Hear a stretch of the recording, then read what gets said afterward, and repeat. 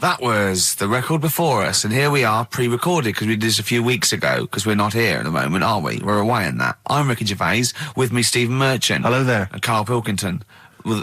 He's not actually with us. No. He'll be in some of the best of clips that will be coming up shortly. Yeah, this is just us, isn't it? This is just us. We did this, when did we do this, Rick? A couple of weeks back. Hold on, what is it? It's the 27th today. Yeah. I enjoyed Christmas. I loved Christmas. I loved Christmas. I had a great time. What did you get? Loads of presents. So did I. I'm glad they made it to number one. I'm really glad. Stroke, he, she. Yeah, I'm really glad that the pop idols, Cliff Richard, Westlife, made it to number one. Bo Selector. Yeah, just delete that. Yeah. Okay, well, we're going to play some of the best of, some of the greatest moments of the last 3 weeks. Yeah. Ever heard on XFM 104.9. What about this? Do you remember this one? Oh, which one is it? All right, so here's the first bit. What sort? No. The Pope. Yeah. What semi-precious... Sorry, Mrs. Robinson, we're going to have to let you go. Yeah. Go on. You are the weakest link, Carl. Goodbye. Yeah, go on. The Pope. Yeah, the Pope. Yeah, we've got the Pope. Yeah, that's not strictly a question. He wears a... He wears a dustman's hat. He wears gall-blimey trousers. Yeah. Does he live in a council flat? Yeah, he lives in a council flat. He wears a semi-precious stone. What's the stone?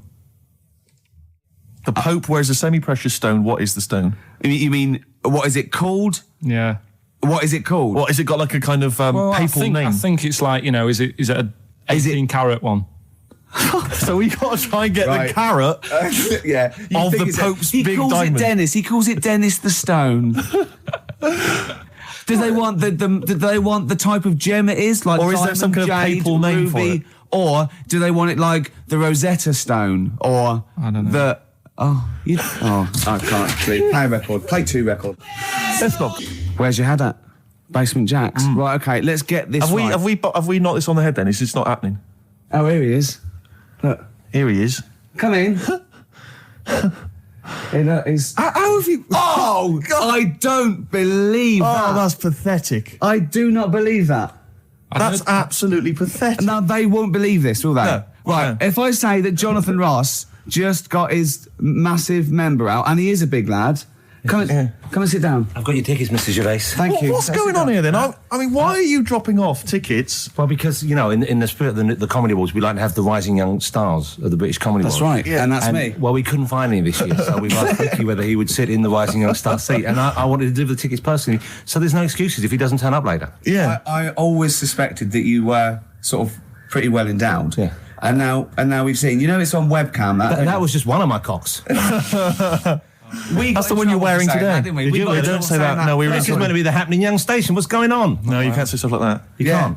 Just careful what you say. Look after Judy and Clary. 10 years in the wilderness, and he comes back in a person. 10 years in the wilderness. Happened to you? That's Jesus you're thinking of, isn't it? Just because you're on everything at the moment. I walked in here, and I came in here, and I thought, this is the young happening place, and what do I see in here? 3 old men sitting What are you talking about? I'm only 28, 27. You're wrecked. You all look wrecked. Well, that's because we're always partying. I was looking for some youngsters. Where's the youngsters? I wanted to see some tight leather pants. I wanted to see some foxy chicks hanging on you everywhere. What is it? It's a bunch of old blokes and a bloke up there washing up in a sink. But look at him. He even dresses for radio. Look This at is him. ludicrous. It's amazing. Looks like you're I love the fact you were on the phone to Gervais last night, weren't you? Asking his advice on clothes. Look at him. He's going for the man down the DSS. I like that look. That's a nice look. Have you got a single pair of trousers that aren't elasticated at the waist? They're maternity jeans, aren't they? They've got a whole panel that puts this forward. The thing is, what I do, at the end of the week, I can pop these in the pan and I can make a nice soup with all the food that's encrusted in them. As his years as a homeless come to the fore there. Look at you, one step away from Lawrence Llewellyn Bowen. I'd like to be that bit closer. But why are you dropping off tickets? Are you a little bit... Because I thought you were married and stuff. Why do you suddenly got this obsession with Gervais? Because I'm a bit rough, ain't I? Yeah, it's like when you see Dale Winton out with those rough boys. I'd like to get one of my own. When a top celebrity in a lovely looking suit walks down the corridor with his penis out, yes, I know that I'm still attractive. You've arrived. I was inaugurating the same way. For me, it was Des O'Connor. It's like it's the passing on of the baton, if I may use that euphemism. and you've been battened. Well, it's fantastic. Well, it is a pleasure. I don't think I'm complacent just because I'm mixed with you. I still wake up and think, I don't believe it. I'm mates with Jono. Can I just point out one thing? I was listening to the show last week and I heard you, as always, revealing a little too much about yourself, if you don't mind me saying so. Yeah. Steve, not as much as you. No, but that was just for the benefit of the room. Yeah. And talking about when you used to occasionally urinate in the sink. Yeah. When you were around my house last time and I came in and you looked a bit shifty.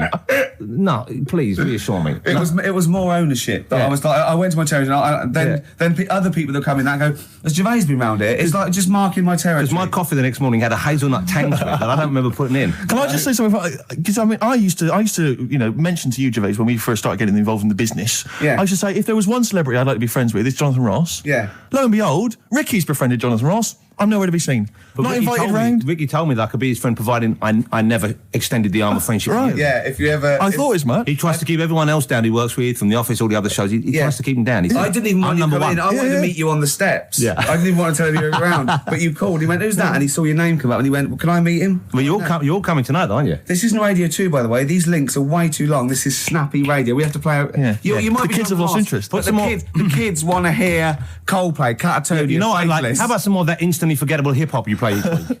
One of those obscure hip-hop hooey. That's the worst feature on British radio. You should be ashamed of yourself. Wait a minute, I've heard your quiz on Radio 2. You're having a laugh. The hip-hop's had its day. You told me that one. Put it away. Put it away. I'm Carl. Carl, how you doing? I'm all right. Got a question for you. Right, man. Got a question. Yeah. The Pope. Yeah. What semi-precious stone does the Pope wear? That is easy. Go on. Topaz. Is that the right answer? I don't know, I might have wrote it down. I'm really sorry, Jonathan. It's not what he publicly admits to, but I have to know because I was hanging out with him at the Groucho one night and he was saying, oh, look at this, look at that topaz, go and buy that, look at that. Vatican City. Look at that, we can make a nice ring out of that, he said. Didn't go anywhere, but thanks for asking. I better go, I've got to go and buy some winkle pickers. Thank you very much. Okay. Enjoy it. Stephen. Yes. Carl, I wish I could say it'd been a pleasure, but actually it was quite creepy. See you later. And we just had a text here that says, and I don't know what truth there is in this, as ever, but John says there is apparently a nude bike ride today in Hyde Park. Now, I can't believe that's the case, because I don't think it's allowed, is it? You can't ride around with your veg, can you? I don't know. Why would you want to? Well, good point. On a bike. On a bike, I love the fact that that's what disgusts him. I want. Do you know what? If we did appeal for a nudist to call in, I'd want a very specific sort. I want a German nudist, a middle-aged man called Helmut. Okay. If there is any, or the closest one to it. So I want a middle-aged man from Germany. If your name is Helmut, you're in. But I'll accept Hans.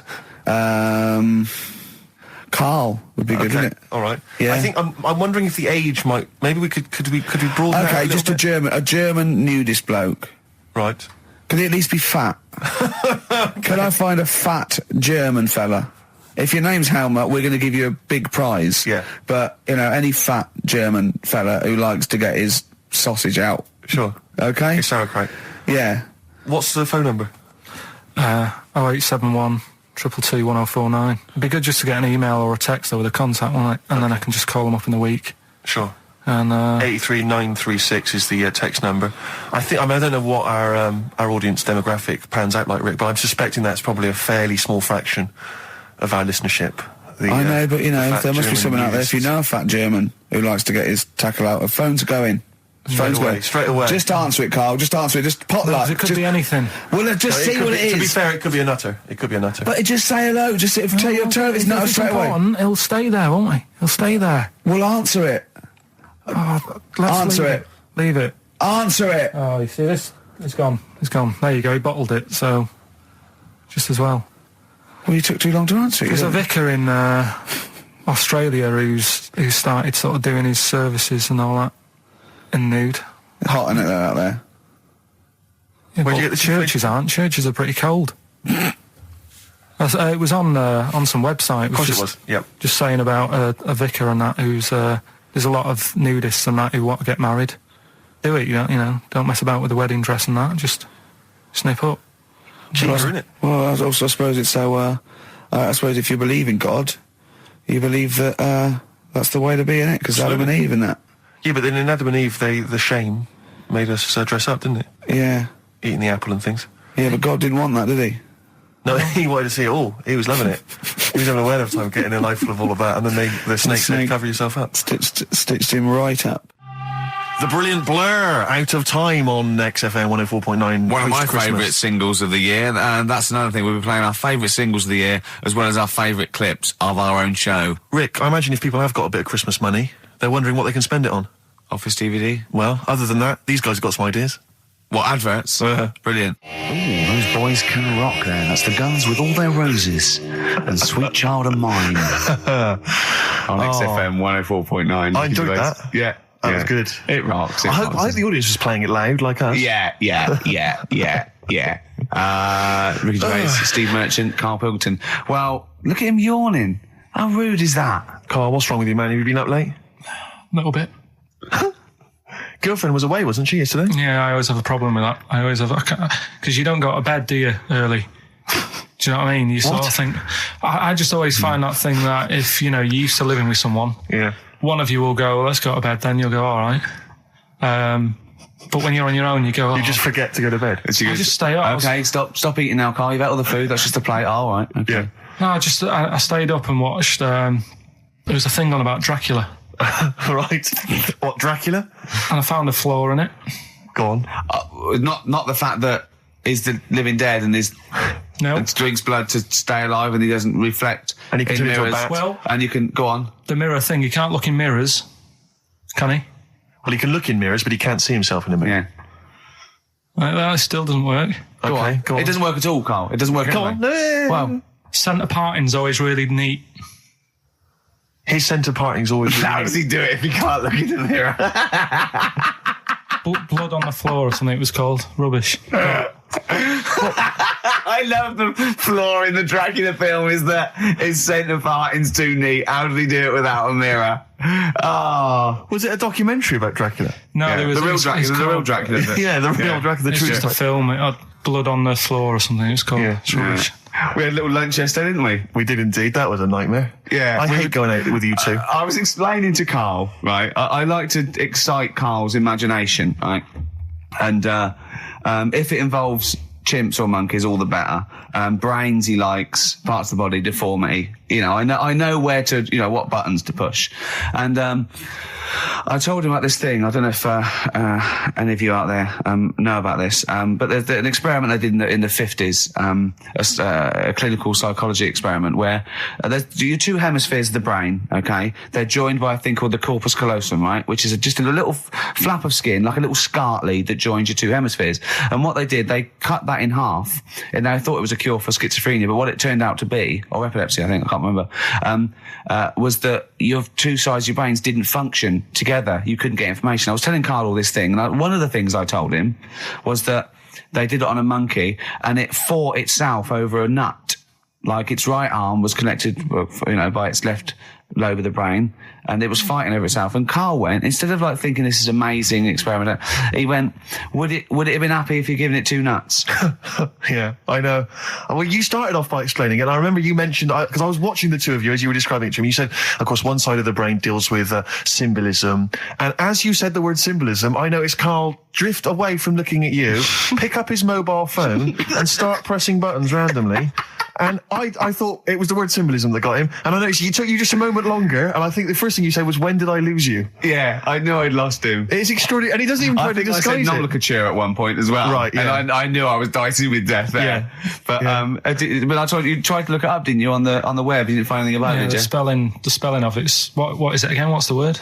Corpus callosum. Yeah, so I couldn't do it. No, it's no point. Yeah. Don't bother. Give up. Don't bother. Give up. So if anyone knows any interesting facts about that, but yours hasn't been cut in half, has it, Carl? That would again might explain something. I'll tell you what we will be talking about later.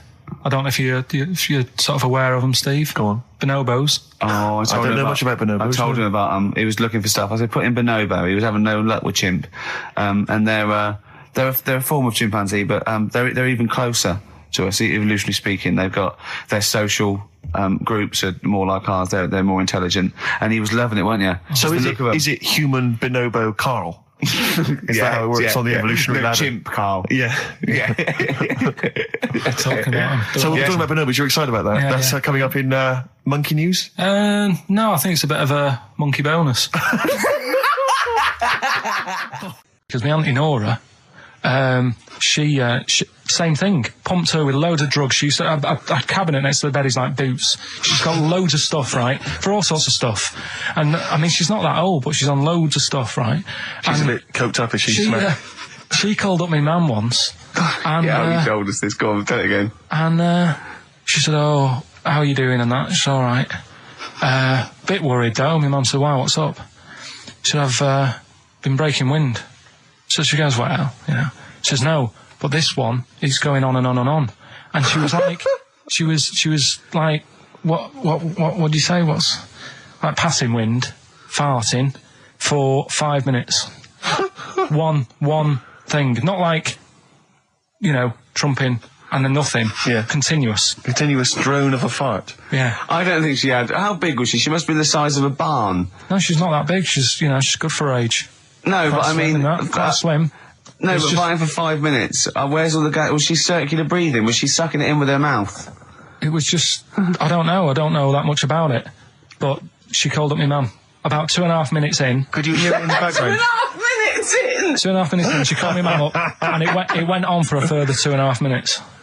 Oh. And she just stayed on the phone, did she? Where was... Going, well, can you hear that? Well, Did she hold the phone next to her arse? Listen to that. She was off the ground. Trying to work a tune down. she was actually hovering. She was 4 foot off the ground when they found her, the ambulance men. The cat's dead. Don't light a match! Don't light that cigarette! Yeah, it's like that advert. The kids come home from school, switch on the light. Yeah. There they see Granny hovering, turn the light on. Be careful if you have an elderly woman at home. Yeah. Drugs make you fart. so that's what I'm saying, you know, just let these people... What are you saying? No, wait a minute, what are you saying? I'm saying let people enjoy the life they've got left. No, you're not. You're saying don't put them in hospital, leave them at home to die. No, I'm not. Give them a Rubik's Cube and let them die. That's what you're saying. Yeah, I'll tell you something now, right? Steve, I'll tell you something. I didn't want to do it because it brings the show down. But she did die. Who, the blue-handed lady? Yeah. How do you know? Because I said to my dad, how's the woman next door? She said, oh, she went last night. They've got an old fella in there now. God. So, there you go. So, wouldn't it have been better to leave her at home where her friends and family can call and speak to her, even nip-dap round if they want, you know, with a cat, I imagine. No, it's definitely a cat now. What was that cat's called, do you imagine? Probably, I'm seeing like a big ginger one, so I don't know, something like, I don't know, maybe ginger or whatever. Maybe I had a budgie. But that's what I'm saying, just let him enjoy his life, because dying in hospital, I wouldn't like to do it. If I went to the doctors and they said, you haven't got long life left, I'd say, well, I'll stay at home. Yeah. And that's the point I'm getting at. Yeah. Right? If you can't do anything for them, let them enjoy their life. Yeah, a Rubik's Cube. Right, well, I remember, I think all kids go through a phase of shoplifting. Well, and when I was going through it, I used to just little things, just like magic markers and magazines, Mars bars, that sort of thing. Yeah. And one day, right, that my mate Anthony, his mum called up my mum and said, I've got to meet up with you. I've got to have a word with you. And she said, what about? She said, I don't want to talk about it over the phone. So she goes, oh, right. Well, yeah, come round tonight then. So anyway, my mum sees me. She don't want to be in an awkward position and, like, be a bit embarrassed and what have you. So she sees me and she goes, right, Anthony's mum's coming round. What have you been doing? Yeah. So I go, oh, God. I said, I've been nicking stuff. So she goes, like, what? So, not big stuff. I've had a few calculators and Mars bars and stuff. How many? I'll just work it out. Hold on. Works out at 7.2 per day. So, how many calculators do you need? So it was when that phase. You failed maths, didn't you? Everyone wanted a calculator. It was like a trendy thing, wasn't it? Right. Oh, yeah. In Manchester a couple of years ago, yeah. So anyway, so I told her all this and I confessed to, like... Computers will make it there one day. I confessed to... There's magic in the back of battery. Go on. Confessed to nicking all this stuff. She comes round. She only wanted to borrow some money. Brilliant. She said, oh, I don't like asking. I was a bit embarrassed to ask you over the phone, but can I borrow 20 quid? Oh, that's fantastic. And there's me. That's great. And it's similar sort of thing to yours. And did you? And he went, hold on, I'm going to work out the interest on that. A bank 10%. She'll owe you £4.40. Yeah. Oh, dear. So your mum was a loan shark. yeah. And did she mention? She went, I just stuff with that other? Because what I'm saying is, presumably you got your mate in trouble. No. Right, you didn't. That's great. Anyway, should we have some more music? Because we've been waiting for hours. What are you going to play, Carl? We've got the Cooper Temple Claws lined up. Brilliant. Probably you're thinking, Rick, isn't it time that we do our usual roundup of what's been happening in the news? Yeah. Which we always do every week. Yeah. We always do something, which is, I mean, basically, if you're listening and you're a new listener, say you work at a newspaper, we always try to be informative, just try and put stuff out there that just educates people, informs What are you people. thinking? Well, I said Monkey News is coming up, but what have you got? No, I was just looking on the net there and just found a couple of quite important news stories, probably worth mentioning. Policeman caught photographing. I don't know why it makes me laugh. It's just the phrasing, I suppose. It's the headline. Policeman caught photographing up woman's skirt. No, he wasn't up there taking a picture of Big Ben. He wasn't going, can I just sit up here? I'm just going to take a picture of that seagull over there. No. He was facing the camera up a woman's skirt. He was indeed. Right. A policeman in Japan is facing disciplinary measures after he was caught photographing up a woman's skirt with a hidden camera while on duty. The 42-year-old sergeant, who's not been named, used a digital camera to secretly snap the shots when the woman was reporting a stolen bicycle. So he was actually doing his proper job. He'd obviously thought to himself, I'll bring him a digital camera today. On the off chance a beautiful woman comes in to report a crime or robbery, I'll have it ready, I'll have it positioned, in such a way. But this is interesting. This is how he got caught. Okay?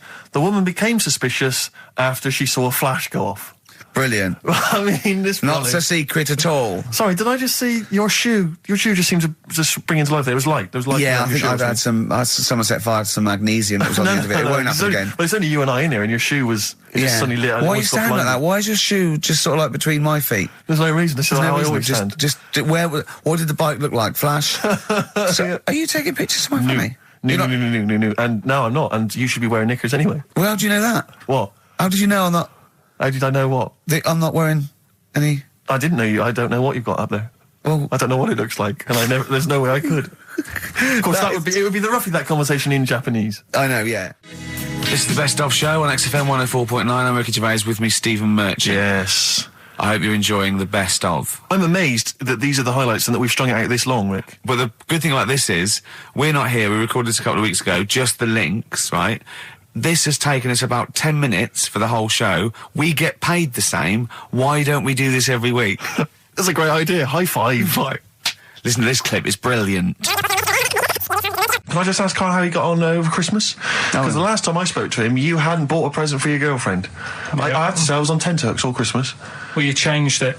After that show, I felt bad, even though I shouldn't have done, because... Because you hadn't bought your girlfriend a Christmas present? I said to you, I booked a table at a hotel in Covent Garden, had Christmas dinner there, which was nice, right? It's good food and everything. Didn't feel like enough to me. Well, then I went out and treated some stuff, and then... No. A couple of days before Christmas, he went, I took Suzanne to that hotel we're going to go to for Christmas dinner. We had tea and cakes. And I went, oh, you treated her? He went, no, she paid for it, but I was just showing her what it was going to be like. That was her extra treat. She paid for it. I love that. Brilliant. Yeah. Well, it was a dear. It was like 150 quid for a meal for two, which is pretty dear. So I'm not going to buy her cakes as well. All right, love, have anything you want. You pay for your own pudding. I'm not mental. Yeah. So you treated her to some other stuff. Yeah, some bits and bobs. What, and then so she chose them and you paid for them? What, the presents? Yeah. No, you chose them and she paid for them, but you know, it's the thought that counts. I got them on the way home that Saturday. Well done. And what did you buy? Shops. Well, just some bits. It might be personal, Steve. Well, I don't care. Just some bits. Yeah, but bits and pieces. leave out the personal bits. What bits? Just little things. And then yesterday, right? A monkey wrench and a new washer for the shower. Yeah. Some recordable CDs that you need for your job. Oh, so, dear. Now, when you gave those presents to her, did her face light up? Right. I don't want to tell you what they were, right? But she wasn't that impressed. You're going to tell us what they were now, tell us what they are. You even know what they are. She told you on Christmas Day. Hold on, wait a minute. But it doesn't matter what they are. It does matter what they are. It doesn't. It does, Karl. It's you, mate. Of course it doesn't matter. Oh, God! Have you just remembered? Yeah! Right, but there's no need. I've got to tell him, Carl. I really want your permission because I don't want to be I know it's not, but we know it's not that embarrassing. It's really quite sweet. Yeah, but in a way, right, the way I look at it is, right, Christmas, even when I was a little kid, right, is not... Please let me tell him, Carl. Well, let me just tell you first, though. Let me tell you why I didn't go all out on the old present front. All right. Justify yourself. Right? First of all, I've covered it up since then anyway, right, with that present, because I bought her some shoes yesterday, and she did say, I'll give you the money for them, but when I get home, I said, it's all right. I said, you can have them, right? So not only did I buy her some food on Christmas Day, I got her shoes. She's probably had a total... And they feel like a horse. Yeah. It's not like, there you go, there's your shoes, there's your food, right. Bed down, see you later. Yeah, but what I'm saying is she's done... fed and clothed. Yeah, did you comb her hair? She's done well this year, right? So... The thing She's done well this year. It's like you're a single parent living on a council estate with a smack problem, and you still managed to buy them some Lego. When I was a kid, right, it wasn't about what you got. I remember one year when I was about 8. Right, it's going to make me cry, isn't it? This? No, it's not. I'm just saying the way it is. Right, I woke up at about 4 in.the.morning. And I was like, what have I got? And I couldn't sleep. I was that on edge. It's the excitement of Christmas, isn't it? It's like, what's wrapped up? I need to know. Sure. And it's the fact that people are saying, no, you won't know until tomorrow. Yes. Sure. That annoys you and winds you up. Okay. So I got up at 4 in.the.morning, opened my presents, and then went, right, I know now, went back to bed, had a great sleep. Yes. Right? So it's nothing to do with the excitement of what you get. It's the excitement of not knowing what you've got. And then what happened when you got up to go down with the presents? What you're saying to me is that you could wrap up a brick because the thrill of Christmas is in hoping and being excited about what it is, not the actual gift itself.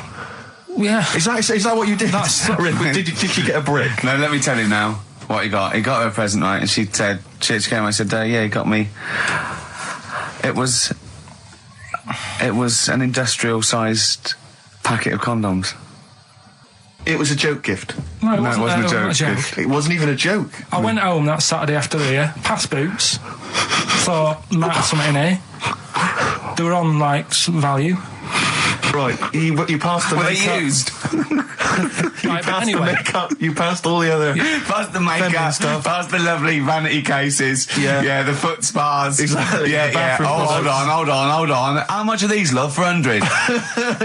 $4.99. Yeah. Do I get them reduced if I buy in bulk? So how many did you buy? What was it? I don't know, probably about 100. Right, okay. And is she allowed to use those with anyone? Did you wrap them? Can she just go out and have a wild time? Well, you don't need to wrap. They're already wrapped, aren't they? Oh. And then what did she say when she opened them? No, wait. Carl, what did she say? Right, play a record and we'll come back to this. You're worse than my father. That's genius. Go on. Talking about this the other day. What was it now? Listen, the fella... Play a record. All right, he's got it now. Go on. This fella goes to the doctors, right? Oh, right, okay. Right, if this isn't any way apocryphal, stupid, illogical, impossible, right, you are never, ever speaking again on radio. So make sure this is at least possible. I'll tell you what, I'll even give you improbable but possible. So if anything that breaks the laws of the universe or logic, okay, that's all you have to avoid. On you go. Right, so this fella, right, he goes to the doctors because he's got earache. Right, okay, if a chimp's living in his brain...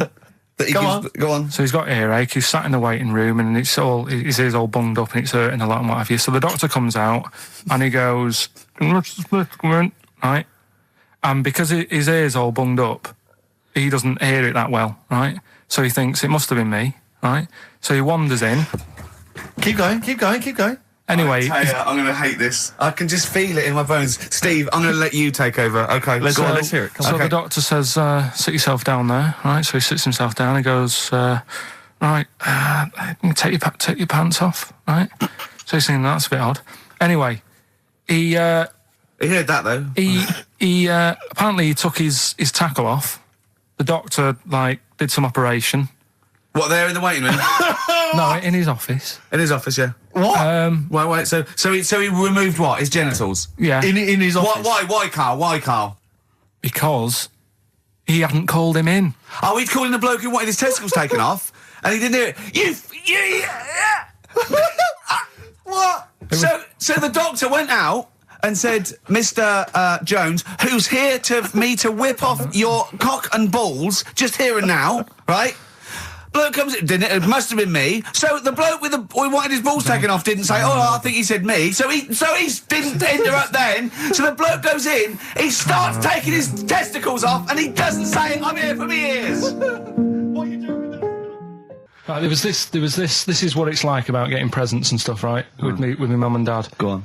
My mate Colin, right? Colin Bailey. Oh, right? yeah. He had a little Sinclair Spectrum, right? Computer. Yeah. Which was like the thing to have at that time, right? Yeah. You used to always go round to his house. The deal was... Not the one you had to play through the window because you weren't allowed to. No, that's another lad. Oh, right? yeah. This is a different lad. And the deal was, he came to our house, and my mum gave him a pie.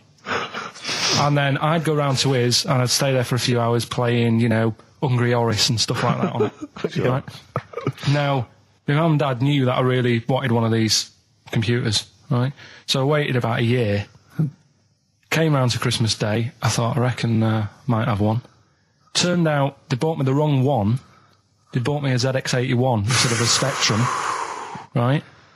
And Christmas Day, I'm there trying to load the games up. It's not working. I'm thinking, what's wrong, right? And the thing with me when I was a kid, I used to get quite sort of agitated. This is the moment, right? I found out that it needed a RAM pack to make it work, right? Looking in the thing and it's saying, and make sure you put your RAM pack in the back. And I was like, oh, where's the RAM pack? And my dad's going, I don't know, I've got you the main bit. That's it. So I was that wound up, I just was sick, right? Just sick. I didn't feel sick or anything, I just was like, oh God, went to the sink, just sick. Because I was that on edge about it. I said, come on, we've got to get one. And my dad's like, Tandy's shut, we're not gonna get anything today. Ruined again, Christmas Day. That was after the year when my train set got blown up by our kid. The following year, no RAM pack. And now you ask me, why don't I get good presents? He's scarred. He just I'm gonna die. Honestly, I'm gonna die. He's just screaming sick. Yeah. There's no RAM pack. What? Did you get to the bottom of it? Why wasn't there a RAM pack? You have to buy them separate. Oh, okay. What do you mean I can't play Frogger? Oh, no. So, wasn't there another incident when you threw up? Spontaneously threw up? Through sheer anxiety? I do get it. It's not so much now because I've relaxed a bit, but as a kid I used to be quite on edge all the time with certain things. Do you think that's what happened to your cat that kept being sick? That it didn't get the food it wanted and it just threw up? Do you remember that? Yeah. God, so they shaved it. Look at Gervais with me, Steve and Karl. Karl, why have you got a headache? You got a headache? Just a bit stressful because the moves on this week. Oh, you're moving house? Oh, by the way, the XFM listeners came round to my house and bought the futon and table. Did they? Were they happy with it? Quite normal. They were well happy. Yeah. Couldn't believe the luck with it. What do you mean quite normal? What do you mean quite normal? Well, it's always a bit scared, isn't it, getting people round. I imagine they were scared. No. And were they excited to see you? Could you tell that they were pretty pleased to see you? No, I don't think so. I mean... You're Karl Pilkington. Yeah, but the fellas sort of... I mean, they brought the whole family round, which was a bit odd. Well, it's not often they get the chance to visit a living creek. Anyway, no, they were nice. And you're moving now, yeah? He said he phoned me up today. It was absolutely tipping it down. Right? He had to cycle in, right? Because he said, because of the move, he doesn't want to leave his bike round there. Right? And he said, and Suzanne, I can't say this in case he's listening, can I? He won't know. He said Suzanne's hired the oldest removal man in London. You should hear him. And the thing is, right, we booked him because everyone else happened to be booked out, but this fella's free, right? So he called up this morning. I've never spoke to him, but he was on the phone. He sounded about 90. Yeah. Carl thinks that he's going to have to do all the work. And the thing is... cheap. It seems to be All he cheap. wanted some Werther originals. Right, listen, it seemed to be cheap because it's £50 an hour. But how long is it going to take him? Yeah. Oh, that's genius. When's the move on then? When's the... He's coming round. He came round today to bring some empty boxes, and he was struggling with them.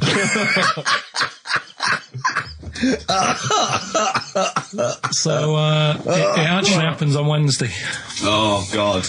Anyway, so... Rick, I noticed that you were laughing and almost had a heart attack. Doesn't bode well for the boxing match, does it? Cough at the moment, ain't I?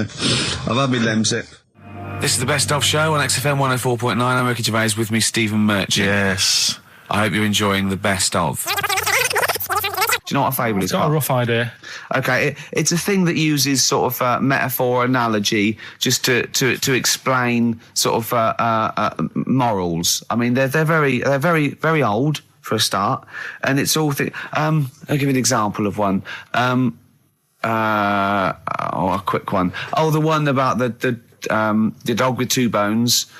He goes to a dog's got a bone. He sees a reflection in the lake, and he thinks, "Oh, that dog's got a nice bone. I'll have that." And as he goes to get that one in the reflection, he drops the one he's got, and that's one about I think I was told one when I was younger. Go on. I think it was one. This young lad, he's got a dog, right, and he sort of is about 8 years old, and this dog, he's had it since he was about 4, and it's a bit tired now, and he chucks sticks for it, and it doesn't go for it, and he's saying to his mum, "Oh, I want a new dog because this one's useless. It doesn't do what it doesn't have any fun with me."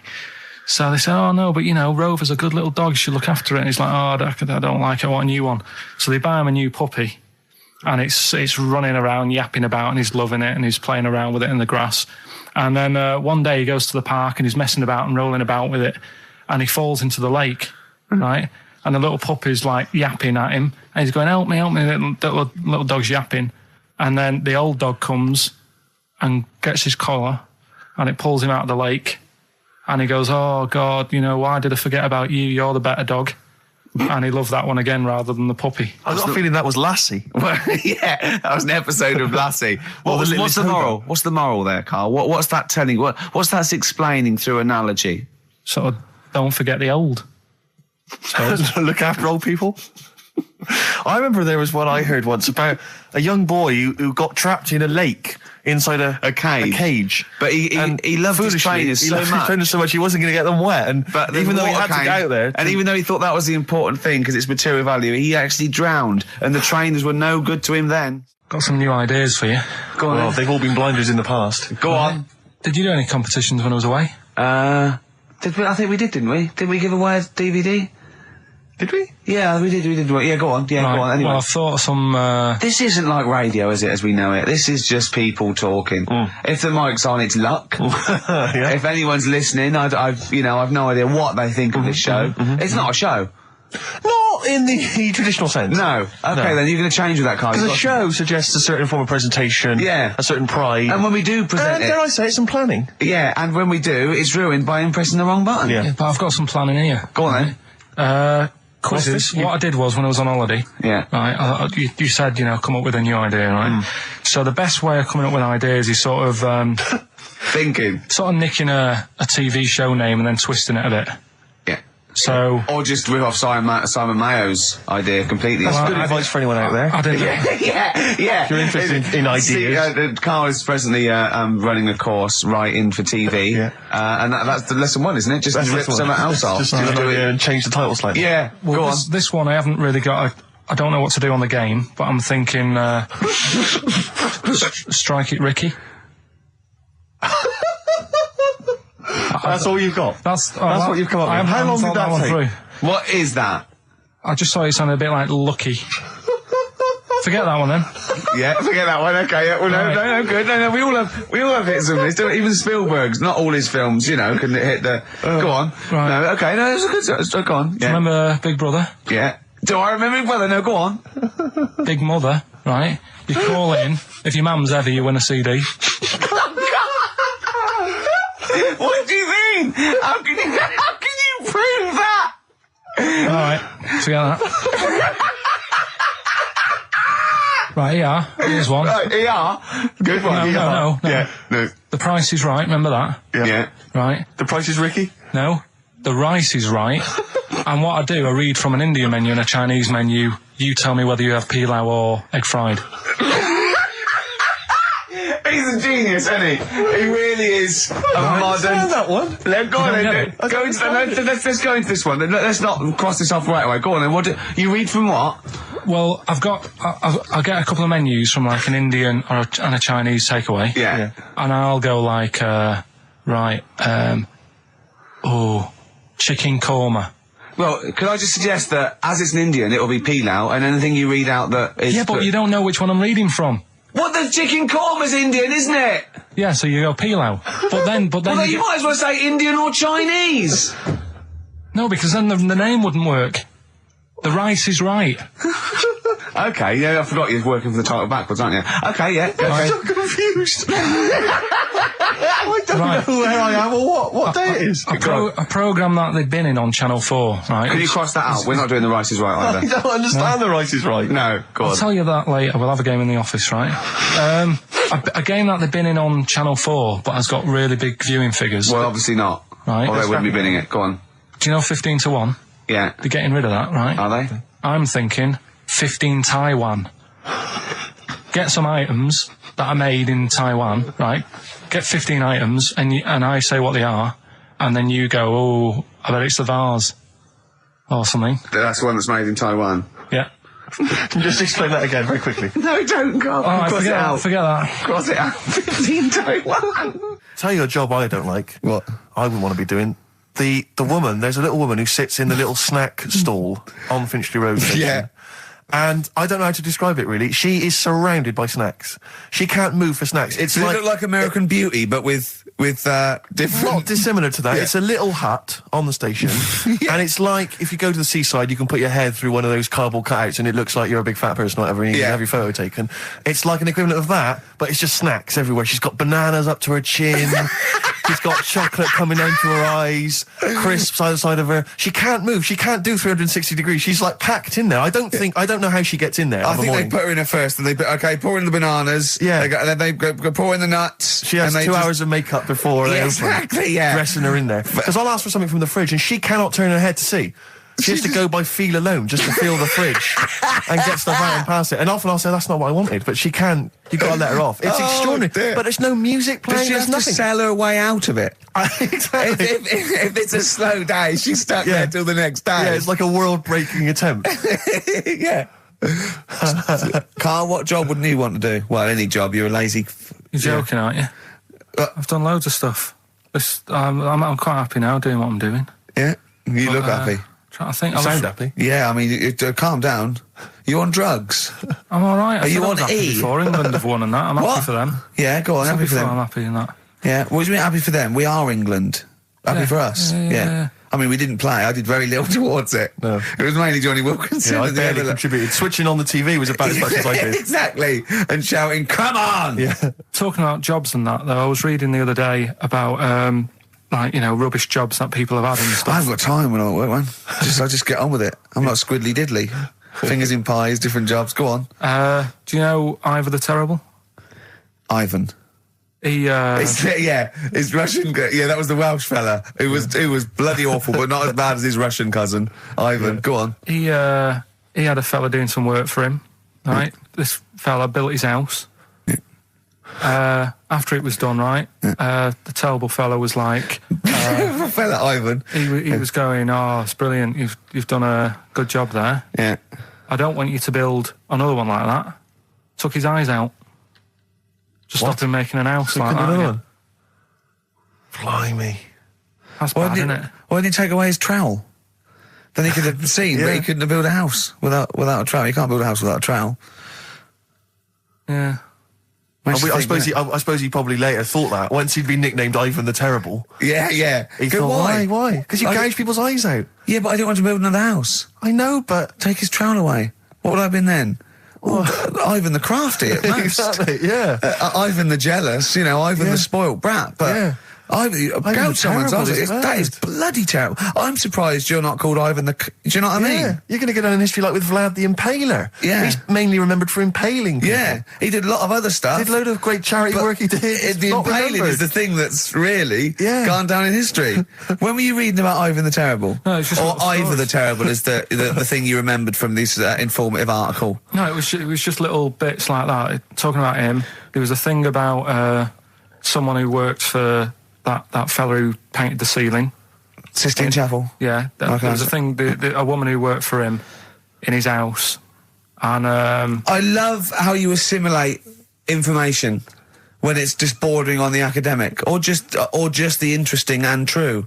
It's wonderful. Ivor the Terrible gouged someone's eyes out, built him an house. That fella who painted that ceiling had a woman work for him. Imagine if you wrote that down in an essay. Imagine if you wrote that in a school essay. Well, you'd probably end up with not getting a grade, or thinking you turned up to more than you had. Exactly. Anyway, the woman who lived with the woman who lived in a shoe. Go on. Yeah, there was this woman who lived with him, and she used to go out and do all this shopping and that. Yeah. But because she couldn't read or write, he used to have to draw everything that he wanted. Why couldn't he just tell her? I don't know. No, wait. That's an excellent point. Could she talk? Yeah, but if it's a big list and that, loads of different coloured paints. But why couldn't she draw on a piece of paper? Why did he have to do it? Because he's a better drawer, isn't he? That's the point. That's it. We were just looking for the logic of the story. You found it. You've done it. Play a record. He's a better drawer.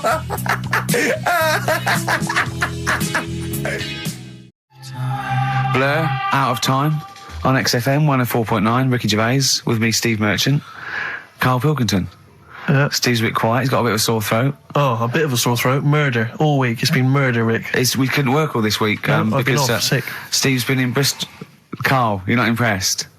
It's just, I don't understand why having a sore throat sort of... Oh, he's done you. Right, what if the sore throat was so painful it was like you've got broken glass and razor blades in your throat? You can hear now that I'm not even speaking from down in the throat, I'm speaking from the very top of it like that, so it sounds a bit weird. But you're right. What? Your hands are all right, aren't they? Yeah, but we talk when we're writing, don't we? I can barely talk. It was agony. I couldn't sleep because it was so painful. Even when I was just lying there, motionless, it was hurting. I just was surprised because I got back off holiday and called Ricky and said, all right, is Steve all right? And he said, he's had to go back home or something, and he's stayed there because he's got a sore throat. Yeah. I didn't understand why you can't, just go home. I mean, how old are you? What? I don't understand why you got to be at your mum and dad's when you're feeling I happened to be at my mum and dad's. Now I'm talking like you. When this sore throat really kicked in, so I thought I may as well stay and get a bit of the creature comforts of home. Do you know what I pictured though when he told me? See, my parents aren't like yours, Karl. Your father would have popped down to the phone box and maybe looked to see if there were any kind of throat lozenges. Strepsils. Yeah. Whereas my mum phones up the doctor first thing she can. I'm straight down there with my dad. They're snapping into action. They're trying to sort me out. It's a bit like that Ronnie Corbett thing, isn't it? Sorry. That sorry thing. You're right, Karl. Yes, you're absolutely right. He's just like that. Oh, No, dear. it's just because You just went on holiday with your parents. Well, not with mine. No, with right. Suzanne's, and it won't be happening again. So Well, that's we'll have more about that a little bit later. Luckily we came in a few times, didn't we? We've been here since about 11:30, haven't we? Yeah, sorting stuff out. Doing a show. What, have you been squeezing his head, or? No, that's strictly between the hours of 1 and 3. We established that. Okay. And I've kept the rules, haven't I? I did practice the grip in the week, didn't I? Yeah, just to see what method he was going to use today. Yeah. I came in, I did my back on Tuesday. I was sparring and I pulled my back and I was in agony, and I had to get an emergency chiropractor out and sort it out. And I was on painkillers and I couldn't walk the next day, but I still came in and did a voiceover that was booked at 4:30, didn't I? I got Johnny to walk me in because I couldn't sit down, so I couldn't take a cab, but I could be upright, and I had to got him to walk me in because I was scared someone was going to bump into me. And I did the voiceover. That's dedication, isn't it? Yeah, but right, I got back off holiday on the Tuesday, right?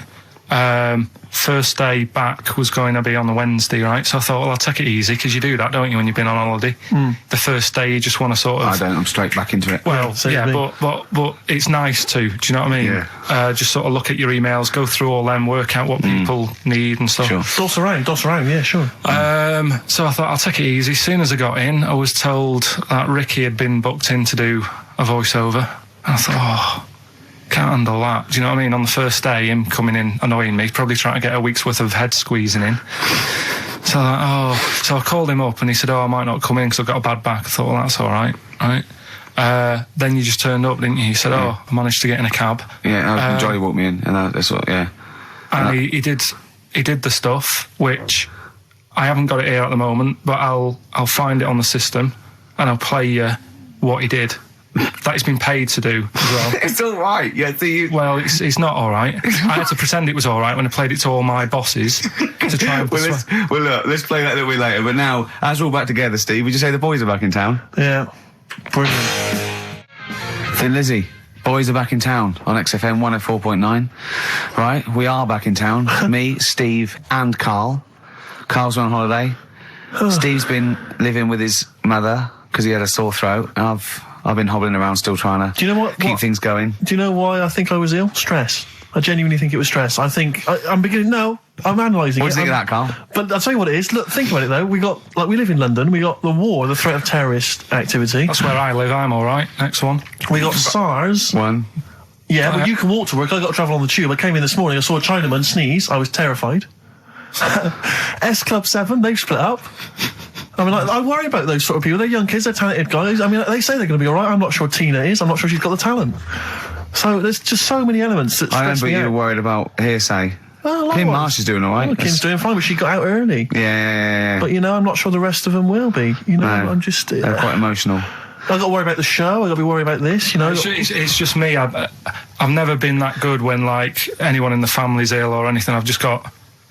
Just because that's the way I am, do you know what I mean? If I'm ill, I don't expect people to run about. No, well, I've never been off for being ill. I mean, you were. Did a couple of weeks ago. Yeah, but that's. But hang on, I've not missed either of the shows. I'm ill today, but I'm still here. You took I seem to remember you took a show off when you were ill. Yeah. You were I was really ill.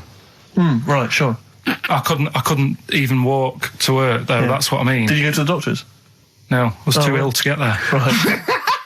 That's how bad I was. Did you call a doctor out? No. No. Interesting. But it's just that I mean, we were talking about it last night because I was saying to Suzanne, I said, "Oh, Steve's, he's been living at home all week." She said, "Oh, is he?" I like the way he talks right behind your back as well. Thanks. And she said, "What's up with him?" Malingering geek. And I said, "Oh, he's got a sore throat or something." She went, "Sore throat?" Oh. So she said, "Well, you don't know how serious it is. Don't be offhand with him tomorrow because if he's coming in and he's still not right, because she always sticks up for you." Yeah. Right. And she said, anyway, got some sense. She said, and anyway, you're no good when people are ill. I said, hang on, what are you talking about? So apparently, when we first sort of started going out, the first time she was ill, she kind of thought she saw the real me because she was ill in bed and that. And I was saying, "Oh, get up." And, of course, you can drink alcohol with these. And I just was like, you make yourself feel worse if you lie in bed. I said, "Come on, we need to go shopping." And she said, "You go shopping." I said, "No, I'm not, because I'm rubbish at shopping for food." Do you know what I mean? I'm all right at getting that night's food, but once it starts, like, you've got a plan. Sure, yeah, you're dropping the bananas. I forget all sorts of stuff. Yeah. So she said, all over the floor. Well, she was like feeling out on that. She said, "I've got a temperature." So we'll come to the supermarket and hang about in the chicken. Frozen chicken section, cool yourself down. Yeah, sure. And it made her worse. So now she was like, "Do you remember that?" And I was kind of like, "Yeah." Who's that hot woman sitting in the chicken fillets? Yeah. That's Carl's girlfriend. She's obviously ill again. Even when I was younger, do you know when I told you that I was picked at school to give old people biscuits? Right, yes. Because you had nice hands, Because I had nice nails, right? Yeah. And then because I went down a storm at that. I went down a storm at that. Said, "Bravo! Getting back with the Garibaldi's the best I've ever had. Bravo!" What do you mean you went down a storm? Because I'm into biscuits, so... You knew your stuff. I was talking to him about I'm into biscuits. Right, so... Did you make sure that they finished the first layer before you dipped into the second layer? No, there's no rules like that. Just no rules. What do you want? What do you want? What do you fancy? Yeah. So then, because I was good at that, we were going to like an old people's home where they're a bit iller, rather than just being old. They were like ill. Yeah. And I said, "No, not doing that. Not going there. Because they're old people." Yeah. They don't want biscuits. Well, yeah, that's they're too old to eat. So So did you have to dunk them in tea before you fed them to them? No, it was just like. Did you feed them like? Did you have to chew their food, then stick it down their throat with your face, like a little bird? Yeah, a little trolley, right? Yeah. A lad who I didn't really get on with. He had good nails as well, so he was serving the tea. Yeah. And I just had a chat and said, "Oh, do you want a biscuit with that? Yeah. What about this one? Do you like bourbons?" Yeah. Oh, you really did the whole... Oh, right, so you weren't just... It wasn't like their choice, you offered a selection. Well, I sort of sold them, because the thing is, there's only so many, so you've got to handle the situation well. Sure. You don't want too many in one type, so it's like, well, you've had a bourbon. Yeah. What a great life they lead. They probably only pay about 900 quid a week to stay in that particular home. And they get a free bourbon by a kid with clean nails. Brilliant. Whoop-de-hoo.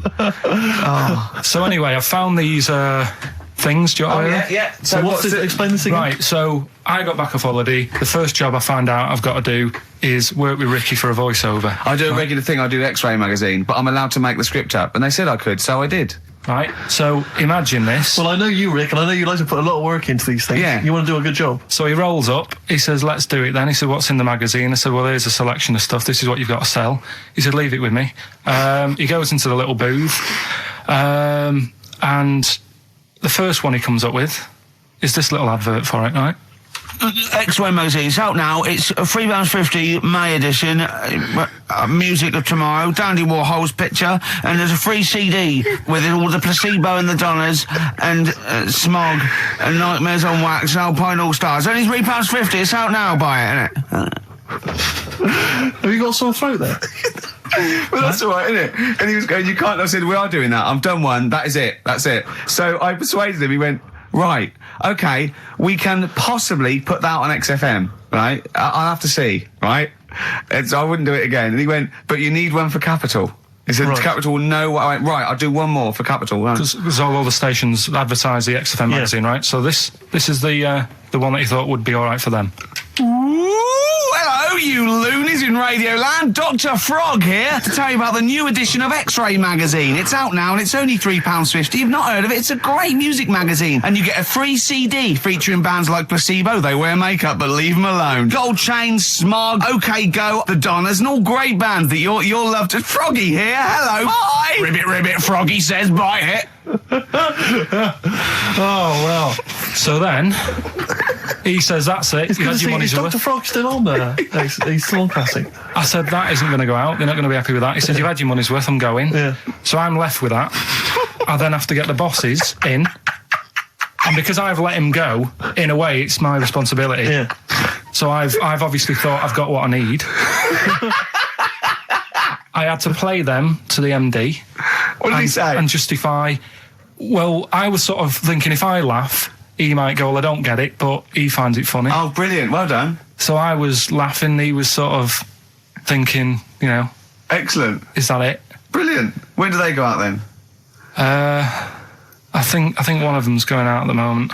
Excellent. I think the first one's going out. Brilliant. Well, let's play a great track then. Is it Dr. Frog? I'd like to see Dr. Frog feature maybe on our show more often. Okay. Oh, I've got some new comedy characters. I can't believe we're You know, I love the work of comedy greats like Chris Moyles and Noel Edmonds. I've got some really funny comic characters that'll be popping in and out of the studio. Save them. Okay. I'm excited. Rowdy Drawn Boy. All possibilities on XFM 104.9. I'm Ricky Gervais, with me, Steve Merchant and Karl Pilkington, and a few new characters. Oh, Steve. I can't believe As you that. said, you know, I know you love Moyles and his sort of wacky stuff, and Chris Moyles, Edmonds, one of the greats, one of the and greats. Edmonds, and just all Oh, no, well, I'm going to go along the same sort of vein. I've come up with a couple of. Can I do a little? Can I show you one? I'm excited. Okay. Well, it always starts with a sort of doorbell. So it goes, ding dong. I go, oh no, hold on, Steve, hold on, Karl. Who's that at the door? Yeah. Hello. Oh, hello.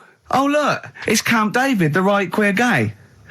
Oh, hello. Hello, you look all gay today. Is that because it's nice weather? Oh, no, that's not what it means. Oh, have you got a girlfriend, Camp David, the right queer gay? No, but I've got a boyfriend. Yeah. Oh, bye. Right. Oh, Ding dong. Oh, it's another one. Hang on. Another comic. Hello. Oh, look.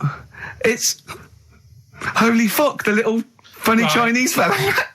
Wait, Yeah. that's his name, That's Karl. his name, Karl. Karl. Hello, Holy Fuck. Harold. Right? Yeah, that's fine. So, That's fine. Mr. Fuck. You can call me Holy if you want. No, I'd prefer to call you Fuck. Yeah. Right? You're right. Nothing You're right. wrong with this so far. No. Have you got a girlfriend, Mr. Fuck? Achoo. Oh, you haven't got that SARS, have you? Yeah. Top No, that's my girlfriend's name. See? Oh, Yeah. that's clever. Oh, just before you go, Mr. Fuck, I've got two things here. I've got a nice Trilby hat that you could wear, Yeah. or I've got a little lampshade. Right. Right? Which one do you want to put on your head and Yes. walk around? I presume the Trilby. No, but it's not. No. Yeah. Lampshade. Lampshade, of course. Bye. See ya. See you later. Yeah. I thought they were genius. Can I be honest? I mean, I'll be honest. I thought they were brilliant. I thought they were. You didn't steal them off Chris. No. They're original. They're original. Sometimes characters. Chris Moyles has done stuff as good as that. I know. Yeah, I know. But no, these are all mine. So there you go. We'll be hearing more from Camp David, the right queer gay, and Holy Fuck the funny little Chinaman. What? All right, Carl. Yeah. Is that your sort of humour? It might not be your sort of humour. You just should have run it past me before you did it. Yeah. What one were you worried about in particular? The not Camp David. Well, say his name. No. Say his name.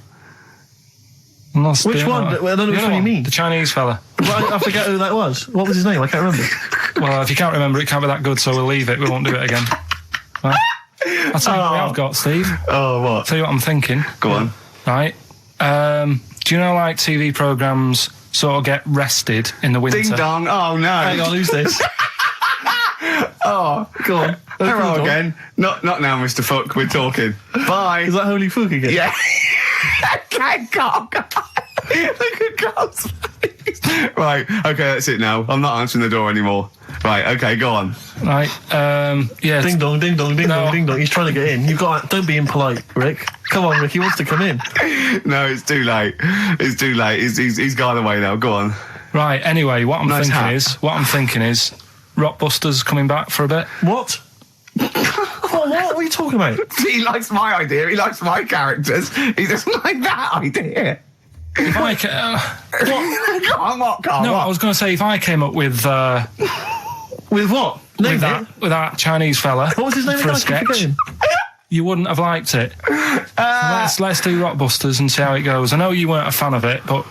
Hang on, yeah, to be honest, Carl, he dissed Cheap as Chimps, and we know that's a brilliant idea. Hang on, sorry, we all agreed that Rockbusters was a piece of old toss. No, I didn't. I said it needed resting. That's why we stopped doing it. I said it needed resting for a bit. I don't remember that conversation. What do you mean it needed resting? We abandoned it because it was appalling. It started off as a nice idea, but you just gone crazy. Let's play a record and come back to this, shall we? What do you want to play? Bit of sugar. Oh, yeah. Brilliant. That cheer us all up. I don't know why you were thinking of bringing this back. I'm genuinely worried about this. Well, is that the doorbell? I would be lying, Rick, if I told you that didn't feature in my list of the best singles ever. That's lovely. If I can't change your mind, great pop tune. Brilliant, absolutely brilliant. I think Carl's worried about one of the names of my characters, so I'm changing the gay fella's name to David Gray, the bent pianist. Right. The Scientist, Coldplay, on XFM 104.9, with me, Steve Merchant, Karl Pilkington, I'm Ricky Gervais, obviously. So, Carl just getting a little bit frustrated there with Steve, having nothing to offer after being off for a week. Do you know what he calls you now behind your back? Oh, God, here we go. No, it's all right. He calls you the Professor, because of a picture of you in My Media. Oh, right. What did you say? He said it. Did you approve it? I didn't actually, no. No, you know what it is, don't you? It's, when you take it from an angle, it sort of distorts one side, and they've taken a picture from a bigger picture, I think, and so it's, do you know what I mean? Like he's looking in a kettle, and he went, "What's going on there?" He said, "He looks like one of those professors of BBC Two schools programmes." Well, I take that as a compliment, considering what I call you behind your back. And I tell you now, ain't the professor. Although Carl's looking pretty good at the moment, aren't you? I'm surprised. Can I just say I'm surprised that you got chosen for having clean nails at school to serve the biscuits, because I always imagine you, when I look at you, I see you as a child. I see you as a grubby little child who's always out in the street getting dirty. Carl is quite hygienic because he's always got a nice little. Nowadays I do. Yeah, nice but little top on. Not the boyhood Carl. I always imagine you being quite neglected. No, my clothes weren't always the best, and they were a bit warm, but they were always clean. Yeah. Is a always country imagine that song your coming house- on? Are you Dolly Parton? I always imagine your house as having, and actually, to be fair, I imagine your house has been very much the same. Always stinking of chip fat. Yeah. Also, my mum was always cleaning. So again, it was always sort of like clean. It was just it smelled. It smelled and cigarette smoke, maybe. Yes, it smelled of Dettol, pets. Yeah, and cigarette smoke. Yeah, and such chip a fat. working class and smell. Chip fat, yeah. That's a real working class sort of smell and look and stench. Yeah.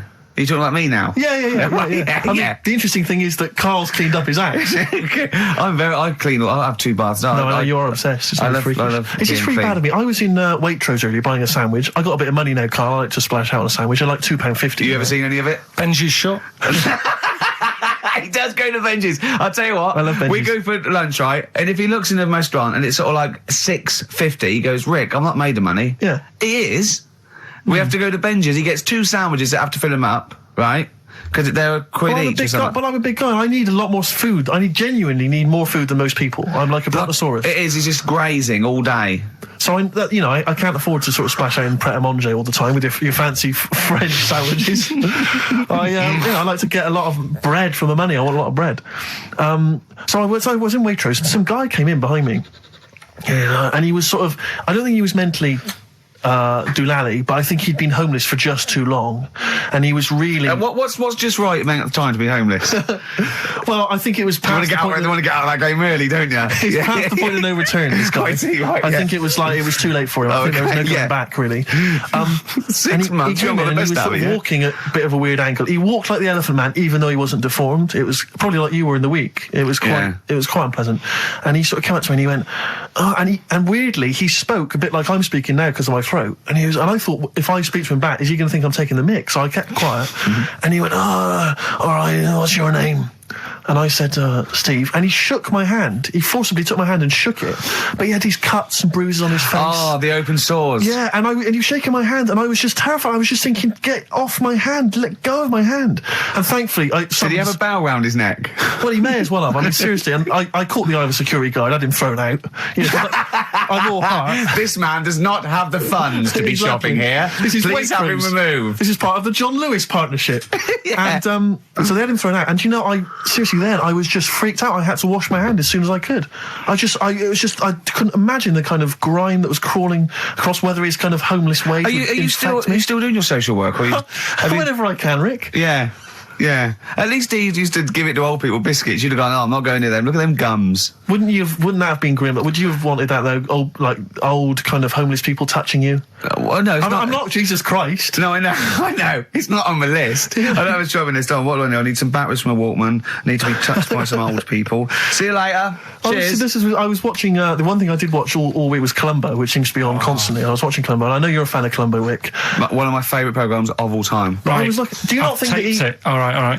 I just thought you were going to talk about it. Well, which one? They made about 90, and they're showing on about 4 channels in rotation. But it doesn't matter if I tell you who did it, because you'll find out in the first 5 minutes. Yeah, exactly. You find out in the first 2 minutes anyway. Let's be honest, if Robert Vaughan's the star, it's probably going to be him. Or Culp. Often Robert Culp. Yeah. Yeah, sometimes Patrick McGowan. But do you not think that Columbo looks like he smells?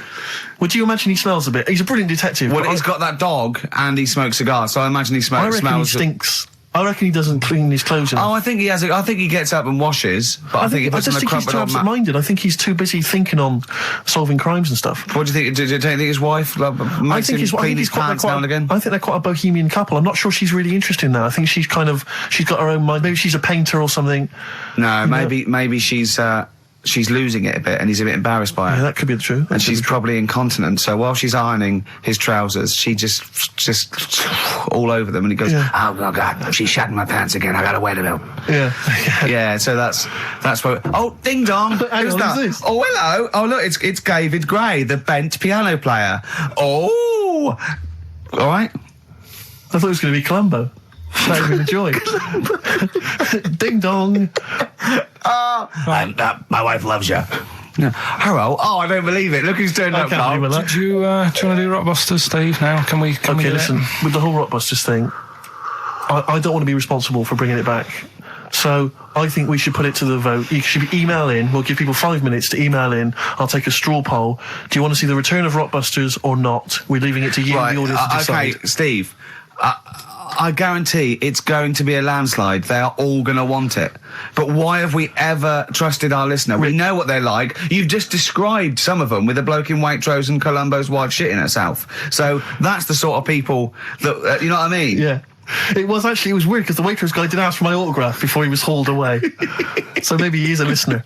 But all I'm saying is maybe the posters have drawn in some fresh blood. There's some people who've maybe not heard Rockbusters before. They're the ones who probably vote for it. Anyone else who's heard it before, surely they're not going to see the return of that. No one wants to see the return of that. What's the number? No, let's email only. We don't want to speak to these freaks. Ricky.Gervais@xfm.co.uk. I love the fact we don't want to speak to these freaks. We work with one of them. Yeah. God. Yeah. If you want to see the return of Rockbusters, vote yes. If not, no. Tone it down a bit. Let's not do 3. No, he's got to be 3, otherwise it's too easy. Oh. Ricky.Gervais@xfm.co.uk. Right. Just choose the best one. Right. The Seeker from The Who. Brilliant. Classic rock. On XFM 104.9, I'm Ricky Gervais, with me Steve Merchant, Karl Pilkington. All right, well, unsurprisingly, the overwhelming consensus is that people would like to hear the return of Rockbusters. I should, however, point out just some of the no responses. Let me see what we've got here. Is Dickie Anderson called in yet? Sadly, nothing from Dickers. I think I might make him one of my hilarious sort of comedy characters. What do you think he would sound like? What would he sound like? Sort of probably like that, I think. Ding dong. Hello. Hey, it's Dickie Anderson. I can't believe it. Your show's rubbish.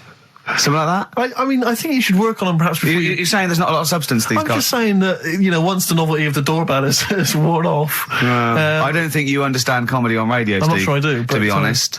Listen to Noel Evans, listen to Moyles. You'll see you don't need to riff with it. It's just, you just do the doorbell and just say they're here. Right. That's all you need to do. Sure. So, that's the main thing. Well, so we've had a couple I'm of thinking of some responses. more characters as well. Well, keep working on those. Yeah. Marcus has emailed. He says no to Rockbusters. He hasn't heard it, but it sounds rubbish.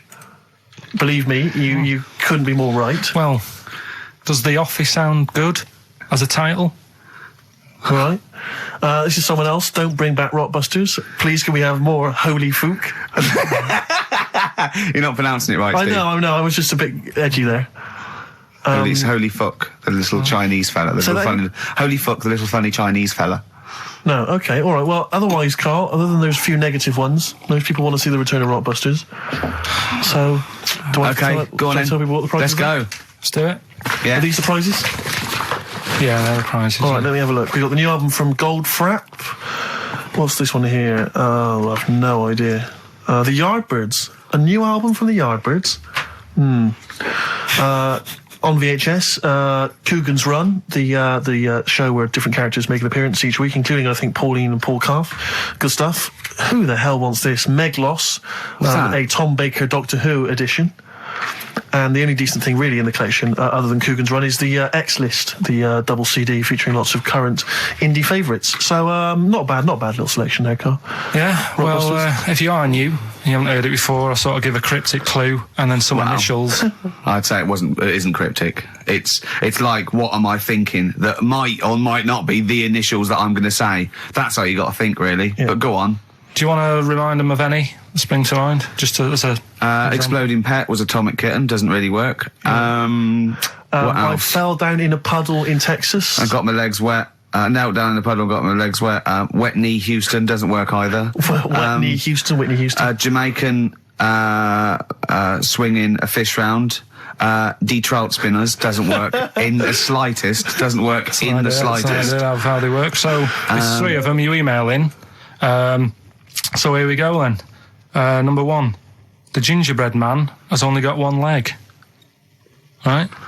The gingerbread man has only got 1 leg. Got the it. Initials there, LB. LB, right? Okay.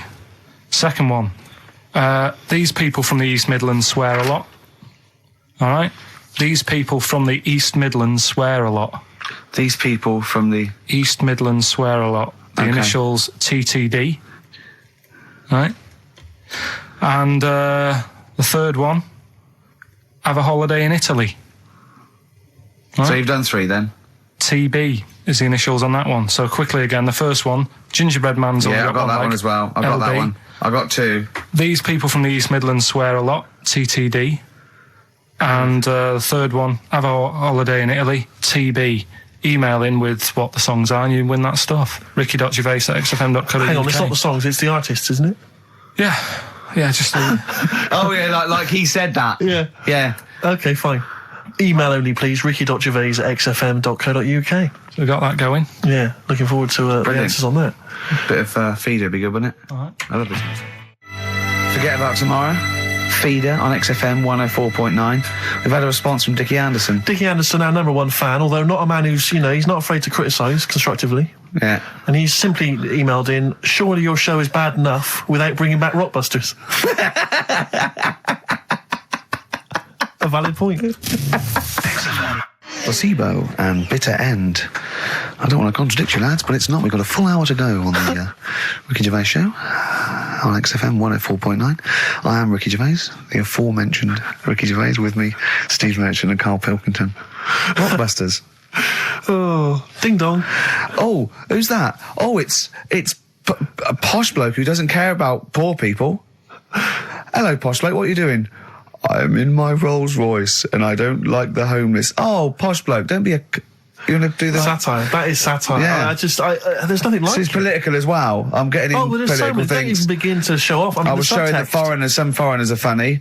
I got in the fact that, like, if you notice that Chinese people wear different hats to us. Yes. So that's political in a sense. Yeah. The So, weird thing is, Steve, right, that is like what I imagine Ricky's house being like when people are ringing the bell. Because they're all so different. It's got a little... he's obsessed with all my friends being slightly different to each other. I've never understood it. He goes, there's no thread. There's no thread to them. All my mates have got a thread running through them. I was in literally after they walk out of the home. Yeah. But what do you mean my friends all different? Well, that could be... It wouldn't surprise me if I was round there and the bell went and I said, do you want me to get it? And he said, yeah, and I opened it and it's, what, holy fuck? holy, yeah, he's at the door, right? And then I'd say he's busy, close the door, bell would go again, then you got the little gay fella. David Gray. Yeah. And then, do you know what I mean? Yeah. Not really, no. He's met some of my friends and he looks at them in a weird way. I mean, some of them are weird, but he's just... Oh, the other night, right, he's got a thing about Robin, my mate Robin, right, who's a lovely bloke, right? He's going, I can't be handling him, he talks too much, Robin sort of goes, and he talks really fast, and he's sort of riffing all the time and that, and because it does me head in. Why is he talking like that? And I said, Carl going for a drink. He went, Robin's not going to be there, is he? I went, no. And I was there with Johnny, and I'd set him up. I knew Robin was going to be there. Robin comes in, sits down and goes, hi. I go, all right. Carl goes, I'm going. And Robin sort of looks at him. I went, oh, don't be stupid. He went, no. And this is in front of Robin, who's confused. Carl goes, points at him, he goes, I said, was he going to be here? I don't like him. And Robin just... it was unbelievable. It was unbelievable. Appalling. It was unbelievable, Steve. And Robin sort of looked like really genuinely sort of upset. He goes, well, shall I go? I went, no, don't. And Johnny went, oh, Carl, he's a lovely bloke, right? And Carl went, well, no, I'm less annoyed at Robin now, who's done nothing No, of course. than you. And I went, look, just have a chat. He goes, no, it's not worth it. And Robin was going, right. I go, Robin, stay. He went, no. And I made him stay. And in the end, they were getting on, weren't you? Well, yeah, in the end... I can't believe, what were you thinking, Carl? What kind of a despicable man are you? That's why am I of the all bad the one? things you've done, Hang on a that minute. is terrible. Why am I the bad one when it's Ricky's fault that we were both there anyway? We all understand But it's the a public rule place. is you don't say to someone in front of them, I don't like this person, I'm shooting off. I don't think I said it like that. You did. You I said, wouldn't be you surprised, said exactly Carl. like that. Yeah, and he was like genuinely confused, and he was sort of like sitting there thinking, "Oh, do I have to take this? What have I done?" And he was upset anyway. He just done a show that didn't. You know. are one of those typical Mancs who are arrogant and they swagger around the place like, I don't need anyone. And I'll tell you this, if you ever lose Suzanne, you are going to be one lonely man, I'll tell you, because you make no effort to maintain your friendships. You say these sort of things that he's saying to you about Liverpudlians, and I'll tell you what, I've never met a Liverpudlian as rude as you. You're like the Oasis brothers, you know, Larry, loud, rude. No, but I said no. Robin's all right. I had a chat with him. He was a bit quieter the other night. He was fed up. I said if he's fed up all the time, I'd be happy. I said He's fed up because you've just insulted him. And he said he was all right. He didn't talk much. I said when he was upset because he'd been in the show and he said, well, tell me next time when his family dies, we'll have another drink. I don't know what you're like, Carl. I don't know what you're like, mate. You are I just think you're. The more I get to know you, you're the more not a good mate with him. You would like taking the fun out of his little thumbs that he's got. Yeah, but that's my squeezing his head to you, isn't it? I've got different mates with different parts of the body. Yeah. I like to squeeze your head. I like to look at his thumbs and that. It's weird, you know, because I was thinking of doing a bit of educating Ricky. Yeah. Right. I'm always looking for stuff, learning stuff as well as doing the other job and that. Yeah. And when we went out with Robin, and what does this mean to anyone? Yeah. I'm just having a conversation about people they don't know. Go on. Well, it's enough, innit? His name's Robin. He's got really small thumbs, right? He looks a bit like Millhouse, doesn't he? That sums it up. He's like Elephant Man. You know what you're getting there, right? Robin, he's got little thumbs, right? So I wonder if he's listening. I wanted to do some research, and I thought, I wonder if there's anything on small thumbs, right? I found something. Do you know the saying, rule of thumb? Oh, is it an inch? Well, do you know what the saying means? Is it hitting your wife with a stick? Yeah, Okay, apparently. come on, explain. Well, rule of thumb, you know what that saying means if someone says... Kind of, yeah. Well, it just means... a rule of thumb, usually, a general rule. Yeah, exactly, yeah.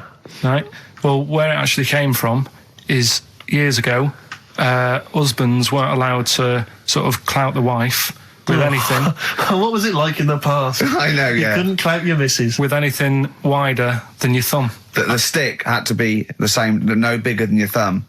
Oh, no, So I a was bit- thinking so a big Robin bloke- could do no damage if he went out with anyone. Yeah. Although his is wide, he's got a little thumb like a little knob, isn't it? It's like it's truncated because it starts off normal. It looks like he's had his big toes put on his hands. Does he have to drink a pint with two hands? Yeah, yeah. And he's dropping stuff all the time. Can I just go back to the rule of thumb thing, though?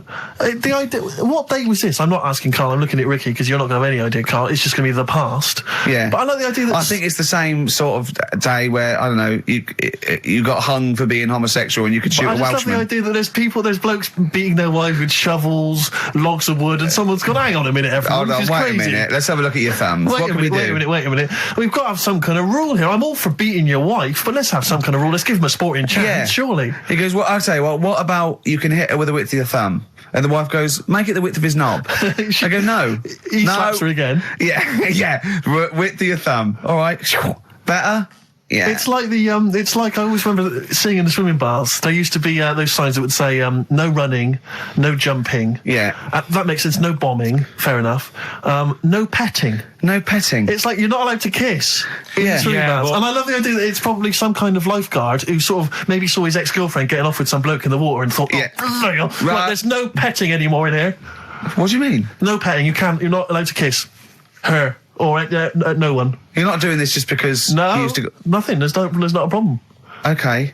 Not a problem. Just leave and don't kiss. You want to swim, but don't kiss. There's no petting. Did you just write that on in Yeah. yourself in biro? Yeah. No.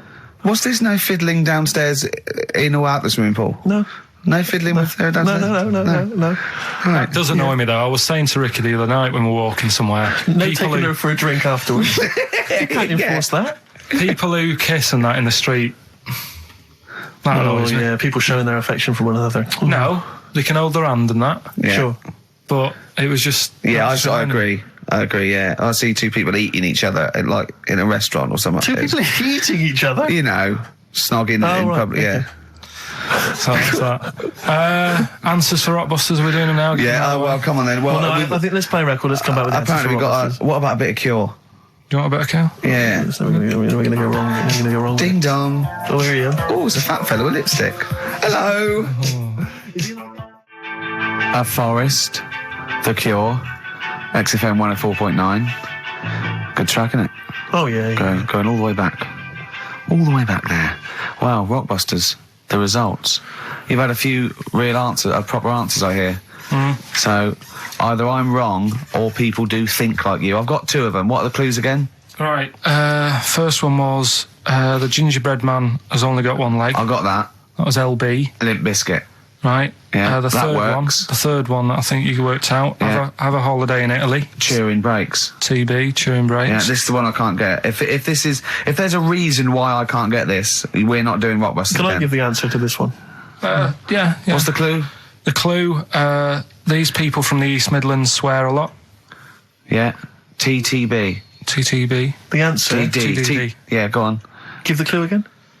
These people from the East Midlands swear a lot. Tourette's Trent D'Arby. Right, you're never doing Rockbusters again. Tourette's Trent D'Arby. Right, you're not doing it. You're never doing. You've blown it. You see, you sneak that one in.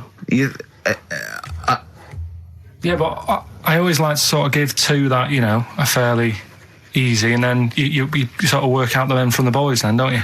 Yeah. Well, I mean, if I'd have done a character called Tourette's Boy, friend of the little Chinaman, and it went, ding dong, oh look, it's Tourette's Boy, friend of holy fuck, holy fuck, you'd have been annoyed. Do you know what I mean? Oh, who's your mate, Tourette's Boy? Holy fuck. You'd have been annoyed, wouldn't you? Is that a character from Lenny Henry's show? I was watching it last night, I can't remember. I can't remember whether it's Chris Moores or Lenny Henry. Yeah, one of them. Anyway, the winner, lucky old Richard Perks from Birmingham. He's listening presumably on Sky, and so nice to have him listening. And that's Richard Perks. He's got those answers, all of them right. In fact, most people seem to get Terence Trent D'Arby or Tourette's Trent D'Arby. Well, I think that's offensive. If you want to complain, what's the number? What do they write to complain about that? Using The same person you told people to write to and tell them I was a knobhead and shouldn't be on the radio. Last week when I was away. Did anyone do it? I think a few went through. Did you listen to the show? I listened back to the recording of it. Did you get any emails before you listened to the show? Yeah, when I got in. Did it upset you? What sort of things was it? Just stuff, I can't remember. Just it was weird because there was like a few of them in a row, and I just thought, what's happened here? Yeah. And because we said that, yeah, because you weren't here. So what did you say? I just said phone in. We had a couple of genuine emails that liked the show, didn't they? Yeah. And I said phone in and leave messages or email Andrew Phillips and Karl Pilkington and just say the show was great. The show was brilliant without him. But they went a bit too far, did they? What did they say then? Oh, I can't remember. I mean, it doesn't bother me because I'm not bothered what people say, am I? No. Do you know what I mean? No, you don't care what you say to people either. Poor little Robin, he looked crushed. Oh, whatever. Whatever. Well, it doesn't matter because he's doing well at what he does. He couldn't even hitchhike home because they wouldn't stop because his thumbs didn't show up. He couldn't. He was waiting there for ages by the side of the road. Do you know the difficulty he has buying gloves? It's murder for him. He wears little oven gloves. Yeah. From like Wendy houses. He has to wear Barbie oven gloves. Yeah.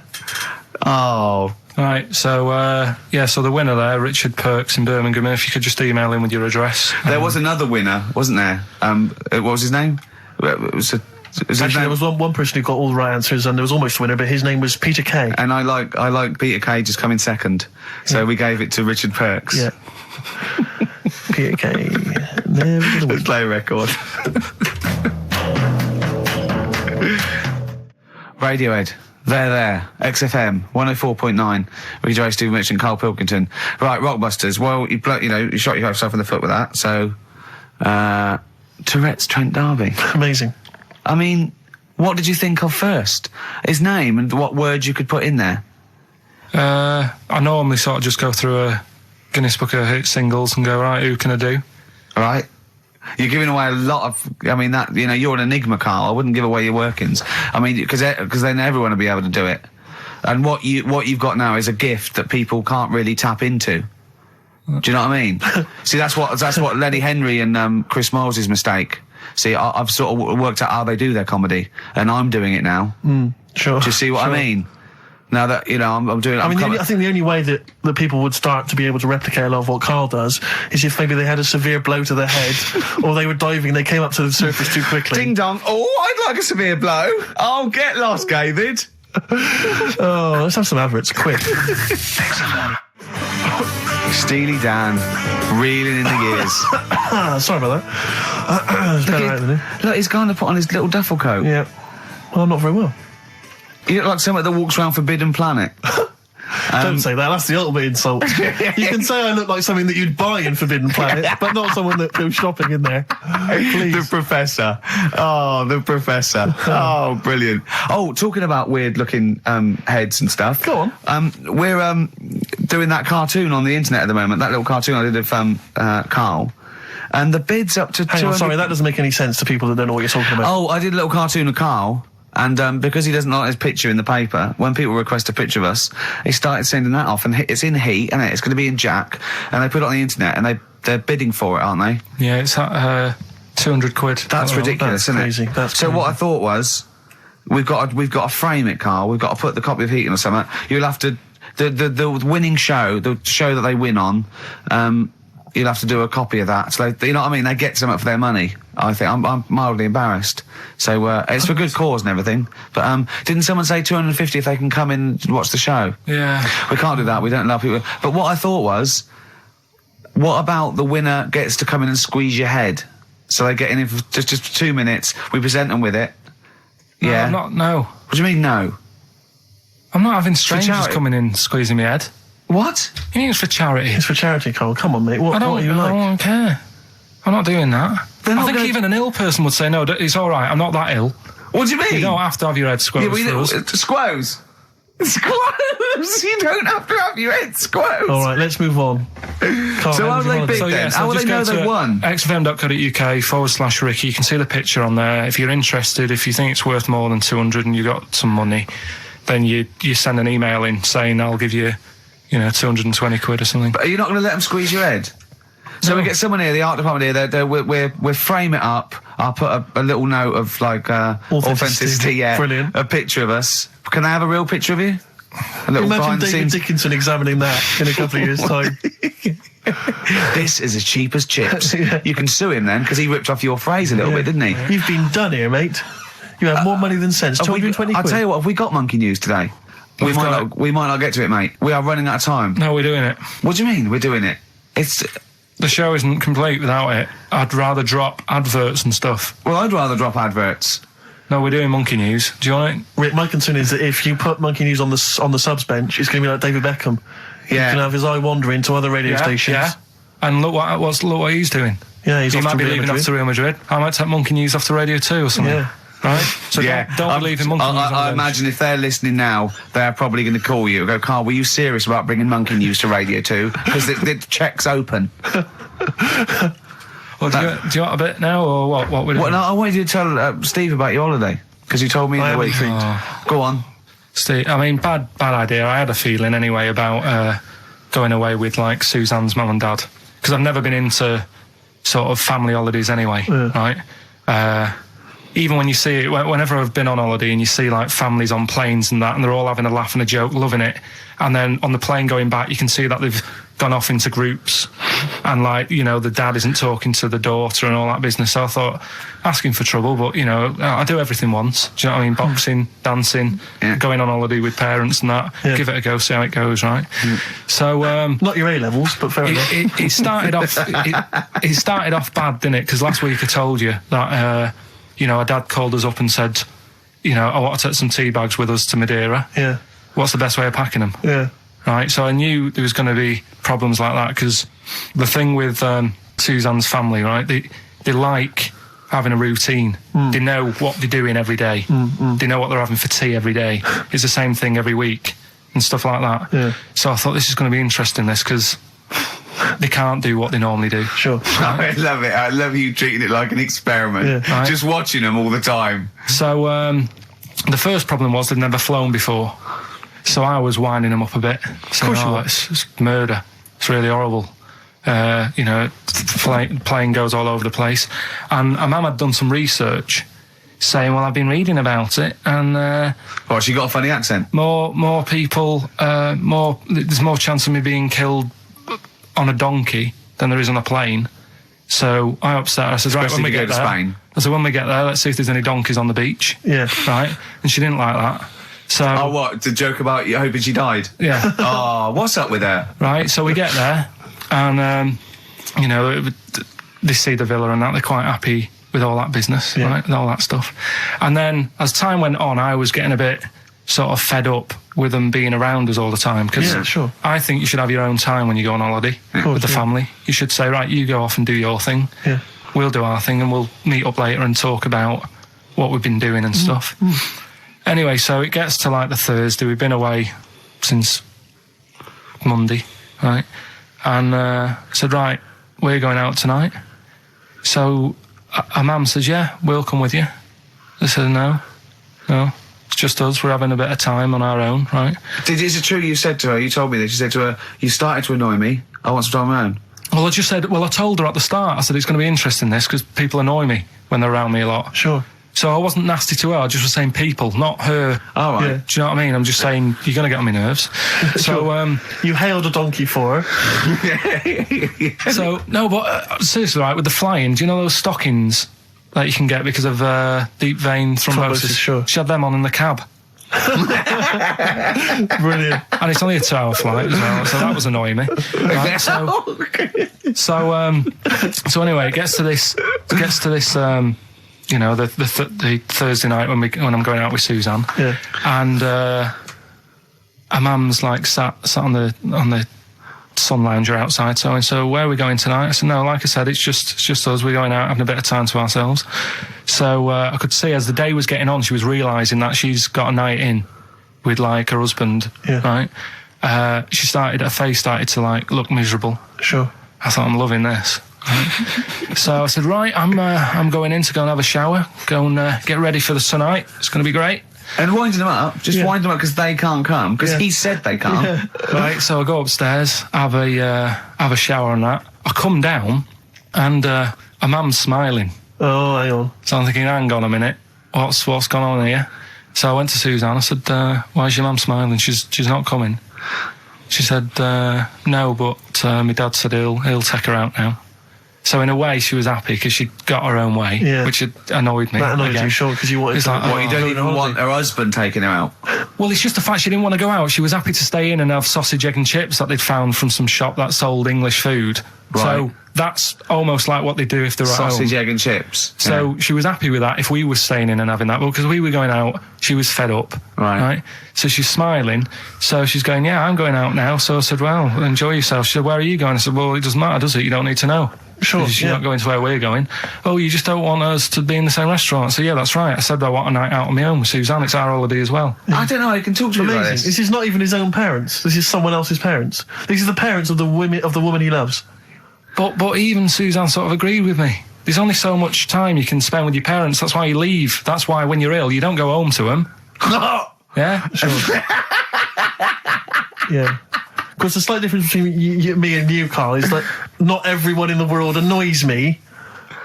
Well, not everyone does. Just I can see what I felt a bit guilty that week when he said I was annoying him, but I realise it's not my fault now. No, everyone annoys him. Yeah. So yeah, it was an all right holiday. It was good to get back. Brilliant. Won't be doing it again. No. And what now would you say is your relationship with Suzanne's parents? Is it a frosty one? No, I just think they know that I don't like to put up with them for a long time. Yeah. I mean, when we were packing, a man was upset because, like, she really liked the place where we were staying, right? Because it was quite a big villa, because there was a few of us. There was a brother as well with us, right? Yeah. So, our mum said, oh, I love it here. She said, I'm definitely going to book this place again. I said, it's a bit big for two of you, isn't it? Just being sarky, like, we're definitely... I said, because, I won't be coming again.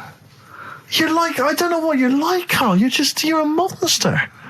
You're an absolute You're one of those people that monster. goes, I says, speakers are fine, I says, and gibbered whap the wibble. Yeah. And never the way will slap. You're like a middle-aged man. You're like an old man. You're like an old man and you're what, 30? I'm just imagining you scraping along in clogs and a flat cap going, oh, that tree's got to come down. Yeah. Puncturing a kid's ball if he kicks it into your garden by mistake. Yeah. Refusing to give it back. Yeah. Gather round. Yeah, there were once Chinese kid as hairy as that cow, which is weird because there's not many Chinese people that are hairy, but this one, I tell you, it were back in 1990. Grandad, are you eating a Twix? Well, that's you too, with or without you, but we've got to cut it a little bit short because we're actually running out of time. It's so jam-packed, this show. We've got monkey news on the bench. Carl just remembered, we've got Cheeky Freak of the Week to fit in. I don't know what to do. What's your Cheeky Freak of the Week, quickly? Just throw that away. Right, well, it's just like, we look at Cheeky Freaks. Is this show offensive in any way to some people, do you think? Ding dong. Got any buns? Oh, it's the Elephant Man. Go on. Right, well, it's a bit of a problem for you, this one, Steve, right? I'm chucking it forward to you. Remember the Cheeky Freak of the Week that we were talking about? That illness where people age quicker? The 5-year-old girl that was older than her mum, and he said to you, what, if you ran off like you wouldn't serve her fags and beer? And you went, no. You went, why not? And you went, because it's a 5-year-old. Yeah. Right? You went, oh, she's got enough problems. Give her some fags. You remember that, don't you? Sure. Yeah, right. So, another dilemma for you, right? Picture this. You're running a restaurant, right? Door goes, right? Few people. Most of them look normal. You notice the woman at the back, crawling on all fours. Top half is woman, right? This is real. Yes. This isn't like a comic or anything. This is on, Yeah, on the internet. I've seen it. They're called dog people, and her legs just come straight down. They're like little twin legs at the back, and so they walk on all fours because it's easier. Dog people, right? Yeah, not got dog people. They're human beings with deformed back legs, so they walk. It's easier for them to get around like that because they can't stand up because they can't stabilise, and also it comes straight out of their hips. Right. So you're running a restaurant. It's a busy night. You haven't really got time for any hassle. She comes in. Would you serve her?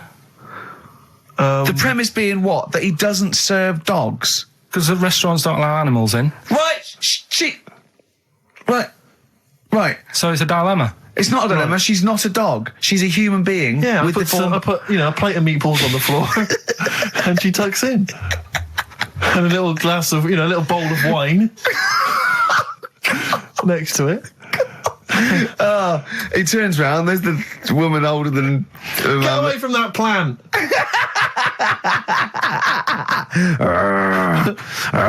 Is service included? Oh, dear. Okay, so monkey news, please. All right then. Let's hear the jingle. Oh, chimpanzee that! Monkey news. Right. Now, before and again. Go on. Oh, chimpanzee that! Monkey news. Brilliant. Right? Right, before I went away, I told you about Alfred. He was the monkey where there was a robbery going on in a bank. And then he nicked the robber's loot and backed out with a gun. Yeah, he sort of stole. He robbed the robber, didn't he? Yeah. Did he take his gun as well? He took the weapons. He took all the weapons. There was like a couple of robbers. He managed, because they were so amazed that a monkey was coming in. It was like, don't talk shite twice. Right? So anyway, got a follow up to that. Okay. Now, what was that monkey's name? Alfred. That was Alfred. So anyway, because a lot of people wanted to know, well, what did he do? Did he go off and have a holiday? Did he? No. Right, so the follow up is, what happened is the monkey had the guns, had the cash, which was $250,000. Sure. Right. It went back to the zoo. Right. All right, Carl, you're talking... Ricky, I get angry with you when you won't let him finish his monkey news. Right. Can we just get out of the official Imagine thing? if people were interrupting Trevor McDonald. It wouldn't happen. I want to make sure I don't get anything wrong. No, of course not. Check the internet. So the monkey goes back to the zoo, right, where all the zookeepers come out and go, get him. He's got the guns. Yeah. He hands out a couple of guns to his mates. What? His monkey mates? His monkey mates, so they've all got a couple of guns each. Oh, Carl, Steve, I can't, mate. I cannot Just stand it. Honestly, I want to scream. Please, I really get annoyed with you.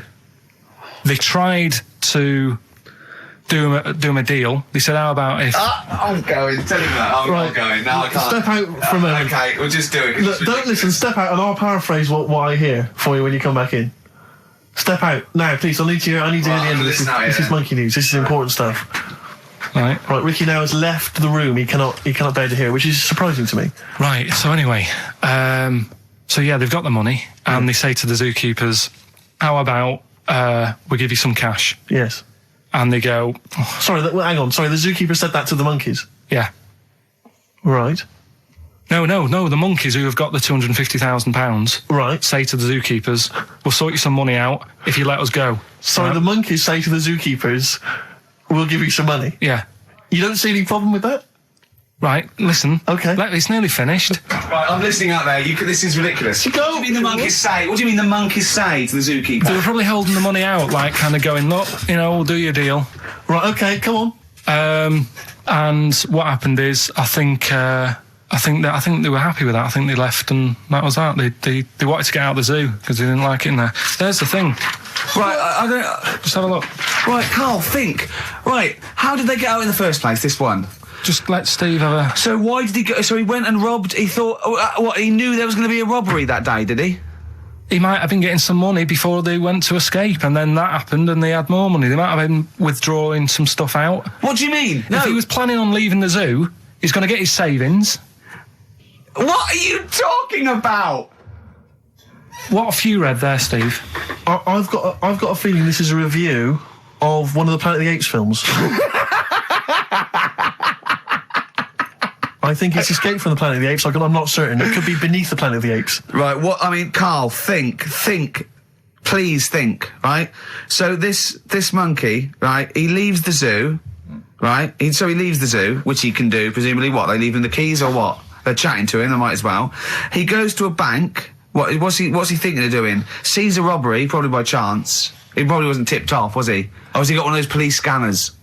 Probably got one of those police scanners. Well, I think he was going to the bank to get a mortgage to build I think he wanted an extension, didn't he, on his cage? Think of that. And so I love the fact that he hands out the guns and they do a deal. It's honestly, you've got the best mind working on radio today. It's incredible. The only person who makes less sense is Terry Wogan. He goes up and down, doesn't he? I can't understand his sentences because I don't know. No, it's like freeform poetry. Yes, I don't know whether it's the end of a sentence, in the middle, Sure. a new one. Yeah. But let's have the jingle again, a record, and then we'll probably have to wrap up the show, I imagine. That was chimpanzee that monkey news. Well, Mr. Stipe, I am not Kenneth, but I can tell you the frequency was 104.9. See you next week. I'm Ricky Gervais, with me Steve Merchant and Karl Pilkington. Do you think that when Marconi invented radio, this was what he had in mind for it? Yeah, 2 hours of absolute... See you later. Coming up in the next hour, Karl Pilkington's new game show. He's very excited about I'm this. excited. I'm excited. We don't know I can't anything wait. about it, but it's going to be dynamite. He's told me it's going to be a winner. He said it's going to go to television. Sure. I need some adverts, though. Oh, I'd love to hear some adverts. Can we have just 2 or 3 minutes of adverts, please? Vines there, Steve. On XFM 104.9, I'm Ricky Gervais, with me, Steve Merchant and Karl Pilkington. Karl's getting very excited, as we all are, about his new... Should we let him do a little taster for us? Well, I'm very excited about it. I mean, so the gist of it, what is it? What is it exactly? Right. Is it a game show or is it a competition? It's just thought it's something that, you can play, and also people at home can take part in it. now, would they phone in about this, or they can just play at home while they're listening? They can just play at home. Okay. You mean we haven't got any prizes? No, there isn't. No, I think we could get him to phone in, maybe. Well, I don't know. Let's hear the game idea first. Yeah. Right, it's music related. Okay. Good. And what I do is I sort of tell a little story, Okay. and that story makes up a song title. All right. Well, it sounds ambitious. So Is it a cryptic clue? could be. Say like this, right? Oh, dearie me. Oh, dearie me. Say like this. Right. This woman, right? She's pregnant. You know the answer to this one, so don't be saying anything. This Okay. is just aimed at Steve. Okay. Right. This woman has a baby. Yeah. She's pregnant, has a baby, and the doctor's there in the hospital, going, "Oh yeah, you've got a lovely little baby Oh, here. you told me that this is... Oh, this game Got a lovely show. little baby. It's just coming out now. You'll be able to see it in a minute, and it's like covered in gunk and stuff. Yeah. And he's going, yeah, it's nearly here. It's coming out. I see its little head and that, and he gets hold of it, and it's full of all this gunk, right? The baby's full of gunk. Yeah, like the Covered in gunk or full of gunk? covered in it. Right. And he goes, here you go, get hold of your baby, and he drops it. Right. What song's that? There's so much irrelevance there, Steve. I can't tell you. It's not a cryptic clue. It is not a cryptic clue.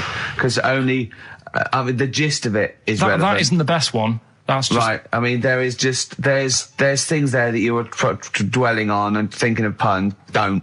Just go for gut instinct. What was it? What was that? Right, I just need to try and get the basics of this. There's a woman, she's pregnant, she has a baby. Yeah. The baby's covered in gunk. Yeah. Right. And because of the gunk, the doctor drops the baby. Yeah. And that's all I need to know. Yeah, that is all you need to know. Yeah. The pregnancy is largely irrelevant. Okay, what are the key elements? It's the birth and the doctor dropping it that are irrelevant. The relevant birth thing. and the dropping of the baby. Yeah.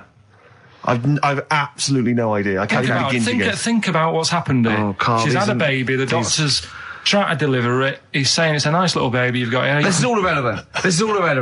Right, let me tell you this. So just to be fair to Steve, so he can get into your mind. Right, this is not a traditional cryptic clue, logical problem. This is Carl. What song am I thinking of? Right, that is Underworld, Born Slippy. I have to say, actually, that makes textbook sense. Yeah. No, that does actually. No, I'm sorry. Do you like all the story about it's all right, you can see it in a minute. Oh, it's just covered in gunk. Yeah. No, I agree there is some extraneous detail, but I have to say that Born was good because it was that's the good. It was Born was good, yeah. And Born Slippy, no, I was quite impressed by that, Carl. I have to say, no, to be fair to you, I'm not just patronising you. Oh, well, wow. I actually think that was really good, and I disrespect Ricky Gervais for slagging that off, because I actually think that was quite good. Well, let's go ahead with it then. I feel we could maybe open this up to email correspondence or the phone let's go lines. for it then. Okay, this is Karl Pilkington's new game show idea. It's just what's the song? Karl Pilkington presents What's the Song? Ladies and gentlemen, please welcome to the stage Mr. Karl Pilkington.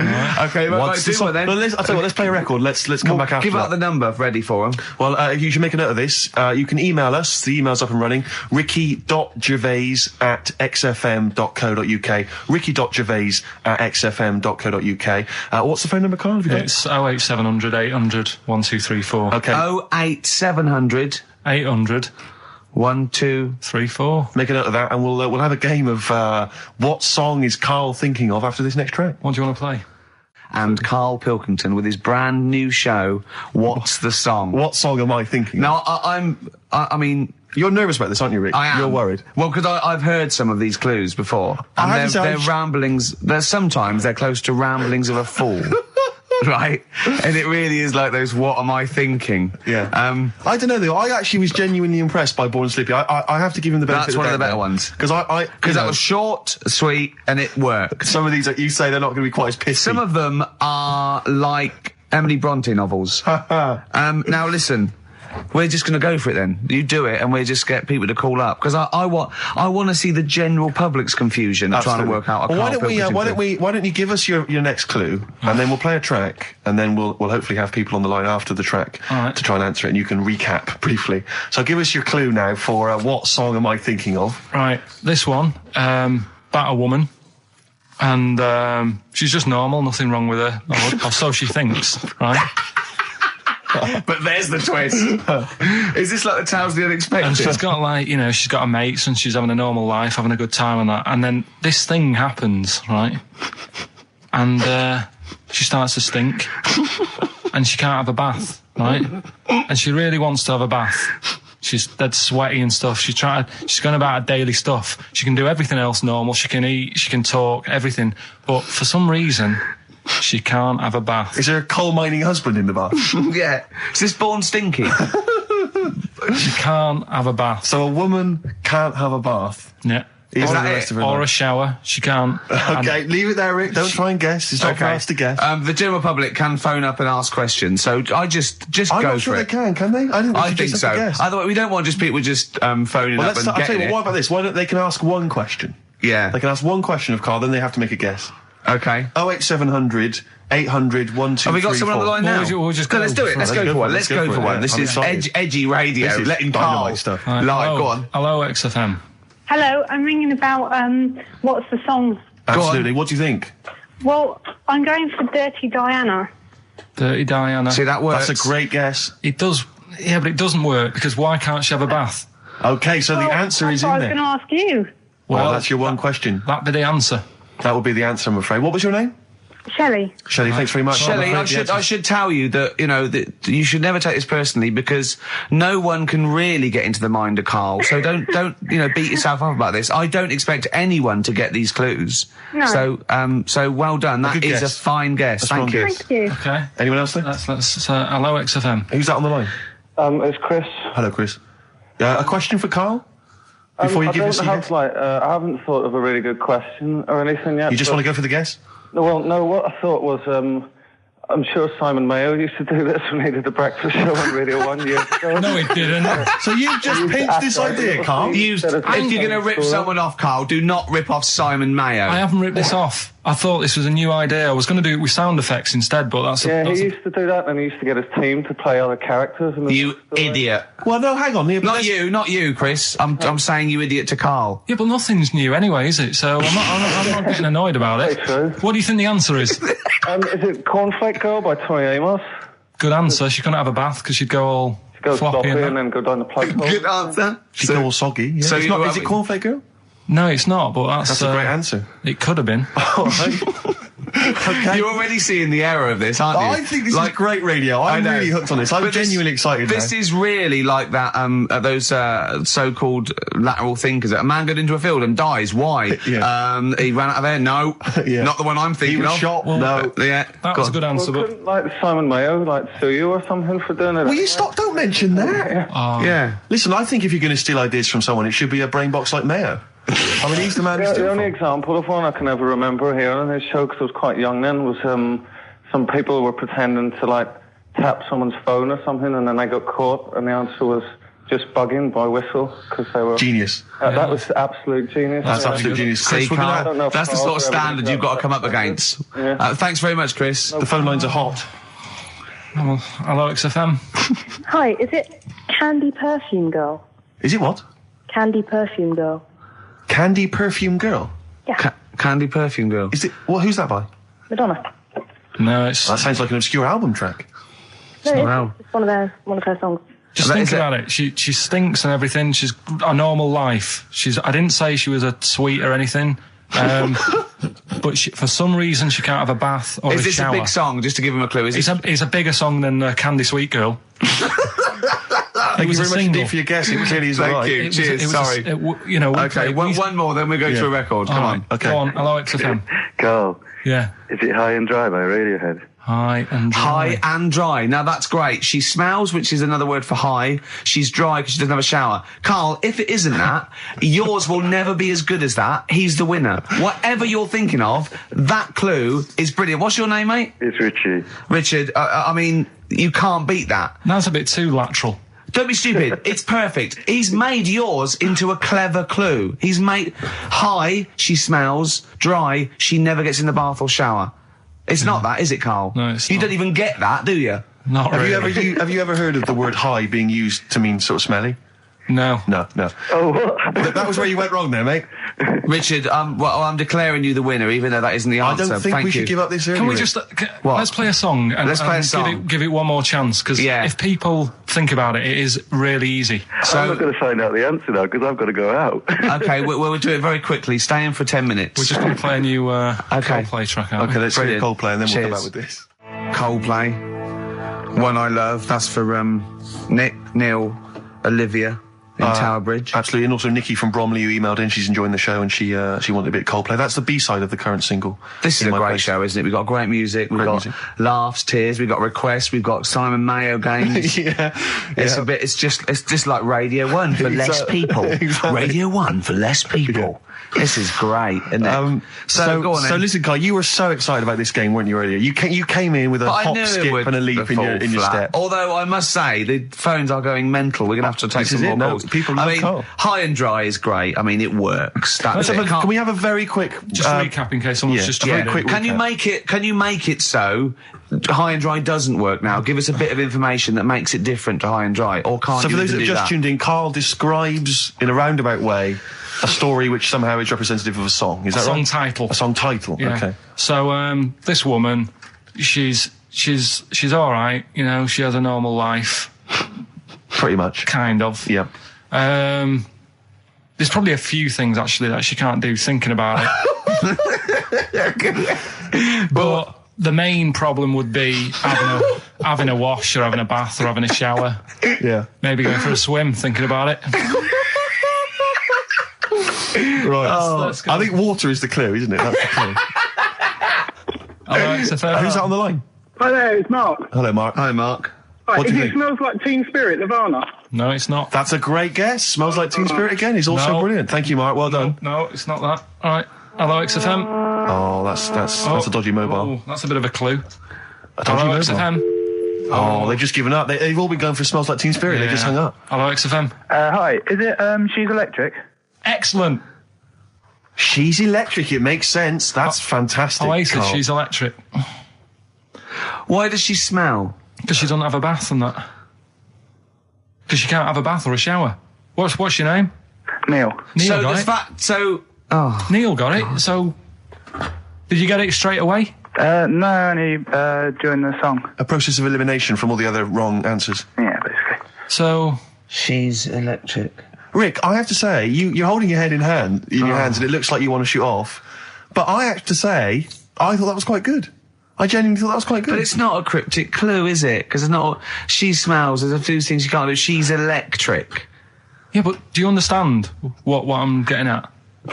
She's electric. I always understand what you're getting at, Carl. That's never been a problem in the years I've known you. Neil got it. Yeah. She's I have to electric. say, Rick, I think you're down on this idea. I could definitely see that ITV1 replacing I'm a Celebrity, Get Me Out of Here. Karl Pilkington hosting. Simon Mayo on the phone Exactly. to the lawyers. Well, Neil, there's no prizes or anything, but well done. Well done. That was well worth it. Right. Well, you go away with the award in the knowledge that you've beaten Carl. Yeah. You can secure the knowledge that you thought how Carl does. Absolutely. Well done, Neil. I have to say, I think you're being harsh on him. I think that's a great game. All right, let's do it again next week. I then. thought that was a great game. Brilliant. Well play done, record. Carl. Play record. What do you want to play? Oh, I tell you, we've been playing some oldies, Rick, and I've enjoyed them all. But I think I've been in love with this song for many, many years. And when I saw it, reminded of it in Con Air, the film Con Air. Remember, they stick it on in Con Air, and it's just dynamite. Lynyrd Skynyrd. I love this. Sweet Home Alabama. Oh, play turn it. this up. Well, it seems that Carl's clue, did go down quite well. Some other people got it. The game show as a whole has been well received. Well, I have to say the email. We've had loads of emails, Rick. We've had let me just count 2. Yeah. And one of them was aimed at Simon Mayo. Came to us by mistake. They thought they were listening to Mayo. Yeah. And the other is saying Carl, they love the game show. Radio 1 with less people. Yeah. Wow. And so, despite the fact it was a stolen idea, I think we should do it again next week. Just and next week, let's rustle up some prizes as well. You're just like your little magpie, aren't you? Thieving shiny ideas from Mayo's nest. Absolutely. Go on then, Carl. On XFM 104.9, Ricky Gervais, Steve Merchant, Karl Pilkington. Go on. Right, this one. Remember Blockbusters? Uh-huh. Right, this one is good, and we'll do this one. Rockbusters. And remember how Bob Holness used to give you a letter? Yeah. And it'd give you a question, and the answer to that question is that letter. Yes. Right, well, it works like that. So if I said to you, we'll test it out on you, Steve, right? Right, welcome to the show and that. Hello. Let's play, right? And I say, right, your first one is W. Mm-hmm. And the cryptic clue, because it's done like crosswords. Okay. So not quite like Blockbusters. Well, this young man prepared for his death. And it's a W, so the answer. And it's not always going to be like our sort of music, it can be any sort of music that's out there. So the W is the name of the answer. I understand that, but is the answer always the band name, or is it? Yeah. It's always the band name, is it, or the artist? Yeah. And so would the W be the surname, or would you have both the initials if it was someone's name? Would Elvis Presley be EP? Don't get annoyed, Carl. These are questions that I knew would be asked. I know because you tested it on me. So you've got to tell them. We need the to know the rules. If it was Elvis, I'd probably do E. No. Give him the answer. Give him the answer. Right, did you hear the clue? No, give me the clue again then. So the letter is It W. is a cryptic clue. It's The clue's W. fine. Listen, but, and the go on. clue is, this young man prepared for his death. This young man prepared for his death. Yeah. This young man prepared for his death. And it's a W. And it's his first name. That's what he needs Well, to see, know. that's the, yeah. Yeah, but I don't... Well, shouldn't we have the initials? Wouldn't that make it easier? I mean, Yeah, but it didn't do that on Blockbusters. It just had one letter. They did if it was if The gold one they often had us for 3 or 4. Did they? Letters, yeah. Well, it was normally just one word. It wouldn't have been a name or something. All right then. W. Y. W-Y. Will Young. Excellent. Right. I didn't understand it. What was This the young Will man. prepared for this young man.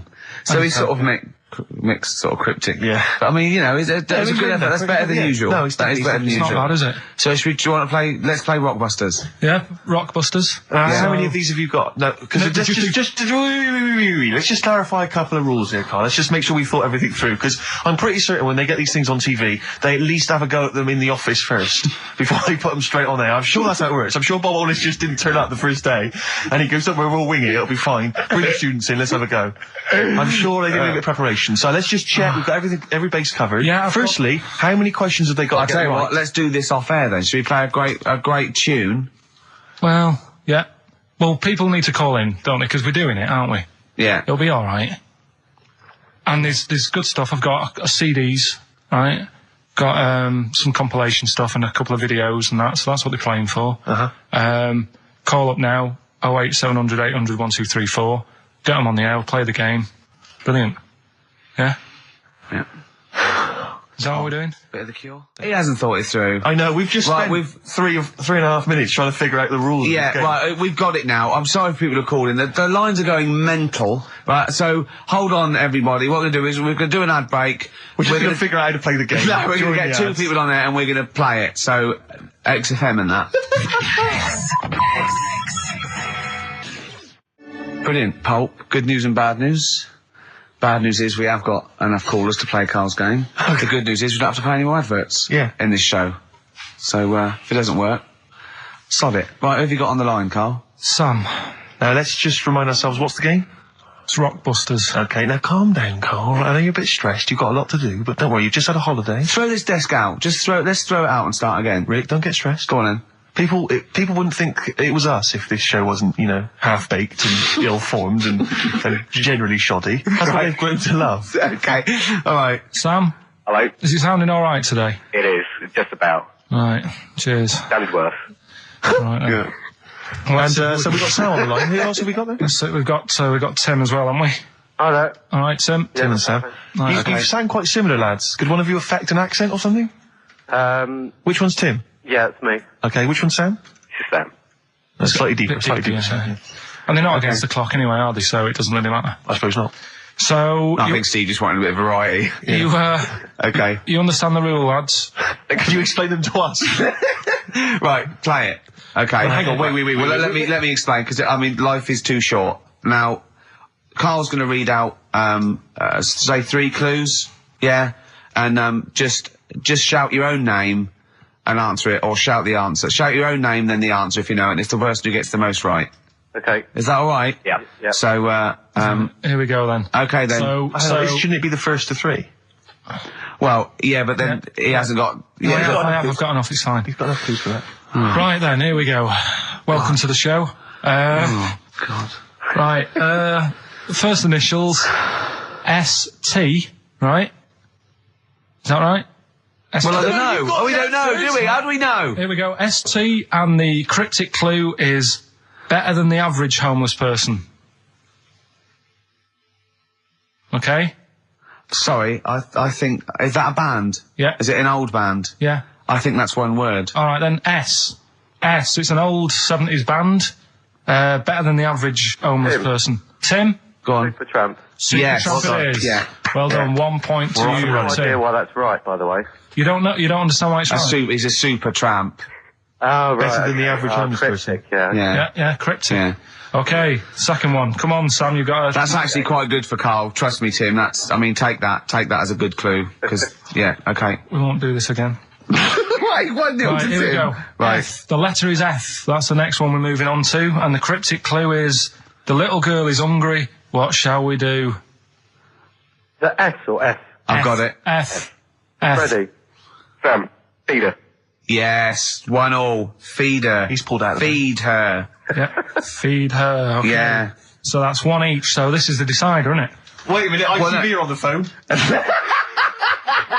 Well, you said first to 3, so no, it's not, is it? That's what I said. Just do the 3 clues and who gets the most. Okay, well, we can do that now. So, here we go. I love this. This is rubbish. Go on. So, here's the last one. The initials are AK, right? And the cryptic clue is exploding pet. Shout out your name if you know it. Last orders at the bar, please. Last orders at the bar. Exploding pet. AK. You're tuned to XFM 104.9, Karl Pilkington's quiz, Rockbusters. The format is still available. The highest bidder, please give us a call, or you can email ricky.gervais@xfm.co.uk. Is it a band or a singer? I'll give you a bit more of a clue. It's a pop band. Okay? We wouldn't... Sam, Tommy Kissing. Yes! Hey. Oh, this is amazing radio. Oh. So who was that won? That was Sam who won. So it's 2-1 to Sam, so he wins... What does he win, Karl? He wins some CDs and some videos. No, he's got obviously now, Sam, if you're ready, take the spot, you're going to do the gold run. Away you go, Karl. I haven't got any more. You're a fool. Right, stay on the line, we're giving both some presents. Play a record, folks. Rick, I'm going to shoot off. Not come! We started it last week, Rockbusters. Oh, yeah, that was a triumph. Yeah. I think we went wrong there. Why? By letting you do it? Doing it on air?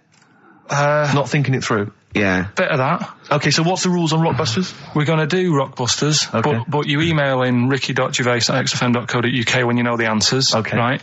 And sort of round near the end of the show, right, we'll give out the answers then. So if they think they know the answers, they've got to hang about. Rick, I should tell you now, I'm not hanging about. don't think that the listeners are going to go away empty-handed. I was worried about that. I can tell you where, don't worry, because Karl has sorted out some top quality prizes. Good. First up, this is stuff that people can win, and be excited about this. First up, it's a DVD of The Office. I don't know how he got hold of it. I don't know how he got hold of it. Because they are like gold dust. Yeah. There's, this is the second gift. Now, bear in mind, I don't know where he's rummaged that from. This is an XFM compilation album. He's managed to sort that out somehow. Excellent. I don't know how he sorted that out. There's another compilation album, which has got some sort of indie type hits of these. But this is possibly... Have you got a film to give away? Well, I'm glad you've asked. What film, though? Cause I know you're a big fan of DVDs. It's one of the big hot releases that everyone's keen to get their hands on. Not arbitrary, is it? It's not the only one.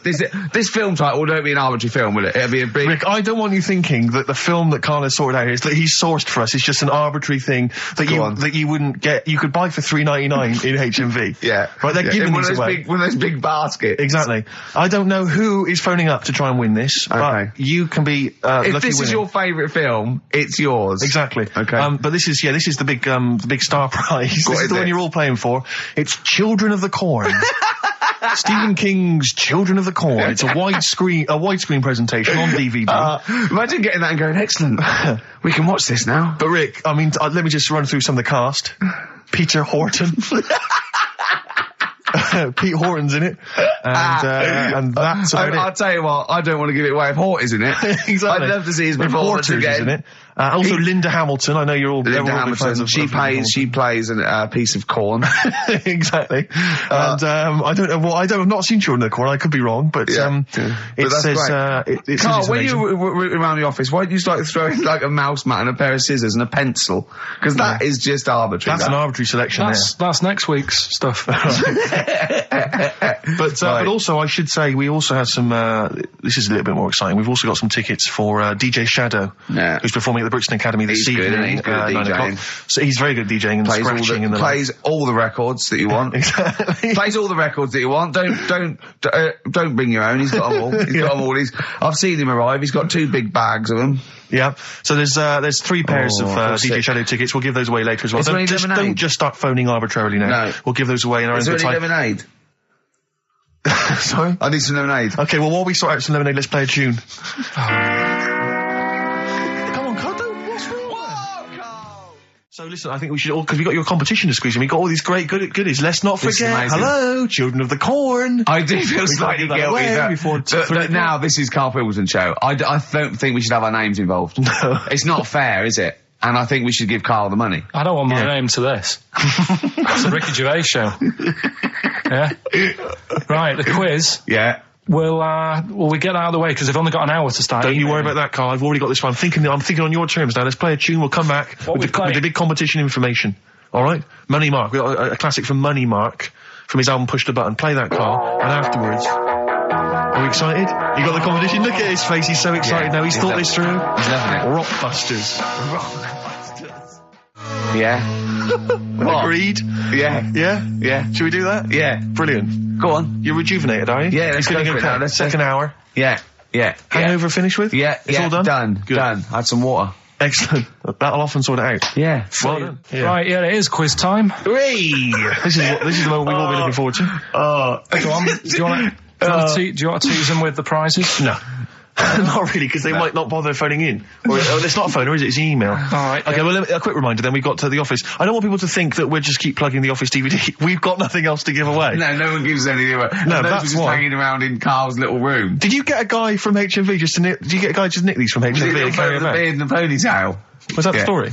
So we got the Office DVD, obviously. We got the remix, XFM's remix album, volume 2. That's sort of remixes of various tunes. Quite a good little compilation album here. One of those kind of the best Coldplay, Travis, Oasis, blah, blah, blah, blah, blah albums in the world ever. And, let's take some of them, because there's nothing in the library. Exactly, have a look on there. 4 Alanis Morissette, 9 Catatonia. I just counted that. But the big one, the big star prize that you're all playing for is, of course, the DVD widescreen version of Children of the Corn, Stephen King's horror film, lest we forget it's got Peter Horton as the star. so look forward to that. We're going to give Shadow away separately, are we? We're going to do that separately? Yeah. We'll give away the DJ Shadow tickets at a separate. Right, so we're playing for those DVDs and CDs. And what it's an email competition. Don't bother phoning email. Yeah, the phone lines are lighting up a bit. So put the phone down. Get the computer started up, and it's ricky.gervais@xfm.co.uk if you know the answers to these, right? And the way it works, we did it last week, but if you didn't hear it, I'll give you some initials and like a bit of a cryptic clue. So, and you work out who the band is or the artist, right? It's always a band or an artist. It's not any TV programs and that. So, say like last week we had S, didn't we? And it was Better Than the Average Homeless Person, and that was Supertramp. Right, so it's not always XFM music, it can be anything. And there's 3 of them. They've got to get all 3 of them? They've got to get all 3 and email in. How long this intro so far has taken. Yeah, but here we go then, right? First initials, LR. LR. LR, okay. Right? Yeah. And the cryptic clue is, you should have thought it through. You should have thought it out before you came in. Yeah, cryptic clue. You've got it? Yeah. I'll take that book to the toilet with me. I'll take that book to the toilet with me. Yeah. LR. I'll take that book to the toilet with me. And don't shout out if you know the answer, because... No idea, Carl. No idea. Right, okay, so there's 1. Right, the second one, FL. FL. This one's actually been emailed in as a suggestion. Okay. That person who's done that, don't email in, because you're disqualified from the comp. I'd love him to be a teacher. So it'd be great, wouldn't it? Just to see him one day. Can't we do that? Can't we get you a placement somewhere for you to teach history to sort of like 14-year-olds? I think science, Rick. Science would be good. Yeah. Right. I'll tell you what. You got a lot of just quickly for me, Carl. Explain. Say. What can we get into explain that everyone learns as a kid? Science. Photosynthesis. Right. So FL, right? FL are the letters, and the cryptic clue: blow the candles out before you eat the cake. Blow the candles out before you eat the cake. Yeah. Blow the candles out before you eat the cake. The letters there, FL. All right. We've got LR. We've got FL. Yeah. And finally, the third one, NS. Hold on. How many have they got to get? 3. Don't worry. There's no more after this, Rick. Right. NS. How can I wash up in something shaped like that? Right, that's one of mine. So very quickly recap, just in case we missed any. LR is the first one. LR, I'll take that book to the toilet with me. Cryptic clue. We had FL, blow the candles out before you eat the cake. And the final one, NS, how can I wash up in something shaped like that? If you think you know the bands, you just email in, ricky.gervais@xfm.co.uk. You win the DVDs, the CDs, and that's it. Brilliant. He's great, isn't he? I could sit here and watch him all day do this. Wow. So ricky.gervais@xfm.co.uk. And we'll give the answers out just before, we finish, because then we'll keep them up. All right. Race for the prize from the Flaming Lips. Competition answer time, is it, Carl? Yeah, we did this about an hour ago. Rockbusters. Rockbusters. With Karl Pilkington. Yeah, I gave you some initials. The initials sort of made up a band. We had LR, we had NS, we had FL. Well, give us the clues. Give us the clues in the answers. What's it, what? Right, so LR, the clue was, I'll take that book to the toilet with me. What's the answer? Lou Reed. Lou Reed. Good. That's very good. That's very good, Carl. Well done. All right, okay, next one. FL, blow the candles out before you eat the cake. Yeah, we just played them. Flaming Lips. There we are. Okay, and the final one was NS. How can I wash up in something shaped like this? Yeah. That was NSYNC. Yeah. NSYNC. NSYNC, it'd be a bit... NSYNC. If you had a sink, you wash up in a sink. Yeah. Shaped like an N, you'd be like, oh, have I got everything out? Has anyone got that? Wow. Right, well, no, there are right answers, I have to say, Carl. You've done very well. It was an enormous response. I'm just going to click on one of these emails randomly. I'm not even going to look. Who we got here? We've got Kath Turner is the winner. Kath Turner gets those great DVDs and CDs, including watching Children of the Corn tonight. Children of the Corn. She was going out, but I imagine she's going to phone a few friends and say, I can't come out, I'm ill. Exactly. They go, you're not watching Children of the Corn. I go, no. And we've learnt as well that there are about 5 other sequels to Children of the Corn, so maybe we'll give those away consecutively. We've got, after the success of last week, Rockbusters. Okay. We're doing that again. Sorry, were you on the same show as us? I thought it went alright last week. Yeah, okay. Good. Right, so we'll be doing that. Got some nice prizes, which... what prize? What arbitrary films have you got? Don't tell them yet. Don't tell them. I'll tell you what, if it's Children of the Corn 2, then can I enter this competition? There you go. What is that?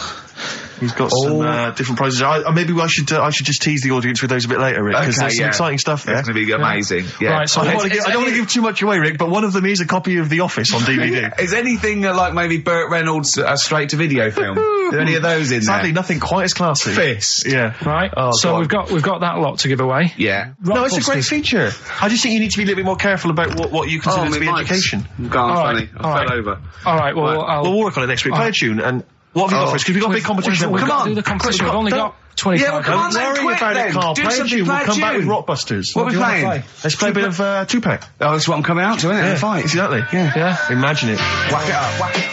Tupac, California Love. Yeah. And that's the big tune that Ricky will be coming out to when he has his celebrity boxing match. We're all looking forward to that, Rick. Yeah. Competition time, Carl? Oh, Carl's looking forward to this. He's just getting all stressed about his half hour. Like Pete. Oh, go on. It's just, we should have done this a lot earlier. Why? It keeps them hooked in. Right, if you haven't heard the game before, I'll give you some initials, bit of a cryptic clue, and those initials and the cryptic clue makes up some band. Might not be an XFM band, but it's a band or a pop group or an artist or something. Yeah. It's on What's email. the feature called, though? What's the feature called? Rockbusters. Rockbusters, yeah? Really? Do you want to, will we do this on email? I think we ought to, because you don't like taking calls from the public, do you? Well, you can't work the machine. No, that's absolutely right. It's not that, it's just that it's pretty fair for everyone. Because Anyone who's got a computer, you mean? So it's open to anyone who's got, a computer or a laptop at their disposal at this precise moment.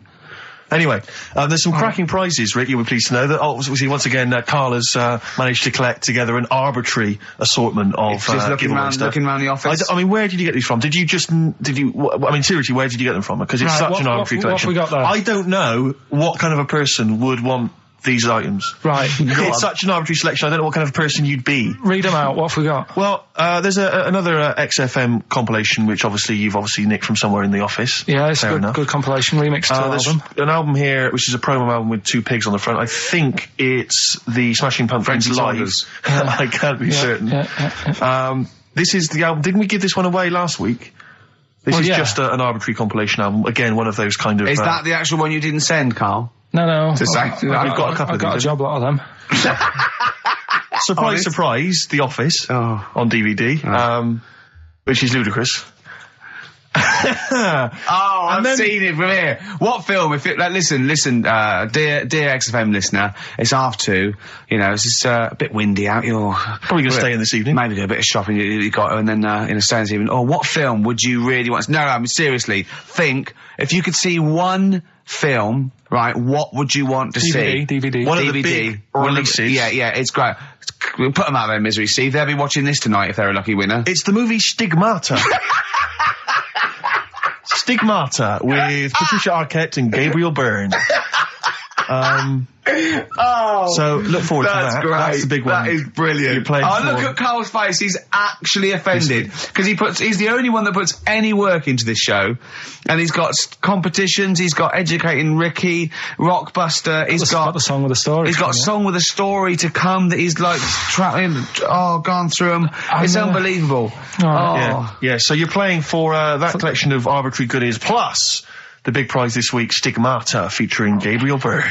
Oh dear. About a woman who I think starts bleeding from the hands. It's a horror film, I think. You'll have to be 18 or over I've to seen take part. It's not terrible. Sure. It's all right. But is it better than Children of the Corn, which was the big giveaway last week? I haven't seen Children of the Corn. Go on then. Right, so next week, Teen Wolf 2.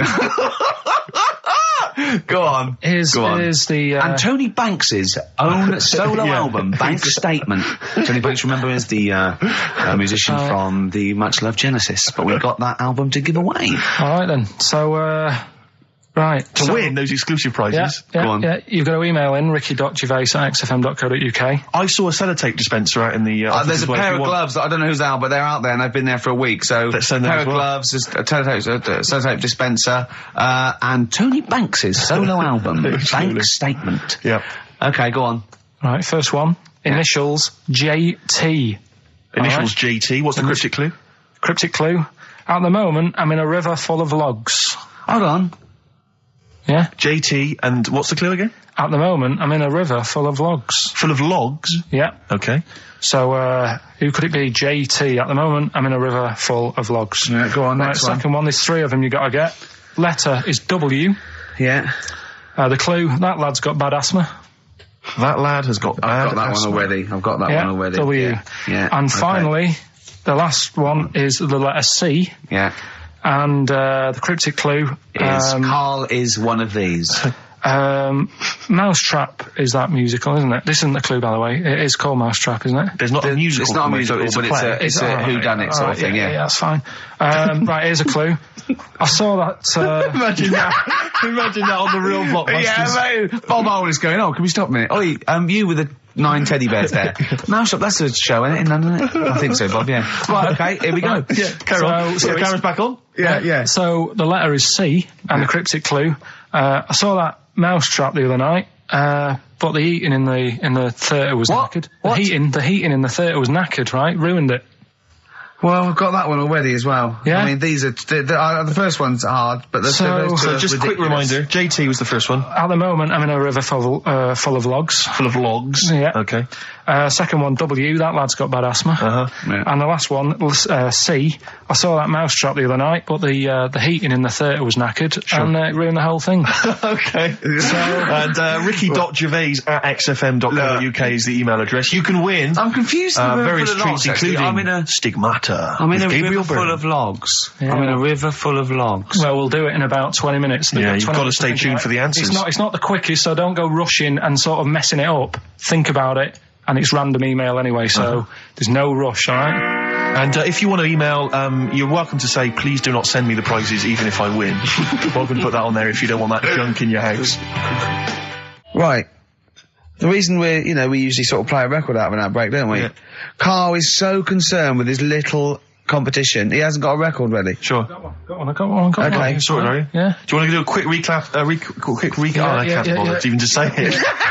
I'm not interested. I'm just not interested. Yeah, go on, quick. Still send your emails in. JT, it's some initials of a band, just in case you didn't hear it last week. If I said AK and an exploding pet, that would be Atomic Kitten. Yeah. Right? They know what a clue is. So JT, at the moment, I'm in a river full of logs. Yeah. W, that lad's got bad asthma. And C, I saw that Mousetrap the other night. The heating wasn't working, it ruined the night. And, that was it. ricky.gervais@xfm.co.uk. some stuff. Stigmata.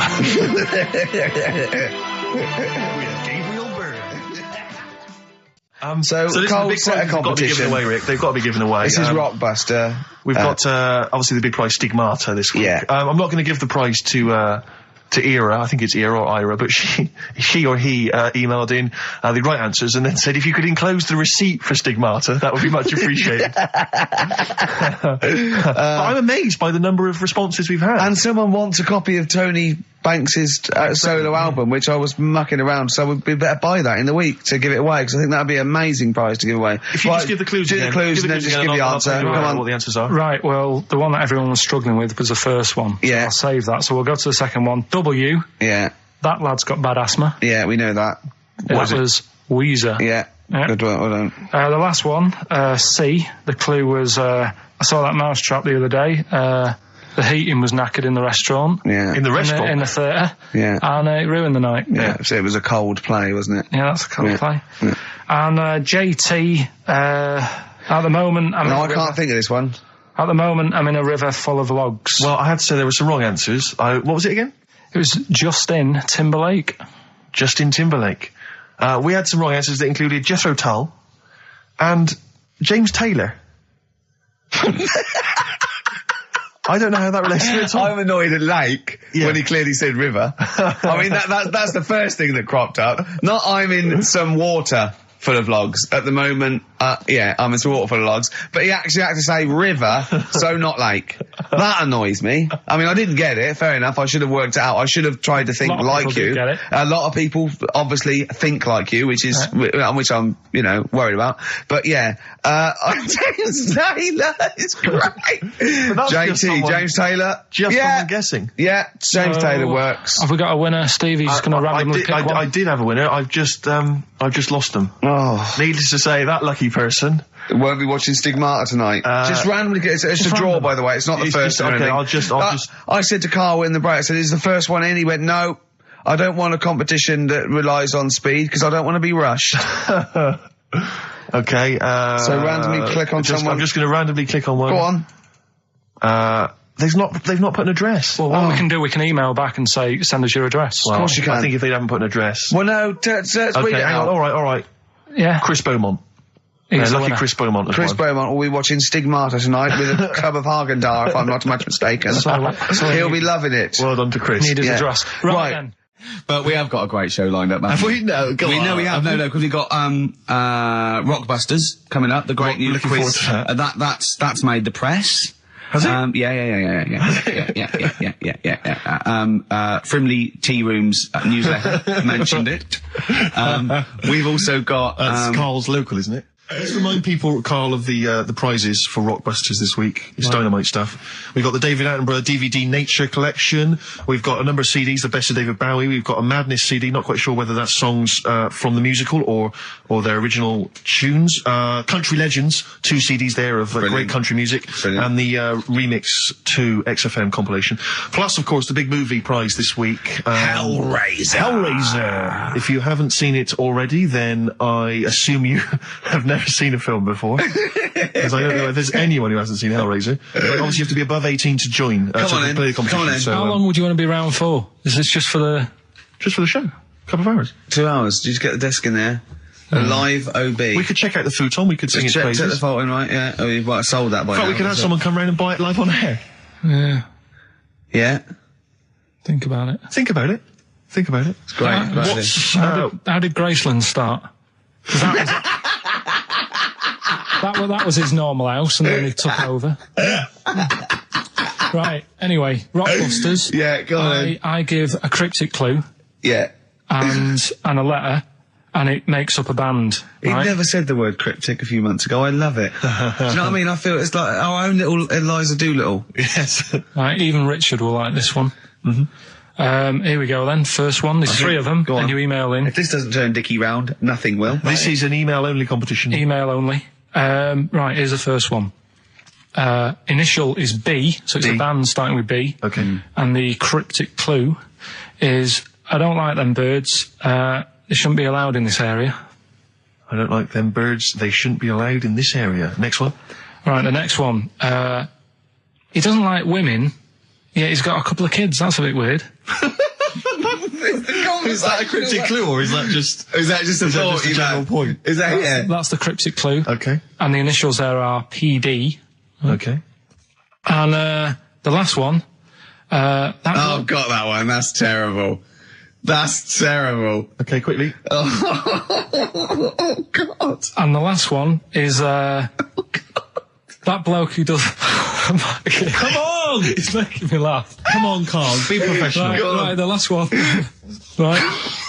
I can't do it. It's making me laugh. Oh, come on. I'll come and read them then. No, hang on. Come on, Carl. Right, here we go. They don't do this on Blockbusters on TV, do they? No, come on. That bloke who does sport on telly. He's got a little kid, right? Initials DC. What? Is that, I'm was that the completely clue? confused by that. Was that the clue? Yeah, that bloke who does sport on telly. Yeah. He's got a little kid. Initials DC. Okay, is that a band? Or an artist? It's I'm not A gonna cheese. Tell you. This is not a well-known sandwich. Is it? What is it? Is it a band or an Right, artist? so just quickly recap. Okay. It's a Come on, Carl. Right. Come on. Quick recap. The first one is B. I don't think them birds should be around in this area. Right, that's B. Right. Second one, he doesn't like women, yet he's got a few kids. It's a bit weird. That's PD. And the final one, that bloke who does sport on the telly, he's got a little kid. Right. DC.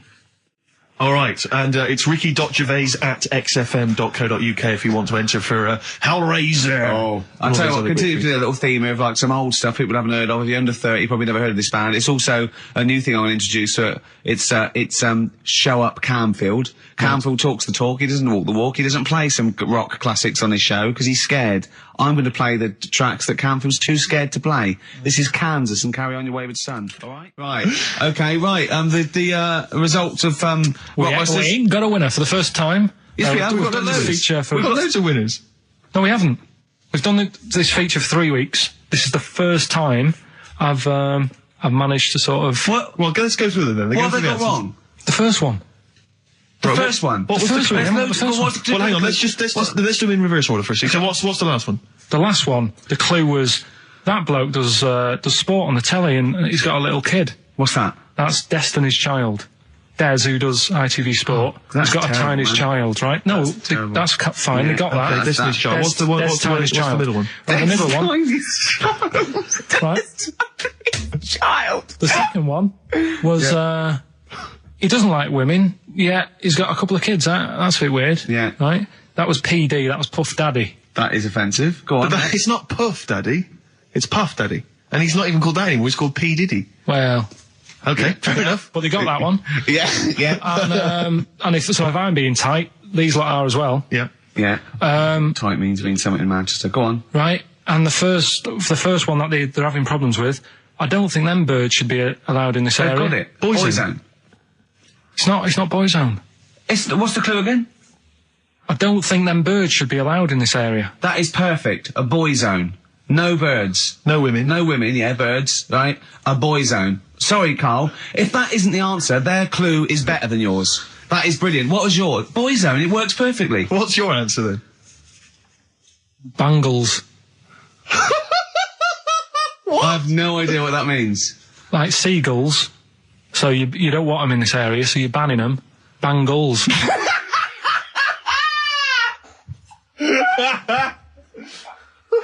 Oh! Well, give it to Boyzone, because Boyzone's better. Don't use birds being loud in this area, it's a Boyzone. I think we should have a rollover.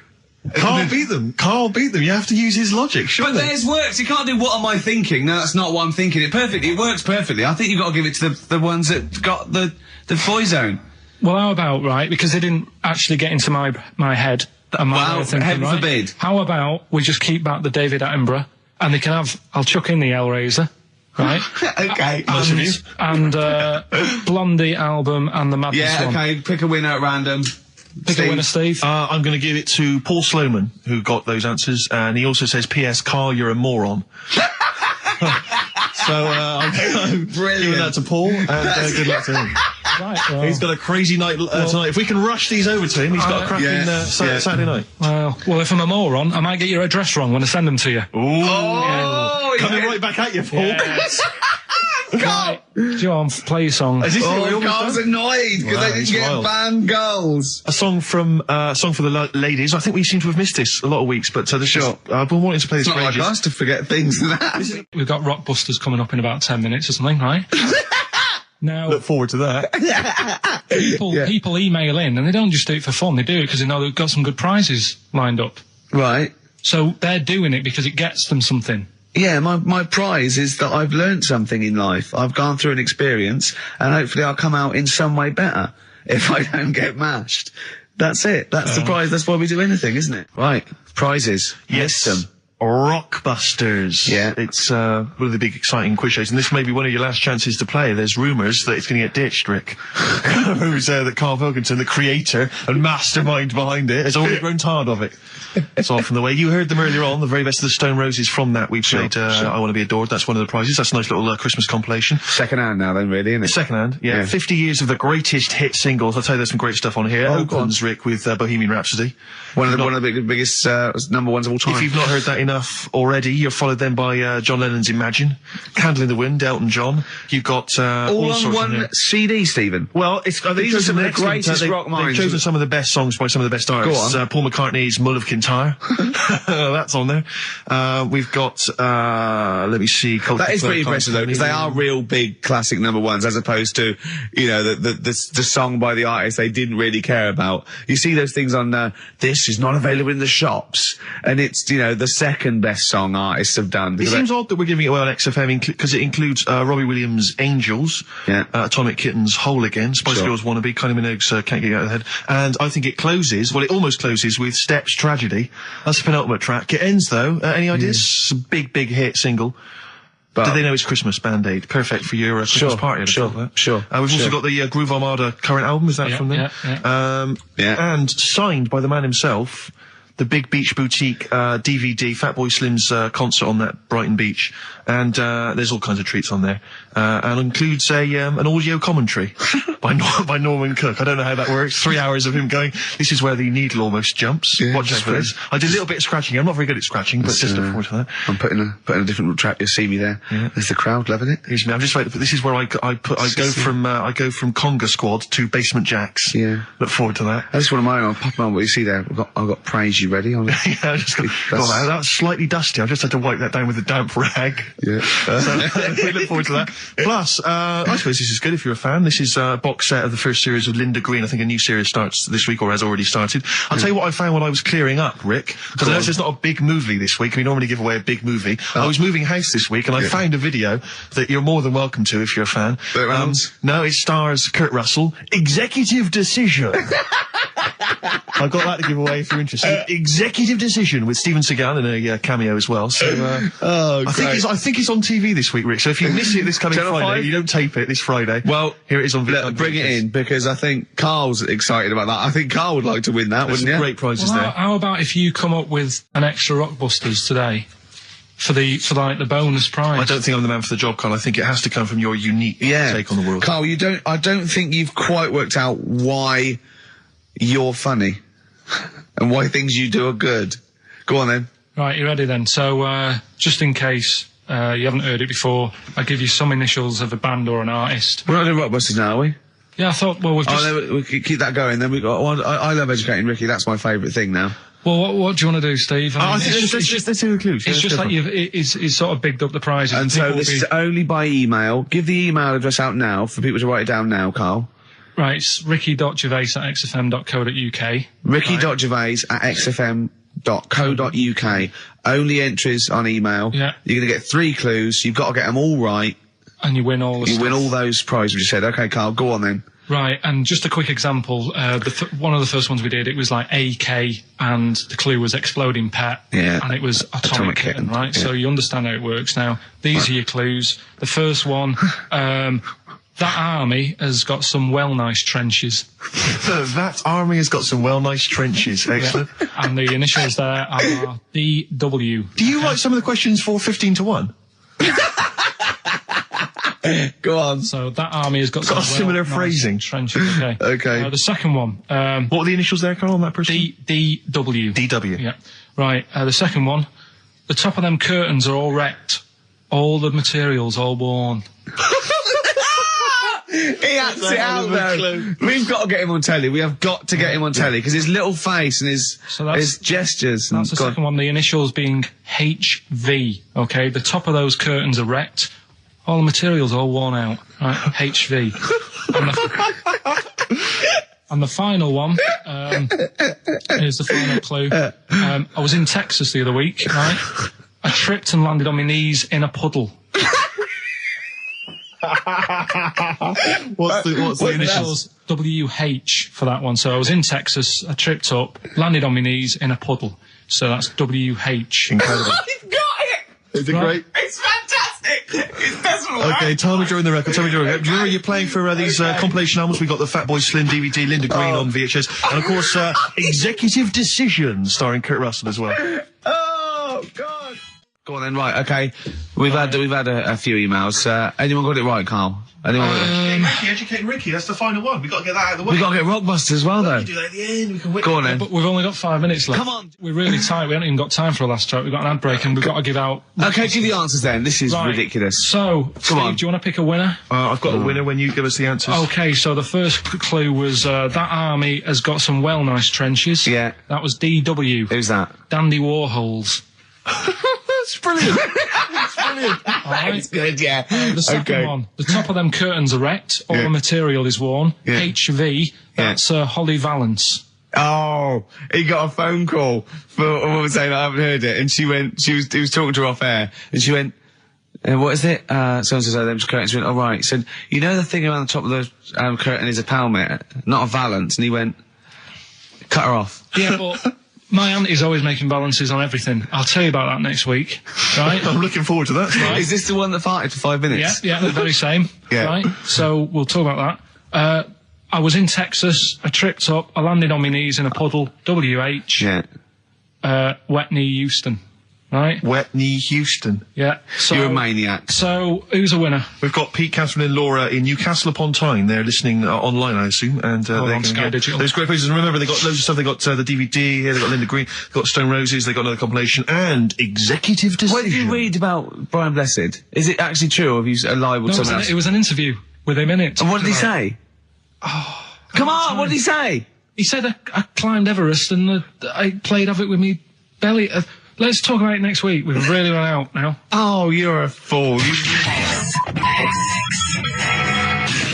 We've got Rockbusters. We've got Rockbusters. Great as seen and talked about in Heat. In Heat magazine. It's got really tough this week now. We're not messing about anymore. Right. Got some good prizes? Absolutely, yeah, we'll talk about those later. Because, I mean, was it last week that you had the classic? Was it, I can't remember, I'm paraphrasing, Carl, apologies. Something like, I'm here in Texas, I've fallen in a puddle, and my knee has got wet. Yeah. Wet knee Houston. Wet knee Houston, Whitney Houston. Yeah. And also, it was last week when there was a little bit of confusion over the one for Holly Valance. Right? Of course. I don't think it was confusion, I think it was your error. Yeah. No, it wasn't. And it was Holy Valance, and you meant Pelmet.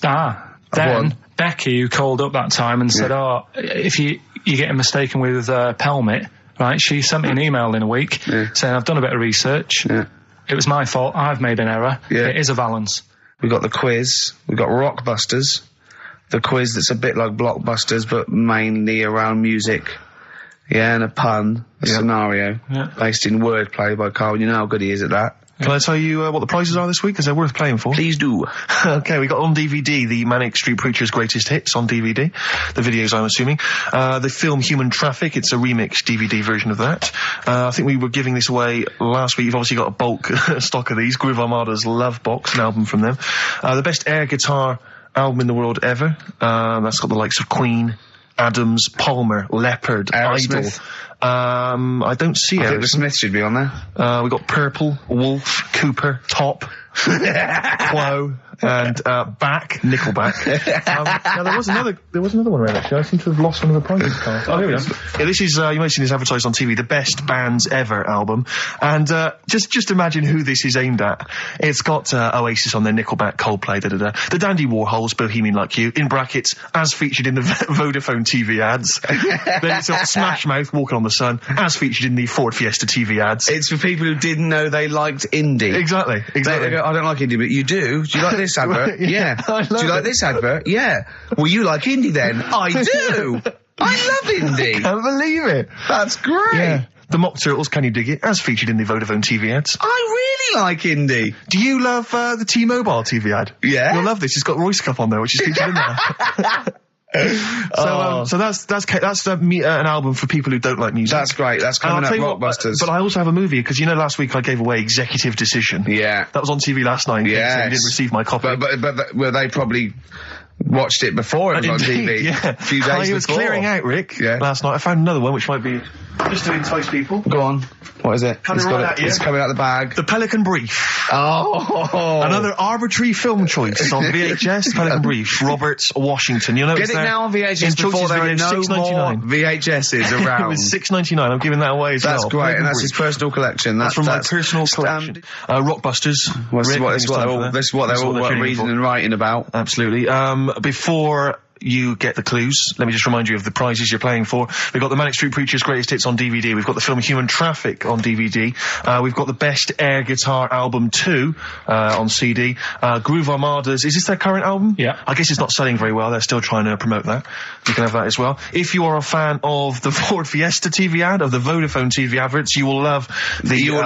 You didn't think you liked indie? Well, you do. Exactly, and that's got Feeder and Travis and Badly Drawn Boy and all sorts on there. Plus, my own copy, $6.99 it cost me, The Pelican Brief, starring Julia Roberts and Denzel Washington. If you've not seen that, panned and scanned on VHS. So what are the clues? Do you know that a pelican, I read the other day, that has to turn its head upside down to eat? Give us the clues. So, Rockbusters... Well, let me just explain. A bird has a gullet, an esophagus and a gullet is all in one thing. It hasn't got peristalsis, which is the movement that we have that can make food. So a bird can only rely on gravity. Yeah. So it has to have its head up and has to shake. It can't eat. You were going to say that, weren't you, Carl? Yeah. Yeah. So, Rockbusters, you mentioned it earlier, one of last week's was, it's a cryptic clue and then some initials. I was in Texas, I fell in a puddle on my knees got wet, WH, wet knee, Houston. Yeah. That's the sort of thing we... Use of the word knee twice there in the cryptic clue and in the final and the word answer. wet, I think you're right. Yeah, which is wit. Yeah. So fine, good. So, there's 3 of them. It's email only, ricky.gervais@xfm.co.uk. Sure. Load of stuff to win. Here we go. Right, the first one. I'm writing these down. Go on. Make a note of them. The fella has only got one badge left. The fella has only got one badge left. Yeah. What are the initials? That's just E. Just E? Oh, just E. Just E. The fella has only got one badge left. This is either a solo artist or a band. Yeah. Second one. The unmarried lady is a friend I eat out with. Say that again? The unmarried lady is a friend I eat out with. The unmarried lady is a friend I eat out with. Yeah. What's the initial? MD. MD. MD. And finally, I really love that woman. I love everything she does. That's M. No, give us that one again. I really love that woman. I love everything she does. And that's... Right.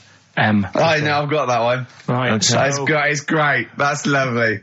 So, that's great. I think the second and third one's quite easy. First one is a killer. Is it tricky? Yeah, it's a tricky one. So, ricky.gervais@xfm.co.uk, and we pick a winner out at about 1:45 or something. 1:45, yeah, absolutely. No, 2:45. What am I talking about? 1:45. Yeah. So there you go. That's dynamite stuff. Well done, Carl. Excellent. More educating Ricky next. Yeah. Beck, Lost Cause on XFM 104.9. Wow, Carl, we haven't had a lot of emails. They're tough. I'm struggling.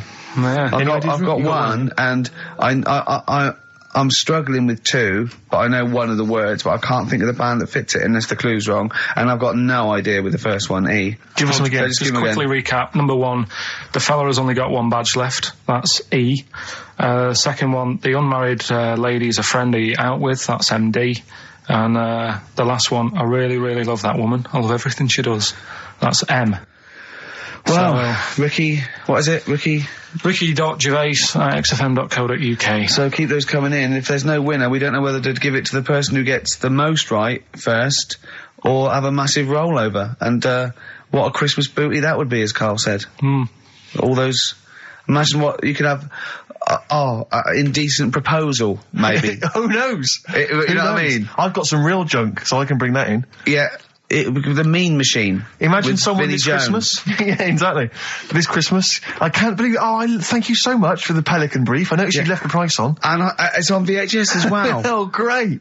Brilliant. This is a perfect Christmas gift, isn't it? Yeah, it's great. Okay. Now, so that's going. CDs. That's going. That's Christmas going gift. on. That's a big prize. It's a big weekend prize on XFM. Yeah. Well, we've got the emails in. Yeah, people are they're finally trickling in. I think people are getting them. People have got the full 3 right, but I mean, it's still worth emailing in because we never know who we're going to pick as a winner. I'll tell you what, we've still got 50 minutes before we give the prize out, so let's give them again. Just give us a quick run there, because I think these are tantalising. They really are. Yeah. So the first one, the fella has only got one badge left. Yeah. That's E. The second one, the unmarried lady is a friend to eat out with.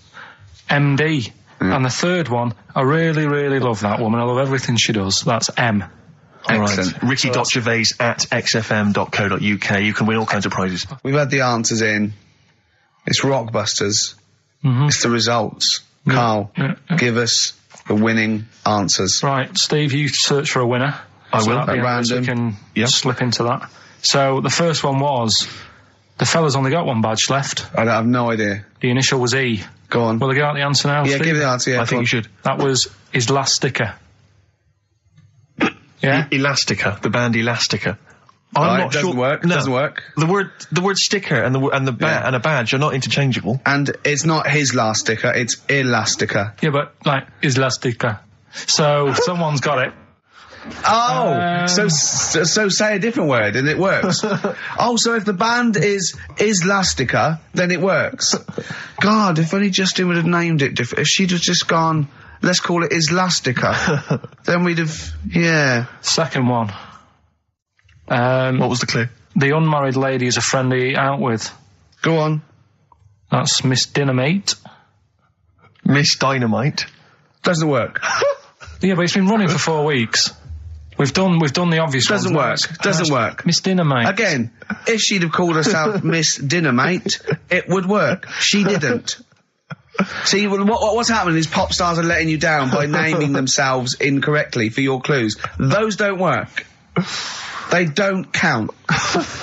And the last one, I really, really love that woman. I love everything she does. That was M. Yeah. That was Madonna.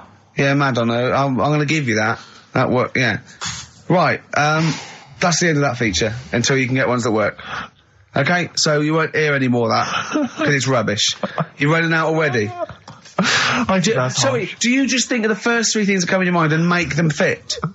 Just think of 3 bands and make a clue, and if it fits, it fits. If it doesn't, it doesn't matter. I just went through again. Rubbish. It was rubbish. Whatever. Right, play a record. Hang on, we've got a winner. We have. Actually, you say all this, Rick, but lots of people got them right. Which, so I don't know what that proves, really. I don't know if that says, you're the tosser or they're as stupid as Carl? One or the other. Okay. But I'm going to give it to Simon and Daisy in Hitchin. They got the right answers, and well done to them. They get the Pelican brief and some other treats. Serves you right. I look forward to that. Serves you right for understanding Carl. Excellent.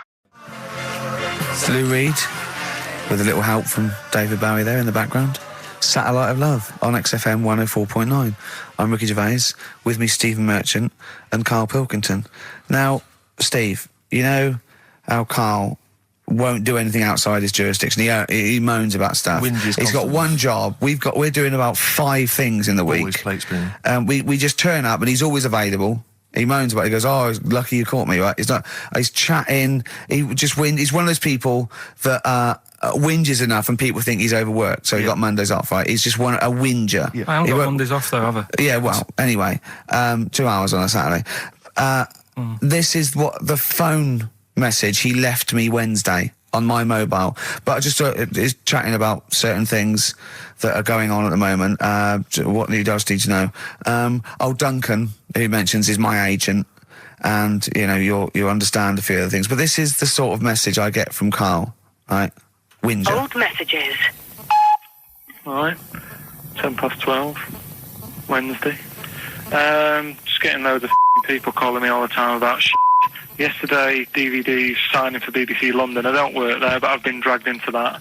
I've got a woman on leaving a message from talk PR going on about do you want to go and see Pop Idol again? Right? They're just saying you and some listeners can go. So I'm sure you'll love that. I've got Jim Benner wanting you to introduce the tin buckets at the Astoria. So can you just let Duncan know that I'm doing his job whilst he's sat on his arse with his thumb firmly up his arse? Can you let him know that I'm running around like a here sorting shit out for you? Alright, see you later. Message left So, at 12. do you know what I mean? I know, but that's the kind of phone message he's leaving. Do you remember who he was before you? But he's even annoyed that he gets a phone call. I remember he got a phone call for you to do a voiceover and didn't pass it on. You missed a voiceover. That was thousands of pounds. No, I did pass it on though. I told you. You I said said someone had phoned. Yeah. That's not good enough. But who's that? Well, she didn't say, and I didn't ask. But Of course it's not my she job to do said. it. She didn't say. Rubbish. So you didn't take the number down? Just when she went, oh, can you tell Steve to call me? And you went, yeah. Yeah, well, I just thought you'd know her already. I should have known. It was a woman, so I should have known. He's having a go, you see? Unbelievable. I don't know how it's come back on me. You're the one who was picking on it. Yeah, exactly. I'm saying. I'm defending. Why is he having a go at But you? he never picks on Ricky because he knows you are his bread and butter. Seriously, do you know what I mean? The only reason he's got Mondays off is because you're still doing this show. Yeah. That's why he's scared of you. That's why he's he has a go at you on the phone, but he always picks on me because he knows, I'm a pushover, I'm a nice guy. He's scared of you. I can't believe I don't know how it works. Is that true? Steve, I'm always sorting you out. I look after you. Sorted you out with tickets. I sorted you out with lager I got out. you today. Why are you picking on me? What do you mean you're sorting about tickets and lager? What's this? Right, whenever you want tickets. Yeah, sorry, I don't want to use this as moaning time and that because I don't like to moan. I'm busy and that, right? I've sorted you out tickets for gigs. Yeah. Right? What somebody doesn't even turn up to. Yeah, we won't even go on about that. Yeah. Right? Lager. He got sorting out the Cure. He complained it was boring. Yeah. There was that big drum of lager that you had, and you said, oh, put that in your room for me. Yeah. Because I don't want to carry it home. Right? Lazy. So I said, all right, then I'll put it in my room. It goes missing, it gets nicked. Then you have a go at me because it got nicked. Yeah. I get you another one. You make me carry it around town for you for half an hour. Then you say, oh, I can't be bothered taking it home. Can you take it back to work for me? Yeah. But interestingly, this is like a year ago, so it's still pressing on you. Oh, hang on. And I forgot the one when we had an argument over 50p. When we went out for a coffee. You didn't want to give me 50p back that you owed me. That was the same day you'd given him about 40 quid's worth of lager. But, see, this is my problem. This was my point at the time. It's not the 50p in terms of money is not what's important. The fact that you think you don't have to give me money back because it's only 50p, that was the point at stake. It's me who makes a decision, oh, don't worry about the 50p, not you. It's only 50p, I'm not going to give it to you. Do you know what I mean? There's got to be rules, otherwise it's chaos, Carl. Come on, mate. All right? I don't want to fall out about it. No, that's not all right. Should we kiss and make up? Do you want that? Do you want to do It's that? all right. Yeah. Well, should we play a little record and come back to this? Because I can't believe it started with you slagging him off, Rick, and I've ended up as the monster. I know. Bit of R.E.M. Yeah. Out of Time by Blur. Luckily, we're not out of time. Got another hour and 25 to go. So it's not over yet on XFM 104.9. I'm Ricky Gervais, with me Steve Merchant and Karl Pilkington. We've had quite a lot of emails, as ever, Rick. I should just say, because we're very lazy. It's a much listened to show. We're very lazy people, and we rarely reply or read out the emails. But I never read the emails. Absolutely so never I read rely, if I haven't replied to them, or my mail, Steve opens my mail and reads my emails. So if I haven't replied, it's just because he hasn't passed it on to me. Yeah. Okay. But I haven't passed it on to you because I know you'll never reply. Sure. I'm just cutting out that. But I just want to say thanks for the emails. We do read some of them, and we do appreciate the fact people send in jokes. I appreciate it. I love it. We've I had, don't have to do anything towards it. Sure, we had an email from Jack. He just said he missed the last 2 weeks' shows. Has he missed anything? Not really. No, it's the same stuff. Same old I rubbish. think last week Carl was having a go at Chinese people not aging well. He had a go at the gays, and he came up with a ludicrous story about a monkey that was impossible. So I don't think Jack's missed much. Go on. We've just had an email from the Pringles people. Oh, right. Good, because it's finally started to happen. I hear these stories about people given cars and Armani suits and trips abroad, and we haven't had no, but finally people are starting to, realise what we're doing, our impact on society, and we've got a whole box of Pringles sent to us. Not on those little tubes, the proper tubes, the foot-long tubes. Yeah. So... and well, what have they said? Well, the Pringles guys want have them said, back. No, they've said they like the show, and if you want more Pringles, give them a call and they'll send you more Pringles. Yeah. I bloody love Pringles. Yeah. Pringles are... The thing about Pringles is, they're They're Moorish, right? Yeah. But how would I put it? You know the sort of thing when I open them, Yeah. and by that when I pop, Right. yeah, I have to eat the. Well, right, okay, how can I put this? When I pop, I can't stop. What do you mean? I don't. Well, when I pop them open, I can't stop eating them. Right. Open. When you pop, you can't stop. Yeah. Yeah. I think that's because of the chemicals. I think that might be the reason. But they're good chemicals. They're good chemicals. They're the best chemicals. Pringle chemicals. They're not bad chemicals. Like Lovely. you're using chemical so warfare. yes, I want some more Pringles. Bob Dylan, It's All Over Now, Baby Blue from 1960 something. Bit of trivia for you, Steve. Go on. That is the last record we ever played on the old XFM before we were fired. I bet that was a moving moment for about 8 people. I just thought of something. You know that thing we did about, they said that we just cared about the money, selling it to America? Yeah. If we cared about money, Yeah. would we be here now? Do you know what I mean? Absolutely, I know. I think this proves that we don't do things for the money. Exactly. Jesus. All right, Carl? Couple of emails. Monkey Matt's emailed us. Who? Monkey Matt. Oh, Matty, yeah, go on. Yeah. He says... How's the Monkster? He's all right. He says, Carl has missed a cracking headline from The Sport.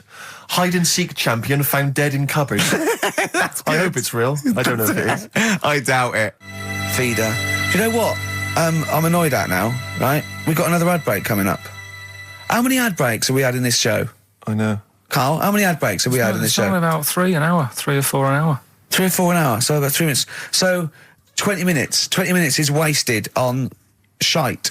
I mean, apart from the stuff we talk Well, about. it's funny you should say that, because someone said to me last week that they felt that there were more adverts now on the show than there used to be. Are there more adverts Rick, in the show? I think, just checking some of the emails, I think that's because people are requesting them. They find them more entertaining than what we're giving them. But can't we sort this out? Don't go on about it. No, can't we though? Why can't we have less? Why have we got so many? Is it It happens, doesn't it? well, no. You can't listen to radio in after every record. It's bad enough trying to keep me listening with the rubbish we come out with. Yeah, we've got Rockbusters here. Let's get them back. Right? Don't steal our son. Please, lads. Thrills on XFM 104.9. I'm Ricky Gervais. With me, Steve Merchant and Karl Pilkington. Yeah. Little Carly Pilkington, little baldy mank, whinging little twat. How are you? Yeah, all right, yeah. What are you doing? Happy? Feeling a bit happier today? You look as full of spunk, as they say in America. Yeah, I'm all right. Just a bit of a miserable day, though, isn't it? Yeah. A bit miserable. Yeah. Walking in today, right? Do you know I walked through, like, the sort of the gay district of London and that? Right. You don't walk, you mince, don't you? Well, just walking through on the way to work, and I'm always interested in their little shops and stuff that they have, right? Loads of Their little shops. That's don't be ashamed of. If you want to go in and buy something, go in and buy something. I'm just having a look at, looking in the windows and stuff. Little postcard just near the entrance. Yeah. That's meant to tease people in, to make people go, that sounds good, I'll nip in. Right? Little postcard. Free butt plugs with every sale. That's great. How did we get from 5p off milk to free butt plugs with every sale? Wow. What society come to? Well, it's because we're liberated, Rick. Yeah. It's an open society. What did you buy to get them? You didn't buy... No, I didn't. But what's the purpose? What, of the poster or of butt plugs? Butt plugs. Because I really, honestly You don't... shove them up your arse, don't you? Whoa, slow down, bum. Shove them up your bum. Yeah. But when? Is that just like when you're doing whatever, doing stuff around the house? Or? I think it's not to keep things out. Is it like you would use a plug in the sink to keep, the water in the sink? Oh, if you're not gay. Get that? Oh, yeah. No, I know what you mean, yeah.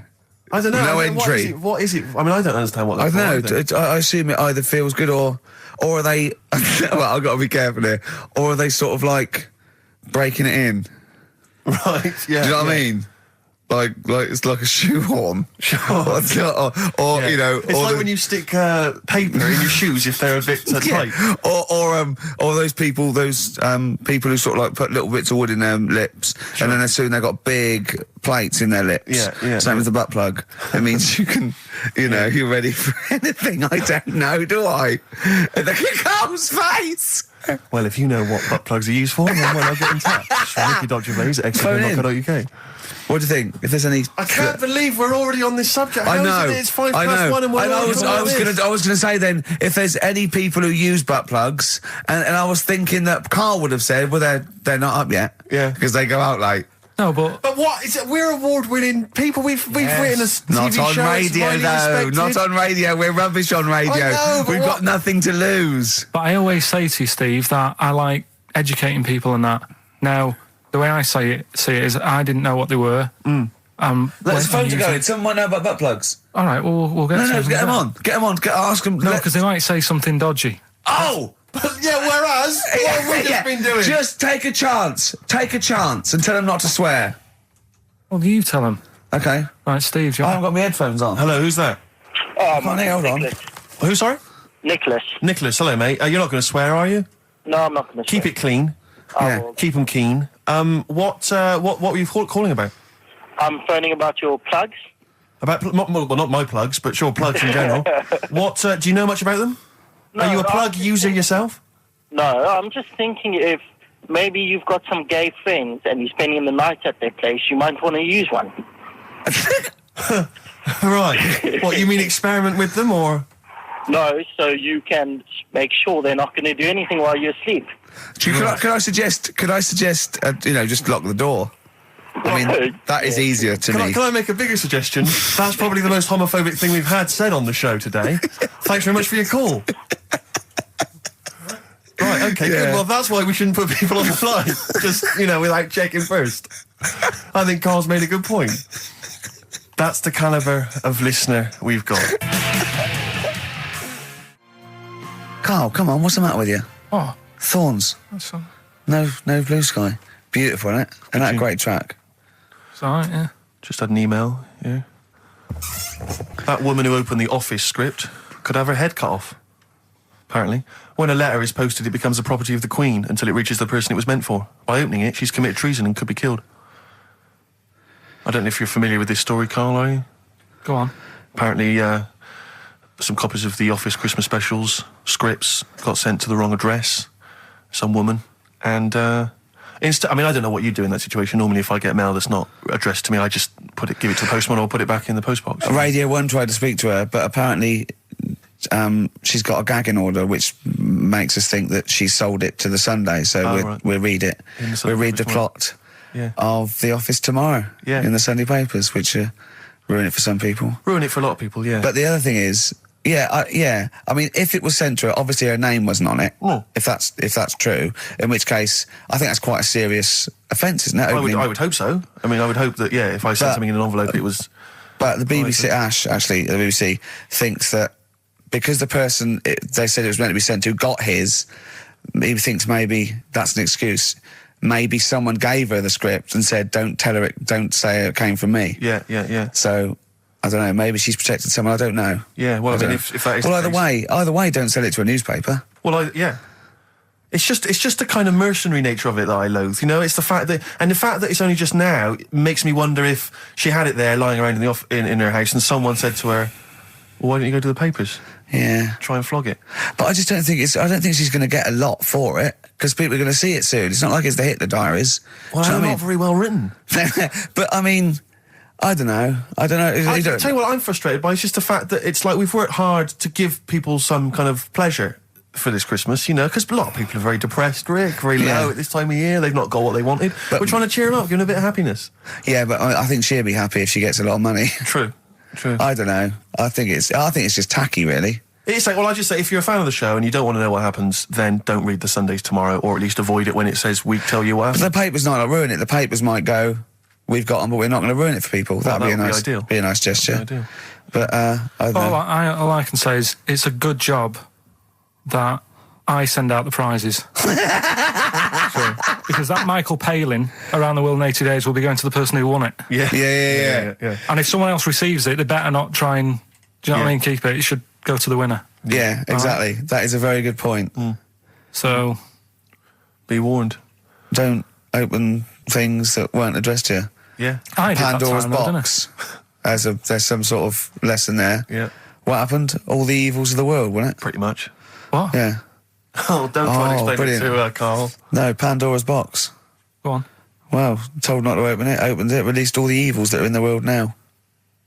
But did the person say if you open it, loads of evil will come out? It's not true. It's not true. It didn't really happen. It's not like evolution. It's not the truth. But you remember that? Yeah, you won't listen to some of my stuff, like goldfish and stuff. No, it's not that we don't listen to it. It's that you would pass off how all the evils in the world got here. Because on Ananova it would be, Pandora opens box. Outcast. Hey Ya on XFM 104.9. I'm Ricky Gervais. With me, Steve Merchant. And over there, Karl Pilkington. Now we've got a new feature. Well, I don't know if it should become a feature every week, Rick. I'm not sure it's got legs for that. No. But maybe in the absence of Rockbusters. Basically, I was looking through the pigeonhole, and we got a lot of stuff sent to us, a lot of junk, stuff we don't really want. Yeah. And a lot of people, for some reason, they send us... Begging letters, a lot of that. We get sent a lot of CDs by people, bands, artists, who have not yet been signed. Maybe they've knocked something together in their bedroom. They got a band... And they just, for some reason, they want our feedback. They want us to sort of give them some thoughts on what they think, where they're going wrong, stuff like that. And I just thought, I was having a clear out, and I thought, why not just give them a little chance, Yeah. Just throw them a bone, Rick. Honest critique? Honest critique of some of the artists that sent us stuff. Okay, go on. These are bands that have not been, they've not got a record contract. This is exciting. Okay, name the 3 bands well, first. We'll go through them individually, and I'll hear a little snatch, and then I'll get your opinions, both from you, Rick. I know you've been in the music business, you've got a good general knowledge of music, you've got good taste. Big time, and also big time. Karl Pilkington's views as well. Yeah.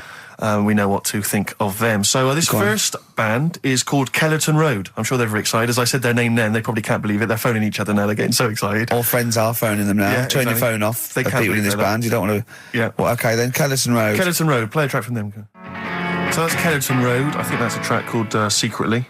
And looking on the back here, there's 6 of them in the band. They all pretty much look the same. They've got the long hair, the usual sort of look. What do you make of them, Rick? All right. Yeah? Quite like that? Good, yeah. I mean, bit generic. The chorus was a little bit simplistic. I like good production, good It reminds you of something maybe like the Thrills, that sort of thing. Yeah. I mean, yeah, good. Jukebox or junk box? What's a junk box? It's just, I'm just trying to make it sound snappy. Jukebox or junk box? Don't, because you haven't got it. Don't ever stick to what you're good at. Okay. What, being sexy? Just sort of watching Doctor Who and stuff. You like that, don't you? Yeah, I love it. Okay, then, right, what's the next one? So, well, let's just ask Karl Pilkington's opinion. Karl, what were your thoughts? Yeah, it's all right. Yeah? Yeah. That's it, is it? Yep. Is that why you're no longer right for the enemy? Go on. So what's this next one you've got for us then, Karl? Toffee. Toffee? It's called Born Depressed. Oh, dear. Brilliant. Is it about you? I quite like that. Yeah? That's sort of a bit glammy, bit underground. Yeah. What do you make of the name, Toffee? I don't like the name. It's not great, is it? No, but I quite like that track. Quite like the track. I'm just looking at the CD, they've made it themselves, and basically the band feature on there completely nude. Oh.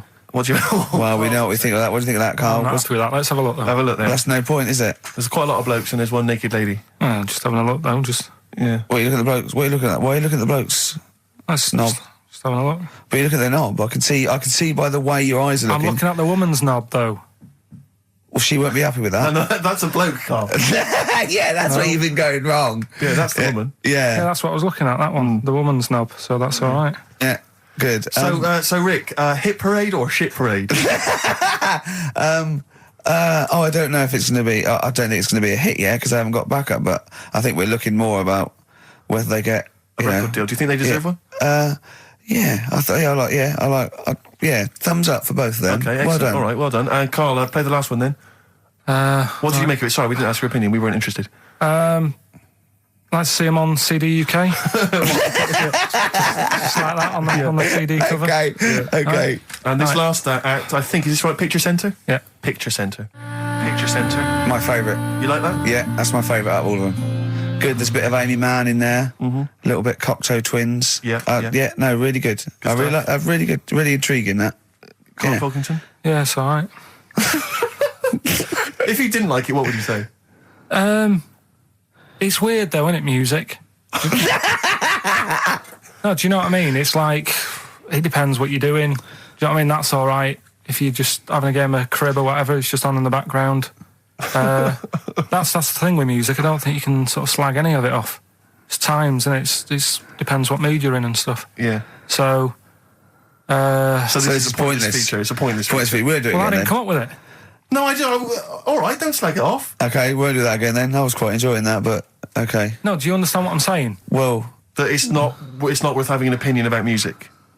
Well, I'm not that bothered.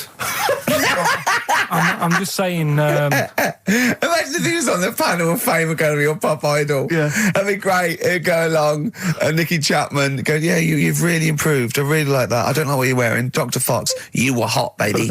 I loved it. Like your legs, like all your boobs and all that. Brilliant. Come to Carl. Not bothered. All right. Yeah. Brilliant. No, we'll keep it up. Play a record. Yeah. Oh, come on. This is my favourite. Can I change? Well, this is my favourite out of all four of them. Lynyrd Skynyrd. Yeah? Yeah. Slam dunk this puppy. Jet and roll over DJ on XFM 104.9. All right? Carl, just an email. A question for you. Can you please let me know which school Carl went to? What school did you go to? Cessav. What? Cessav. Cessav? Yeah. What does that mean? It was on Cecil Avenue. Cecil Avenue in Manchester? Yeah. It's just he says, I'd like to know so that I don't send my kids to the same place. He also says, he says, P.S., does Carl look like Gollum in Lord of the Rings? Yes. He does, doesn't he? Yeah. Yeah, that's very good. Yeah, in fact, I was just putting a little bald wig on you, wasn't I? Like he needs one. Yeah. So, if you just want some of the fun and games we have when the songs are on. Yeah, did it hurt? Just a little bit. The bit that worried me is when you said, let me just staple it. Yeah, well, I was trying to get it under your chin because it looked funnier, and he was scared. Oh. Can I just give you a little fact here? Someone's emailed in for you, Carl. They've sent an interesting fact for you. I think you're going to be interested in this. Don't read it on the email. Let me read it for you. I think you'll be excited. An interesting fact from Carl. That's from Toby. He says, Attila the Hun punished some fella who annoyed him by cutting off his arms and legs. You'll love this. And stitching his arms back where his legs should be, and vice versa. Look at his face. Look at the little smile that's just cracked on his lips. That is the kind of fact you've been waiting for all day, isn't it? So go on, again, so... Attila the Hun, right? Some guy he didn't like. He cut off his arms and his legs, and he stitched his legs on where his arms should be, and his arms where his legs should be. Look at him looking at his body, trying to picture it. Yeah. Okay, I'll let it sink in for a little while, then I'll ruin it for him. Carl, what are you thinking? I'm just picturing it. Right, he would have died. It would have been tokenistic. There's no way that person could have lived through it. So it was just for Attila the Hun's fun. He probably put him on a stick outside his gate or something. There's no way in those days that he could have gone through complete limb amputation and... So would he have wore a jumper for pants? Who's the winner of the competition? From Walthamstow, it's Joe Ogden. Well done, Joe. You got the correct answer, which was what? The fella with two heads at number 50. Number 50. Is that it? Are we off? Yeah, that's it. Yeah. All right. Cheers. More of the same drivel next week. Bye. Bye. Placebo, Special Needs on XFM 104.9. Email in where Lanzarote is. I don't know if it's Italy or Spain or Europe or maybe Africa. You know, these are the sort of things, these are the reasons I come into it, to at least learn something, innit, Carl? We've stopped educating Ricky, so I've stopped learning, you know, about things like the woman who ate mud all her life. We've had a lot of emails, Carl. I don't want to sort of put a dampener on your Christmas, but a lot of people have been slagging off Lanzarote. One of them just said, well, one of them, I don't know if I can find it. It is Canaria, isn't it? It is one of the Canaries, isn't it? It's a volcanic island covered in volcanic dust. It's very windy, so you have to dig a hole to sit in on the beach, and there's hardly anything to do. That's from Mike Godham, he says, unless you like quad biking, well, you know, you've seen what happened to... no, don't go quad biking, not with your little head. There's no protection at all, is there? I don't know what you're thinking, I don't know. At least Rick Mann and Ozzy had lots of hair. Yours would, you'd be like Humpty Dumpty, it would crack like a little egg. And then we'd seen, there's no kings or king's horses. So, well, they couldn't do the job anyway. No, shouldn't really send them, they're not really qualified. Horses not equipped to put back a medical man like Neil Fox in. Yes. To mend eggs. Not some kind of military horse. I bet he's had egg on his face a few times, hasn't he? What, Foxy? Yeah. Well, most of the series are Pop Idol. Right, Carl. Lanzarote, good or bad? Well, you got to give it a go, haven't you? Yeah, well done. Give everywhere a go. Exactly. That's what I was saying. You know, don't just take the word for it. I mean, if it had said an Alanova, Lanzarote shit, he'd have believed it. Sure. You know, if he'd have overheard it in a pub, Lanzarote a crap, he'd have believed it. He'd have seen it on a website that was mainly concerned with monkeys and witches, he'd have believed it. As it is. Everybody raves about New York, and when I went there, I thought it was rubbish. Well, you're an idiot then, because that is possibly the greatest city in the world, along with London. Subjective, though. That's why they have holiday programmes and that, innit? So you see it and you decide for yourself and that. Yeah, but you saw Venice on a holiday programme, as you put it. You went there and you went, it was rubbish, full of black bin liners. Well, it is. Right. Didn't they show them? It stunk. Didn't Judith Chalmers say that? It stinks here and there's loads of rubbish everywhere. No, she didn't. Did she mention that? Oh, that's what I mean. So it depends what you want from holiday, doesn't it? Well, yeah. So... You're an idiot if you don't like New York, so next. Anyway, go on, break up, guys. Kiss and make up. Yeah. Carl, we've had an email, some old Rockbusters. Someone's emailed in, they wonder if you can get some of your old Rockbusters clues, your old genuine Rockbusters clues. I know Rockbusters has come back Well, of course today he can, it's the way his brain works. Well, indeed, but I think you'll... maybe you can also enjoy the challenge, Rick. Yeah. And you at home. I remember them as well, because I remember how angry they made me. Here's some old Rockbusters. That army's got some nice trenches. DW. That army's got some nice trenches. DW. No. Dandy Warhols. That one works. It's not bad, is it? That's why I didn't get that one, because it worked. Yeah. Yeah. Okay. She's only got one sticker left. It was actually he's only got one sticker left. Oh, okay. He's only got one sticker left. The band His Last Sticker. Exactly. With Justine Fishman, His Last Sticker. They were brilliant, weren't they? What happened to His Last Sticker? Are they still going? He'll strap some chocolate to your feet. That's A. A band or artist. A. He'll strap some chocolate to your feet. Go on. Aerosmith. I don't know really what that means, but... And finally, you'll have to... Aero Cobbler. Well, yeah. The well-known Aero Cobbler. And you'll have to stick her in the oven. AB. You'll have to stick her in the oven. See, he thinks blacksmith means, like, just shoes. Like, it's not the smith. It's the smith part. A smith is just a right, isn't it? So it doesn't... I don't know... Aerosmith. What does that mean, Carl? What does that mean? Come on, you'll have to stick her in the oven. AB. Yeah, I know that one. Yeah? Yeah. What is it? But it doesn't work. Apparently it does. You'll have to stick her in the oven. AB. Single or artist? What, Anita Baker? Anita Baker. Why you have to stick her in the oven? Anita Baker. Oh, I need to. But why didn't you say, like, you'll have to get his hair cut and put a nice white chef's hat on? That's Anita Baker. See, that works. That works, Carl. I need to Baker doesn't work. It is shite. Okay, well, listen, before you judge, listen to today's Rockbusters. Okay. They're here with us now. Here's Karl Pilkington. Yeah, He's got back just for Christmas. Brilliant. I've only got two, really. What? Because I was trying to work one out before, right, in my little room. Yeah. I was looking at different band names, thinking, what can I do? Yeah. Couldn't concentrate, because Ricky was in there, trying to spray deodorant all over the place.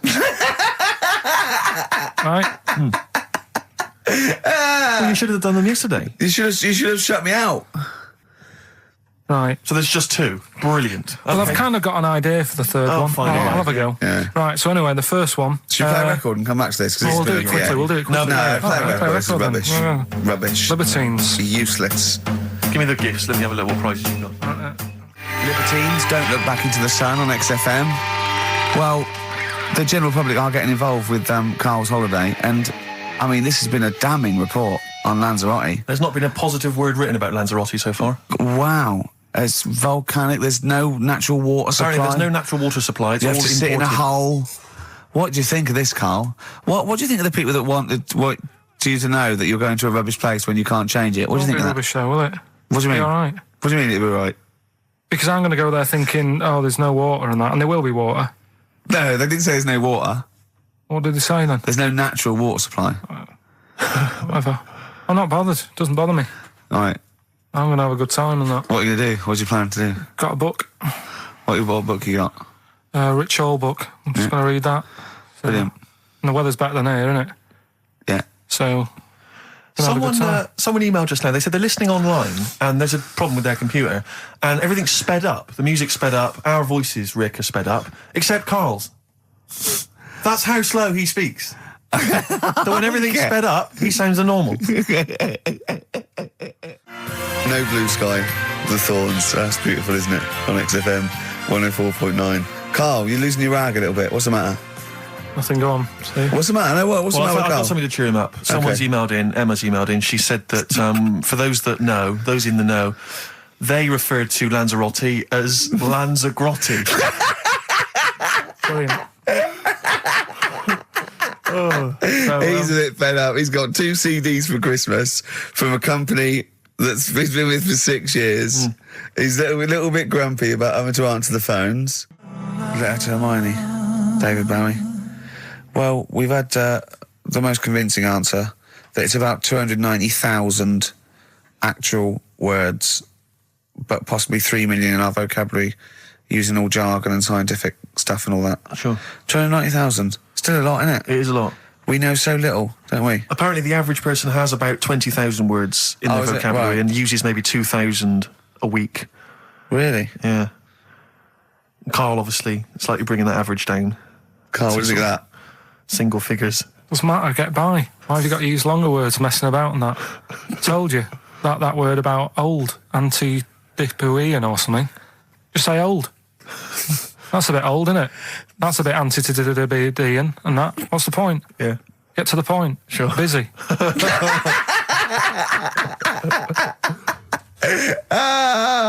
Right, okay. Are you in a film this week, Carl? We're doing that now? Yeah, go on. Get it over with. Hang on a minute then. Get it over with. Let's get this show over with. We can go home. You can go off to Lanzarote and sit on some ash. Some charcoal. He's not happy about that. That's annoyed him. The listeners have all ganged up on him. Yeah. XFM giving him 2 CDs. We've had more calls for his resignation this week than ever before. What do you think of that, Carl? What do you mean? There's another reason. Do you know what I mean, though? Because he's grumpy. He's not just giving it. He goes, well, I can't help it, can I? I don't want it. You're being paid well to do a job. People have tuned in to be entertained, to have good songs. Me and Steve are working here. I'm pressing the buttons. I'm paid to press the buttons. That's what I'm doing. Has every CD started on time? Then why would they give you Monday off if you just paid to press the buttons? Don't get every other Monday off, do I? So have you stopped doing that now, have you? Well, yeah. Why? Because there's work to do in that. I'm not moaning about it. Let's get on with it. Blur on XFM 104.9. I forget the name of that track, but it's good. Good song. Thanks very much. Oh, good song. Yeah. Oh, right. I just thought you were complimenting giving his opinion. Right, go on. The what? Are we still on the air? Yeah. What are we doing? Merry Christmas. We got someone on the line. Oh, right. He's here. Who's that? Ricky. Yeah, go on. It's Jonathan. How are you? Good. It's only TV's Jonathan Ross. Ross, turn your radio down, you idiot. I'm here. I like to, I haven't got a radio on. What are you talking about? We can hear the feedback.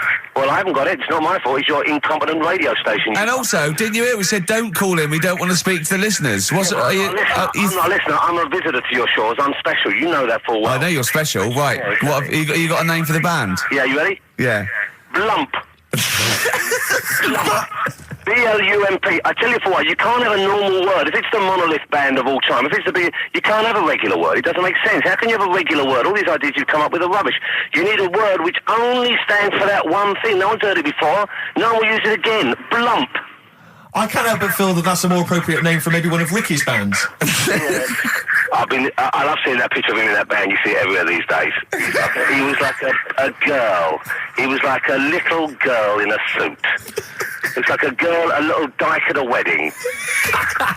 What was that? That's got to be the kettle calling the pot black, surely. I've always got nothing but 100% heterosexual. We're not sure about. There's not anything wrong with it. I know that, but look at you. I actually had to get that in. There's not anything wrong with it. I'm Jonathan Ross. Oh dear. I was thinking the other day, right? Oh, yeah? The Comedy Awards. Yes, sir. You didn't have to say some awful things about poor celebrities, poor has-been celebrities with coke addictions and fat lips and faces that where surgery's gone wrong and everything. And when they're on the show, they're going, "Oh, you look lovely." Yeah, I'm nice to well, I'm nice to them to their face, but obviously when I'm not with them, I like to let my true feelings be known. What's wrong with that? That's how everyone. Well, I'll tell you what, you can get anything off your chest you want on this show. Any celebrities you want to talk about? There's no one listening. Yeah, it's just between me and you. A lot of people listen. They listen to my show, and after they've had a few hours of good laughs, they like something bland to just cool them down afterwards. So they flip over. We know this happens. Did you mention my DVD on your radio show? You know what? I forgot to. I forgot to mention it. Christ! I forgot to mention it. I meant to mention By the Office, but I forgot to mention it. And then I thought afterwards, it's not like he needs the cash, is it? It's not like he needs it. It's not like it is, but he's probably earned more money in a shorter space. You're like a lottery winner, and you've got about as much taste. You're like one of those burglars who's won the lottery. I am. I'm dressed like an Albanian window cleaner at the moment. Burglar from Reading who won the lottery, and now he's fritting it away on what? I do feel sorry for my neighbours. I've moved into a really nice place. I feel like it's the hillbillies. No, it's nice he's moved in though, because it's nice. He's given them something to sort of talk about behind your back. You've united the whole block. Right, go and play with some Japanese wind-up toys now. I'm going home to play Mario Double Dash with my son. It's going to be a good afternoon. I phoned you once after I finished my show. It was about 3 Yeah. And I don't mind if you I said, how you doing? You went, it's brilliant. You said, this is what you said. You went, everyone's out. Jane's taking the kids out. I've already masturbated twice, and I'm playing with a new Japanese toy. I'm masturbating now.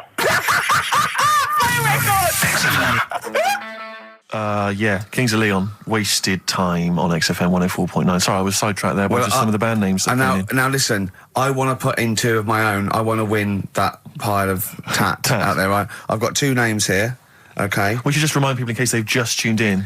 Oh yeah, Ian Canfield has chosen his mega band of all time. He's got Keith Moon on drums, he's got Lemmy on bass, he's got Keith Richard on guitar, he's got, who have you got singing? Robert Plant. Robert Plant. And their manager is Vance. But he needs to announce them at Wembley Arena. They're already sold out. They're at #1 in the album charts. They're the greatest rock band of all time. And I've got 2 suggestions. Okay. What about this? Please welcome to the stage. Tungsten lung hemorrhage. Yeah, good. Yeah? Please welcome to the stage. God dildo. God dildo, interesting. Nice juxtaposition there of God, the almighty creator, and a dildo. Nice use of some contrasting imagery there. Yeah. Powerful and topical. Tungsten lung hemorrhage. Yeah. We've had a couple also on the email. People didn't really include their names, but who cares? Please welcome to the stage, Balls of Steel. Balls of Steel, yeah. And we've had like Brain Hammer. Yeah. Brain Hammer's good. Lots of brain-related stuff. Quite liking the idea of tumour fish. Tuna fish, I like. Tuna fish is very good. I like tuna fish. I just wonder if there's one more contender. I don't know who this was, Ian, that phoned in with it, but possibly it's topical. Deathly Hem. Yeah. Deathly Hem. It's brilliant. Oh, it's Deathly Hem. Please welcome to the stage, Deathly Hem. It's Deathly Hem. Who's that? We've got to give it to I don't know who that was. Oh, well, if you came up with Deathly Hem, email again. Deathly Hem. It's the greatest name for the greatest rock band of all time. Will you please welcome to the stage, Deathly Hem. Cheering breaks, mind over money, XFM 104.9. I'm Ricky Gervais, Stephen Merchant, little Karl Pilkington. Yeah. A couple of emails. Different people have visited various tourist attractions. Oh, yeah. Let me see who's this from. Not quite sure. But thanks very much indeed for it. So, there's a link here. It's apparently in Devon. Barometer World. Brilliant. It's the world of barometers. It was established in 1979. And by one bloke who had a lot and thought, I can charge £1 for this, definitely. Here's the out of his own house, probably converted back scuttle. Exactly. Yeah, that's not a euphemism for a sexual act. But look at the webpage here, Rick. There's a picture of a beautiful barometer being held by a beautiful lady. Lovely. Who's definitely his daughter. Yes, definitely. Come on, Kathy. Oh, that. Dad, no. Come on. Undo your top a little bit. Dad, definitely made to do that. Yeah. Oh, that slight look of I hope no one I know sees. Yeah. Just check out Barometer World. Barometer World. Yeah, that's available. If you want to check that out, www.barometerworld.com. That's now, all the barometers. Do they work? They're to do with checking, is it the air pressure? Well, everything. But I think that's what it's based on, isn't it? Sort of low and high pressure, so it's going to rain, it's not going to rain. Yeah. Or going to be windy, but I wonder how accurate they are. I think in the days before satellite sort of weather surveillance systems, probably essential. Yeah. Nowadays, as essential as hanging some seaweed out by the back door. Probably. I think it's probably similar. I think it's the same one as holding a needle and thread over a pregnant woman. If it goes clockwise, it'd be a boy. Yeah. Yeah. The thing about a barometer is how far into the future can it predict? Exactly. How do you know? If it's a case of you may as well stick your head out the window to see if it's raining. Exactly. This barometer goes, oh, it's going to be windy and rainy. When? The barometer goes, soonish. Yeah. So, can't say, but it will, well, within the 7 days. I don't want to be specific because you'll have me. Yeah, you'll yeah. I don't. But I mean, I'm just a barometer. I'm not really a weather person. Analyse the information. Yeah, brilliant. What's in there? What's happening in there? What chemicals are being affected? How does it work? I don't know. I assume it's probably something. Wait a minute, let me email Barometer World. What could it be? It could be quite interesting. It could be mercury that's based on a sort of temperature. It goes up with. Oh no, it's not temperature, is it, barometer? It's pressure. So it's probably just very fine. It's like a fine, very, very fine needle, isn't it? This is almost as embarrassing as last time we were on. We couldn't figure out what the name of the leader of China was. Was it the King of China? The Prince of China? Oh, this is where we were trying to imagine what it'd be like if all the Chinese people at once jumped up and down and made a big tidal wave. Tidal wave. But if you do know what the name of the leader of China is, we don't mean the name of the particular person in charge, but if it's a king of China, the emperor of China, the chancellor of China, the prime minister of China, didn't it? No, that was Japan. Yeah, this is it. I don't know what's the big guy in charge. Is he still the chairman? I know Chairman Mao was important. I think he was just the chairman. I think he just governed all the big meetings. Yeah, I don't know. He just kept the minutes. Head Chinaman? Head Chinaman. The major Chinaman. The top Chinaman. Number one Chinaman. Do you know what? We're going to be honest here. We know so little about China. It's true. We know so little about China. Yeah. It's embarrassing. But if you've got any interesting facts about China, then email in ricky.gervais@xfm.co.uk. Also, I imagine the email address to use if you're going to take part in this week's Rockbusters. I did read an interesting fact. I'm doing a show called Politics, and I was researching, and there's a thing about sweatshops. Yeah, no. Sweatshops, like Nike. There's these facts, right? And that these people get a few cents an hour, and the CEO, I forget his name, for a Chinese woman to earn his 5.2 billion, she'd have to work 8 hours a day, 7 days a week for 10,000 years. But Steve, they don't. They don't. They obviously don't want to. Exactly. They don't want to. They don't want to. Lazy, Rick. Blur. Out of time on XFM. Well, we're not out of time. We've still got an hour left, boys. Hey! Luckily. Brilliant. A lot of emails, obviously, about the Chinese. People as fascinated as we are. I don't want to discuss it, interminably, Rick, because there's so much to say, and we've said most of it in the past. Yeah. Get a couple of emails. In fact, I think, Carl, you told us this information. Remind me of it again. If all the Chinese people in the world were in a line on that, because there's loads of them, you'd never get to the end of it. Right. No, it's not that. It's no. If all the Chinese people formed a line and started walking out of China, you'd never get to the end of it. That's what I just said. No, it's because though, they'd be having babies. You know what I mean? Still, it'd be adding to it all the time, wouldn't you? But would they be walking and shagging and having babies as they're walking out? Yeah, that is. I'd love to see someone organise that. Maybe the Record Breakers team. I tell you what, I'd love to see Ross McWhirter or Norris, who is it? Who's the one that's alive? I forget Norris, I think. Norris, right? I'd love to see him to coordinate that. Yeah. 1.2 billion little Chinese fellas. Boy, girl, boy, girl, boy, girl. Yeah. And where are they walking out of China? Which exit are they taking? They're taking the... Through Tibet? Or? I think it's the Gate 9 Slip Road, the M43, right. to St. Petersburg. Right. And they go, and walking, and shagging. Yeah, exactly. Yeah. Because some presumably are dying as they're leaving. No, but they live to 120. That's true. So they claim.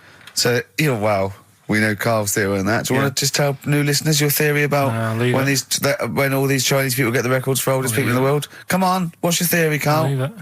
Carl, just that they're probably lying. Why? That's all. Because a lot of them don't age that well. Some of them do. A lot of them don't, and they always look older than they are. I read the other day, right? Do you know the one who was the oldest woman in the world, right? Chinese woman, right? The way she did it, it was. She didn't die. That was her secret. What she did, she got up every day and didn't die. No, she was like awake and that, and then she'd have 2 days just sleeping. Right. So she wasn't really that old. What do you mean? Well, she'd only sort of lived half of her life in a way. Well, we So she all was only live 70 odd. 2/3 of our life, don't we? No, but she was like awake and that, and then she'd go, oh, I'll go to bed, and then that'd be it for 2 days. Carl, you're a second-time buyer, aren't you? But Yeah. Bought one in Manchester. Lost $7,000 on that one. well, don't buy in Manchester. No, it's a good flat. It's just it wasn't. I didn't buy it to sort of make money. I thought I was going to be living there like all my life, and then a job came up here, and it was like, oh. You bought your first flat in Manchester. You assumed you would be living there for the rest of your life. Well, I wasn't in a rush. Play record. You're an idiot. Hang on a minute. So have you got a property portfolio? Have you got the 2 houses now? No, I've got rid of that one. Oh, you sold that one? Got this at flat. £7,000 Got loss. this flat. I'll tell you something that is interesting. Hold on, though. What? £7,000 lost. Yeah. It's a flat in Manchester, but it could only cost about £8,000 anyway. Right, Steve, something they do now, right, they've got to do by law when you're buying, right? I was looking at one in London, right? It's haunted. They've got to tell you now. Right, don't talk shit. I'm telling you now. Play a record. I'm telling you now. Yeah. There's no such thing as ghosts. That is ridiculous if that appears on a legal document. Right, if there's anyone who sells flats and that, does that for a living, yeah, right, email in, because I'm telling you now, that is a fact. She sort of dropped it in.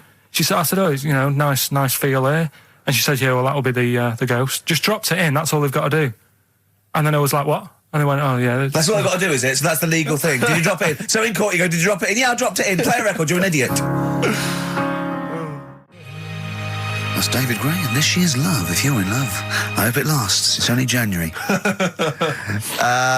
What you got for us, I just Steve? thought we ought to maybe go through some of the emails. I mean, I don't want to query the calibre of some of the emails we get sent on this show, but here's a typical one, Rick. Go on. There's no name, it's just from Glicko, that's his email address. It's just a question to you, Rick. Did I see you walking around Marylebone High Street last Sunday? Yes. Okay. Well, I don't know. Well, I was in Marylebone High Street last Sunday, yeah. Yeah, but did you see Glicko? I didn't see Glicks. Okay. I didn't see the Glickster. But all right, this is one from M. Ricky, what do you think of Richard Bacon's show? I can't decide if he's better than you. Nor can I. Any thoughts? Nor can I. I can't help her out on that one. Sure. That's a really personal thing. She's got to dig deep. She's got to look at both of us. She's got to find out what she likes. Yeah. And then whether I provide more of that than Baker's. Yeah. I mean, you know, Baker Foyle's brilliant. Yeah. I'm not going to put myself up against him. So I can't help you. Next, Steve, next. Well, there's a lot of emails last week which were saying how much they enjoyed the Christmas specials. Thank you very much for that. That's very flattering of you. Cheers. There was also a couple. There was one that it was a guy. I'm sorry that I think I might have deleted it. But, I should have sent a reply, because there was a guy from Canada saying if there any chance you're around in March, whether you could pop in and have a surprise birthday dinner for his wife. Oh, why don't you keep that? I know. Sorry Well, I can't bloody go now, can I, you idiot? Okay. So, I really apologise for that. Yeah. There's also, this is interesting, this is more for Carl, really.